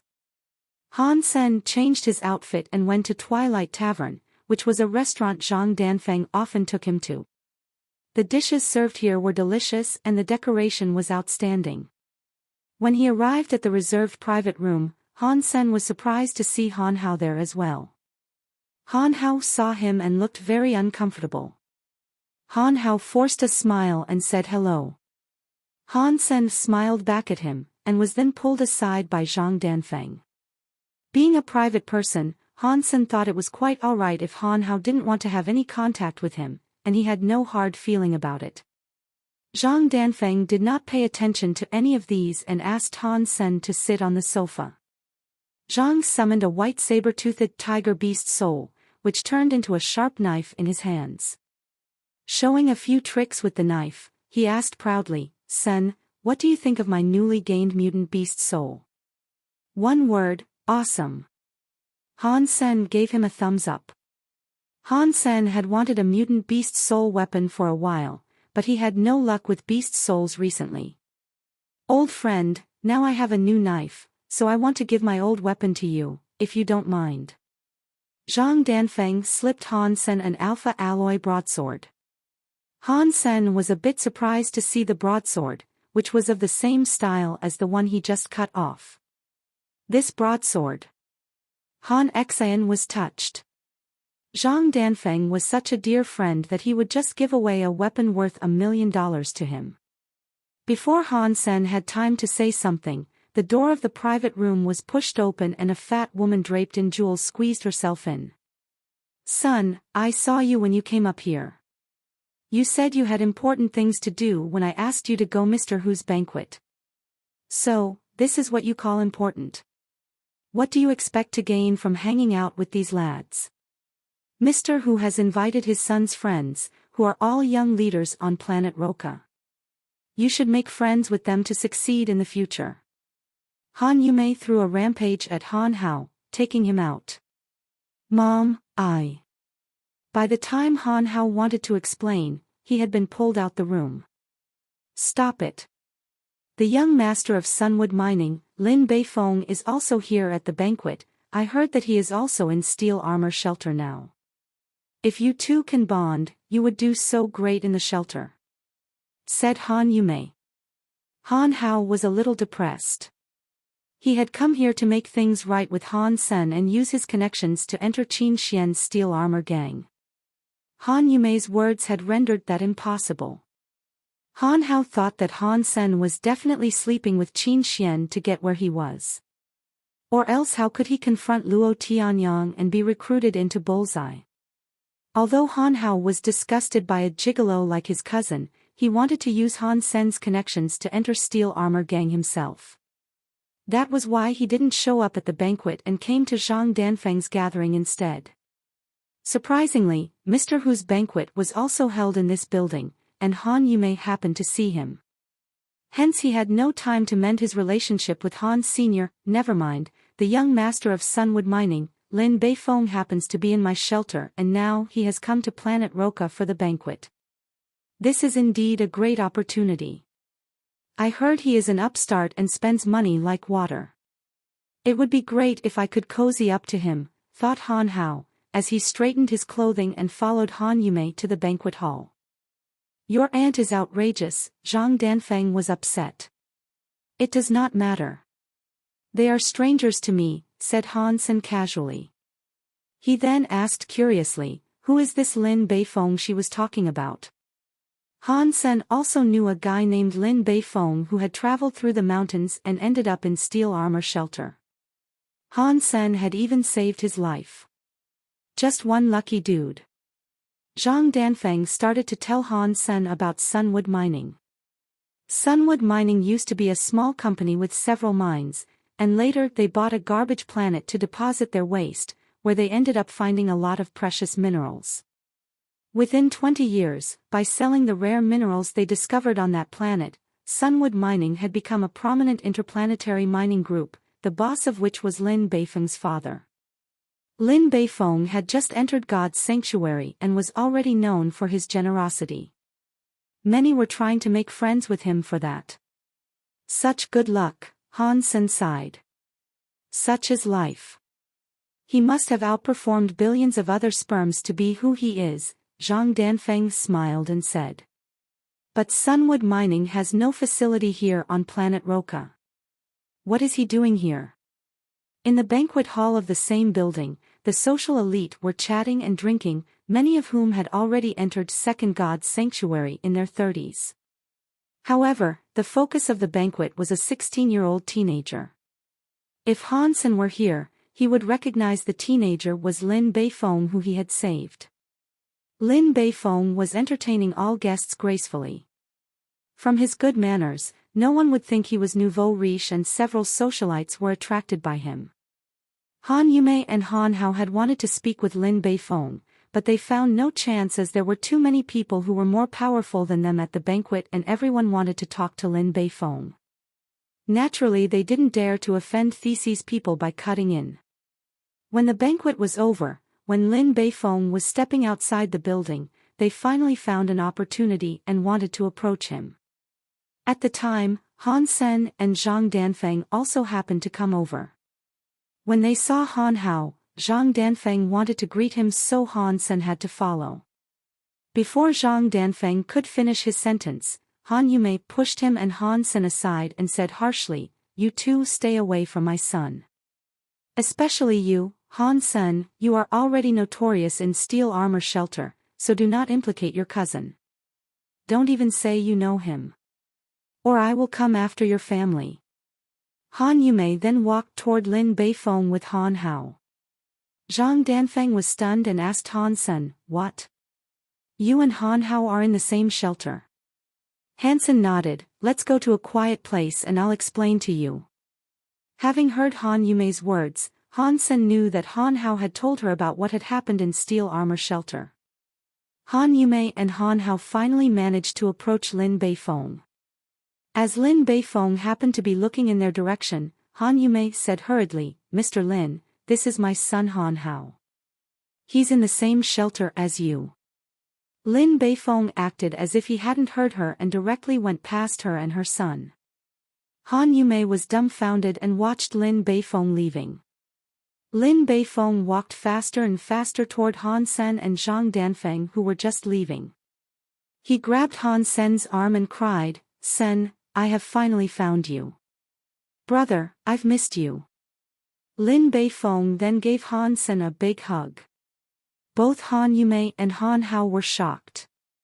They had no idea how Lin Beifeng would know Han Sen and call him brother. Han Sen pushed Lin Beifeng away and frowned, "Why are you here?" Lin Beifeng wasn't offended at all and quickly offered cigarettes to Han Sen and Zhang Danfeng. He said excitedly, "I came to look for you. I heard you live on planet Roca, so I came here. But I don't have your address and it took me days to ask about it. Now I've met you, you must look out for me in the future." Han Sen saw everyone was looking this way and said to Lin Beifeng, "Let's not talk here. We can catch up later." Han Sen and Zhang Danfeng went out, and Lin Beifeng quickly followed them. "Sen, my aircraft was parked outside. Let me give you a ride." Han Yumei and Han Hao watched Lin Beifeng cheerfully following Han Sen around and couldn't believe him to be the elegant young master they saw at the banquet. Han Hao, it was indeed Han Sen who was talking to Mr. Lin. Han Yumei still couldn't believe her eyes and asked Han Hao after they were out of the building. Han Hao clenched his teeth and said, "Yes, it's him." "Why on earth did Mr. Lin know him and respect him like that?" asked Han Yumei. "Well, there is nothing remarkable about him. He's just a gigolo, using a woman's connections, putting his cousin down." Han Hao was green with envy. "What? Didn't you say that he offended a powerful lady in steel armor shelter and was having a hard time?" asked Han Yumei. "If he weren't Qin Xian's boy toy, how would Mr. Lin know someone like him?" Han Hao then bitterly recounted Han Sen's experience, adding his imagination here and there. No wonder he could come up with $2 million. A gigolo. I've always known he was a scourge, a disgrace to our name. Our ancestors would be so mad had they known," said Han Yumei viciously. Filled with jealousy and hatred, the mother and son left the building. Seeing Lin Beifeng opening the door of the aircraft for Han Sen and Zhang Danfeng, their faces darkened further. Han Sen made some brief explanation to Zhang Danfeng after he parted with Lin Beifeng. Han Sen understated everything and didn't say much about Han Hao, as he knew Zhang Danfeng wouldn't let Han Hao off easily had he told Zhang Danfeng what had really happened. Zhang Danfeng thought they were always good brothers and friends because they grew up together and certainly would not accept what Han Hao had done. Walking on the way to the Maglev train station, Han Sen was wondering what he should take with him to Dark Swamp. There were almost no human activities there, so he would definitely return with lots of prey. Even if it weren't for the beast soul arrow, Han Sen would still want to go there. He now had sacred blood beast soul wings and the swamp that might be dangerous to others was easy for him. Han Sen suddenly heard a glitch sound and all the lights started flashing. Surprised, he looked up and saw a meteor-like fireball quickly falling from the sky toward his direction. "Warning! Warning! Unidentified flying object detected. Bang! After the alarm of the planet's defense system sounded for a few times, the fireball hit a tall building followed by an explosion. It turned dark as the electricity was out. Even the earth seemed to have shaken a bit. Han Sen looked up to the collapsed building and saw a strange spherical aircraft crashed into the building with half of its body sticking out, surrounded by burning flames and thick smoke. People were screaming, crying, and running around. This area was a school district and the building hit was a school's main building. Those running from the building were mostly students about 10 years old. Because it was a public school in the integrated compulsory education system, it was not equipped with a good security system. After the explosion, there was no immediate response. The electricity had been cut off for some reason and the automatic fire protection system was also paralyzed. In the dark, people could only see the fire at the impact site. Han Sen saw the appearance of the aircraft and suddenly clenched his fists. He had seen aircrafts like this one before. A spherical aircraft was beyond current human technologies and could only be produced by the only enemy of mankind in the interstellar era, Shuras. Shura was the name given to them by mankind, and their true name could only be described in their own language. Shuras looked like men except that their males had one horn on their head and their females had two. Both Shura males and females wore masks from childhood. Their masks and horns symbolized their identity. Human beings had fought them for centuries in the space. In the beginning, because both Shura's physique and technology were superior, men kept losing in the battles against them. About 200 years ago, mankind discovered God's sanctuary and started to gain geno points in this other world, so humans' physique had been greatly improved. Gradually, humans were able to hold the line and face off Shuras. Planet Roka was a commercial planet and was nowhere near the war zone. Han Sen felt incredible to see a Shura aircraft here. He grew up on planet Roka and had only seen Shuras and Shura aircrafts on the news and Skynet. When Han Sen was staring at the aircraft, he saw a 7-year-old girl who was hung on the collapsed building with her clothes caught on a steel bar sticking out from the building. She tried to climb back into the building by grabbing the steel bar, but she was not strong enough. Struggling, her clothes caught on the steel bar were about to tear. Face covered in tears and hands covered with dust and blood, she was almost desperate. Even if she could get inside the building, there was fire anywhere and there was no way she could survive. The little girl gradually lost her strength and her clothes was slowly tearing. From such a height, even an adult who had max mutant geno points would fall to death, not to mention a kid. Bam! Next to the little girl, the door of the Shura aircraft suddenly opened and out came a Shura with a single golden horn on his head and a white mask that covered all his face but his eyes. The Shura was in a broken suit of alloy armor and bleeding dark green blood all over. The blood of Shura was different from that of human and was as green as bile, which was another way to tell if someone was Shura. Han Sen was shocked by the look of this Shura. The decors and materials of the Shura masks had a lot of meanings behind them, but Han Sen didn't really know much about that. However, just by the look of his golden horn, Han Sen knew this Shura was not ordinary. Shura's horns were their most prominent symbol of identity. Their horns were in 4 colors: black, white, gold, and purple. The black-horned were civilians, the white-horned were elites, the golden-horned were aristocrats, and the purple-horned were royalties. From this random aircraft had walked out a Shura aristocrat, which surprised Han Senator. The Shura held in his hands a black katana. The Shuras all had great physiques. Any adult Shura could match a human evolver in a hand-to-hand fight. Stronger Shuras could even reach the level of surpassers. The Shura came out from the aircraft and saw little girl crying. With a cruel gleam in his eyes, he raised his katana and slashed it toward the little girl's head. Han Sen summoned the Black Beetle, Bloody Slayer and Purple-Winged Dragon all at once and turned himself into a giant winged centaur covered in golden armor, and even his wings were covered in golden armor. Boom! The huge wings brought him to the middle of the building almost instantaneously. Taking the girl with one hand, Han Sen grabbed the blade of the Shura's katana with his other hand. Blood suddenly flowed out along the blade. Fang Mingquan had been very depressed recently. As a reporter, he had been in charge of a program about God's sanctuary on Skynet. Although it was not super popular, the program was gaining momentum and he was considered a minor celebrity. Because of a decision made by the management, he was transferred to a remote planet, Roka. His job was so-called new market development, which actually meant that he was pushed out because he was in the way of others. As Fang Mingquan understood, now his program belonged to a recent graduate who was related to a board member. Knowing nothing, the kid had screwed the show up and many loyal audience were asking to transfer Fang Mingquan back, which didn't change anything. Fang Mingquan knew clearly that he could never go back. Planet Roka had very few resources and was far away from the economic center, so there was really no breaking news to be covered.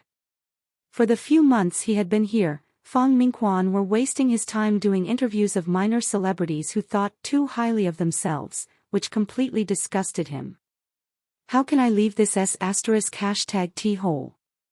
Fang Mingquan was wandering aimlessly in the street, holding a small metal jug and sipping liquor from it from time to time. Although he was upset, Fang Mingquan still kept looking around out of professional habits. Suddenly, darkness fell and there was a huge explosion and fires. As a good journalist, Fang Mingquan turned on his recording device. A Shura aircraft. Fang Mingquan saw the aircraft and his heart started pounding. He hurried off to the nearest high-rise as he kept shooting with the recording device. Soon, Fang Mingquan noticed the little girl as well. When he saw the golden-horned Shura coming out the aircraft, he was thrilled and worried at the same time. He was thrilled because this was a great opportunity for him. A Shura aircraft falling on planet Roka was such a rare incident. Plus the Shura in it was an aristocrat. This was the golden ticket for him to become a more famous reporter. But at the same time, Fang Mingquan was also worried about the fate of the little girl. As a professional journalist, regardless of his urge to yell, "Help!" Fang Mingquan stayed quiet and just recorded and uploaded everything faithfully. However, when seeing the Shura slashing his katana at her, Fang Mingquan saw her frightened little face and could not help but cried, "Someone save her." But no one could respond to that. The rescue team had not arrived, and even if someone had an aircraft it would be hard to park it on such height. Boom! A pair of golden wings cut into the frame and a majestic figure took the little girl into his arm, his other hand catching the blade of the Shura. Blood dropped down from the katana, and Fang Mingquan felt as if his heart had stopped. Someone rescued the child. Fang Mingquan burst out a cry. Han Sen was shocked when he caught the blade of the katana. His sacred blood armor couldn't even block the sharp katana and his palm was still cut. Although the cut wasn't deep, he realized this Shura was a tough opponent. Hansen flew back several yards flapping his wings, holding the little girl in one arm. He suddenly felt a chill from behind and quickly turned around. The Shura was raising his katana and was about cut it at Han. Senator Hansen gritted his teeth and span around in the air, barely escaping the Shura's attack. The Shura jumped up and stepped on the wall, throwing himself at Hans Sr. Does he has some genes from a flea? Hansen thought and flew to a building nearby, broke a window and put the little girl inside. Hansen took a look inside the room and found it to be a classroom with dozens of children inside, shivering in the corner. Damn! Before Hansen could figure out a solution, the Shura was already in his face with the katana in hand, hatching it down at Han. Senator Hansen could dodge this attack, but when he was ready to move, he suddenly froze. Behind him was the classroom full of children. If he dodged, the Shura would enter the classroom. The Shura was on a human planet and there was no way he could survive here with so many enemies around him. He would choose to kill as many as he could before he were to die. By no means would Han Sen let him enter the classroom. Facing the katana, Han Sen only leaned to his side to protect his vital organs, while throwing a punch toward the Shura's face. The Shura was slightly surprised, as he did not expect Han Sen to stay where he was. Although the Shura didn't put all his strength into this attack, his katana still cut through the sacred blood armor into Han Sen's shoulder, making a squeaking sound when its blade met the bone. At the same time, Han Sen's fist also hit the Shura in the face, forcing him to bend his body backwards. The material of the Shura's mask was made of extreme tough material and did not crack at Han Sen's punch. The Shura caught the alloy framework in the wall with his toes and swung back to reach for the katana stuck in Han Sen's shoulder. Not wanting to give his katana back, Han Sen blocked his palm with one hand and punched at the Shura's throat with the other hand. The Shura returned a punch at Han Sen's chest. And soon it became a fist fight. In a short while, Han Sen started spitting up blood. Why didn't he dodge? Since he could fly, he could have dodged the attacks, wondered Fang Mingquan. Sharing his thought were the audience watching Fang Mingquan's webcasting. Fang Mingquan's new program didn't have much popularity yet, but there were still some old fans who had followed him here. Seeing the webcasting was on, many of them had chosen to watch. When they saw the Shura was to kill the little girl, they were all praying that someone could save her. And when Han Sen showed up, they were all thrilled. However, what they didn't understand was why Han Sen didn't choose to dodge the katana and thus lost his advantage. He could have dodged as he could fly. Fang Mingquan suddenly realized something and focused the lens behind Han Senator. Everyone suddenly saw that the room was a classroom with dozens of shivering children in it. Fang Mingquan and the audience had thus realized why Han Sen didn't dodge. If he had dodged, the Shura would have entered the classroom and caused unimaginable damage. Although the Shura was stopped outside the classroom, Han Sen had been severely injured in the shoulder and were still bleeding, which rendered him the losing side. But this was an adult Shura with a golden horn. Even if he hadn't practiced any skills yet, his physique would be as strong as an evolver, if not stronger. It's $. The audience recognized him and left many comments under, reminding more people that it was $. Fang Mingquan had long recognized $. After all, he was working in journalism. The video of Han Sen passing the robot channel was such a hit that he had watched it as well. Because he had watched the video, he knew that Han Sen was still unevolved while his opponent could at least reach the level of an evolver, so this was not a fair fight. So were the audience aware of this? This is not good. $. Has not become an evolver yet. Could he stop the Golden Horned Shura? $. Hold on. Damn, why am I not there? I would love to help him kill the Shura. Bang! Han Sen took another hit in the face. Although there was his armor, his head was still ringing and his eyes even went blind for a second. Feeling a churning in the chest, he spilled up another mouthful of blood. Han Sen was very clear that he was far weaker than the Shura even after he had shape-shifted into the Blood Slayer. If the Shura hadn't already been hurt badly, Han Sen probably couldn't last this long at all. Fortunately, he had been practicing Jade Skin for a long time and had gained lots of Geno points, which allowed him to fight until now. Bang bang! Each time Han Sen punched at the Shura, he could only force the Shura to bend backward, while when the Shura punched at him, he would definitely bleed. But Han Sen knew that he could not step back. Seeing the malice in the Shura's eyes, Han Sen knew he had been eyeing the children in the classroom. Using his majestic body to block the window, Han Sen was hit in the head several times. He suddenly lost control of his body and leaned his shoulder toward the Shura, which allowed the Shura to pull out his katana from Han Sen's shoulder. Blood was splashing as the black blade was pulled out. Die! The Shura scowled as he hacked at Han Sen, both hands on the katana and eyes bloodshot. It was a gut-wrenching scene for Fang Mingquan and the audience to watch. The tender-hearted ones could not even bear to watch. Step back. You have tried. No one will blame you. Some even said, as they could not bear to see Han Sen killed by the Shura. But with a gleam in his eye, Han Sen moved forward instead of backward when the katana fell, and threw himself at the Shura. Although the katana had hit Han Sen on the head, as the distance was shortened and the Shura's body had bounced off in the middle of his hacking, the speed of the katana was not high, and it only broke Han Sen's helmet and left a shallow wound on Han Sen's scalp. Without a pause, Han Sen flapped his wings and moved behind the Shura.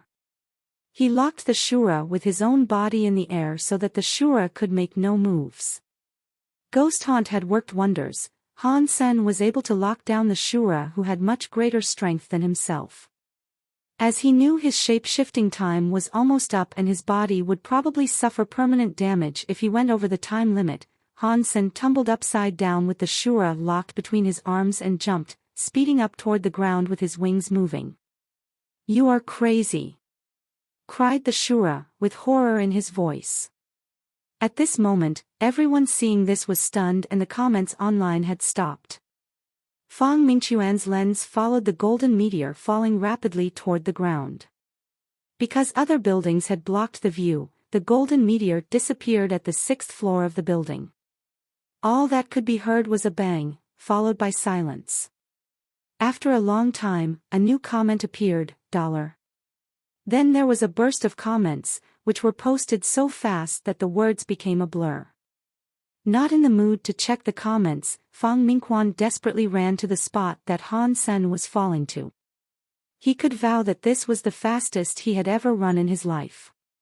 When Fang Mingquan got there, there was already a crowd. The Shura was on the floor with his limbs twisted and there were even spider cracking on the pavement made of high-tech materials. But he did not find the majestic golden figure here.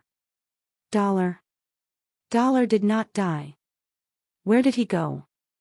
As the comments were posted under the webcasting, Fang Mingquan looked around and asked people nearby and no one had seen $. The spot was in an alley and no one was here before they fell. Fang Mingquan didn't find $. And stopped looking.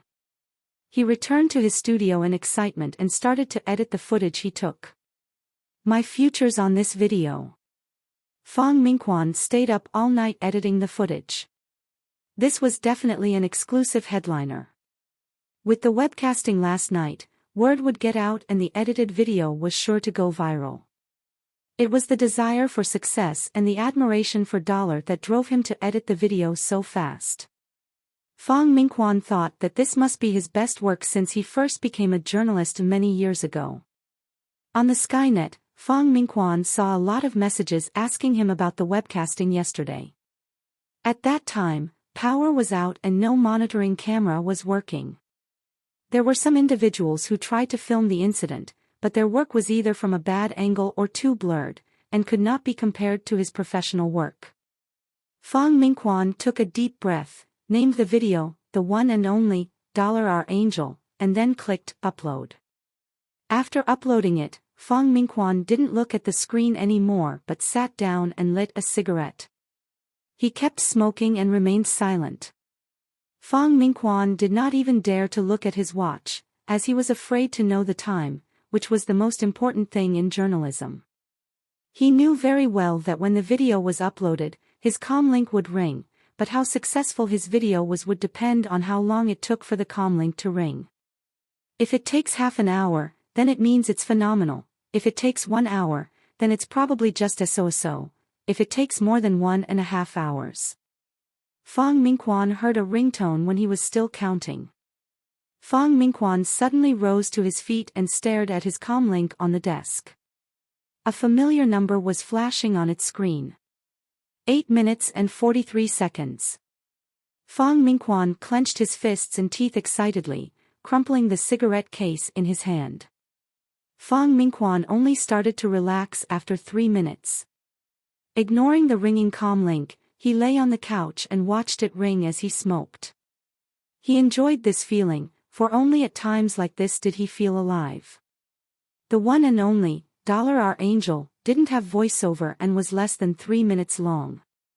It started with the little girl when she was about to fall. Her frightened face with tears, her widened eyes, and her blood-stained little hands grabbed people's attention from the beginning. The next moment, when people were still worried about the danger facing the little girl, out from the aircraft walked not her savior but death itself. When the Shura wielded his katana at the little girl, no one could sustain their anger and despair. Suddenly, a golden figure appeared in the scene. The huge golden wings looked like they belonged to an angel. When the little girl was taken into his strong arm covered in golden armor and the katana was stopped by him, everyone was overjoyed, their eyes welling up with tears. The following scenes were carefully edited. The Shura and Han Sen exchanged some blows and Han Sen broke a window so he could carry the girl into a room. The Shura was attacking Han Sen frantically but the latter did not dodge or run back. Fang Mingquan inserted the scene of dozens of students shivering in the classroom here so that everyone would understand why Han Sen had chosen to stay there. Fang Mingquan refined the fighting scenes and highlighted Han Sen's selflessness and bravery. He also edited out the less impressive scenes. While in fact Han Sen was miserable and much weaker than the Shura, in the video it looked like it was just a tough luck loss. The final scene was the suicidal fall. The entire video was very smooth. With the passionate background music added by Fang Mingquan, all the viewers wanted to fight the Shura themselves, even if it meant risking their lives. And the female viewers were covered in tears after watching the video. This video really went viral. In just a few hours, the entire alliance knew about it. And the hits had climbed up to a few 100 million. A strong and cruel Shura aristocrat, a golden angel, and the little faces that were full of fear all formed a story that moved every viewer in less than 3 minutes. Dollar's name was famous now in the entire alliance, as this video was far more popular than the video of Robot Channel, which did have its limitations. Men and women, young and old, everyone was spellbound by this video, and Dollar had become a bigger hit than the 10 chosen this year. This kid has some guts, just like me when I was his age. #K Shuras. Poor children, they are lucky, because there's an angel guarding them. Dollar, you are my one and only. Dollar, you are my angel. More people were concerned about Dollar's life and death, because the video did not include the result and ended with a bang from the fall. Everyone was concerned whether Dollar and the Shura had both died, but Fang Mingquan did not plan to publish that, as other reporters must have written about it already and it would not make a difference whether he wrote about it. In the meantime, the hero was also watching this video edited by Fang Mingquan.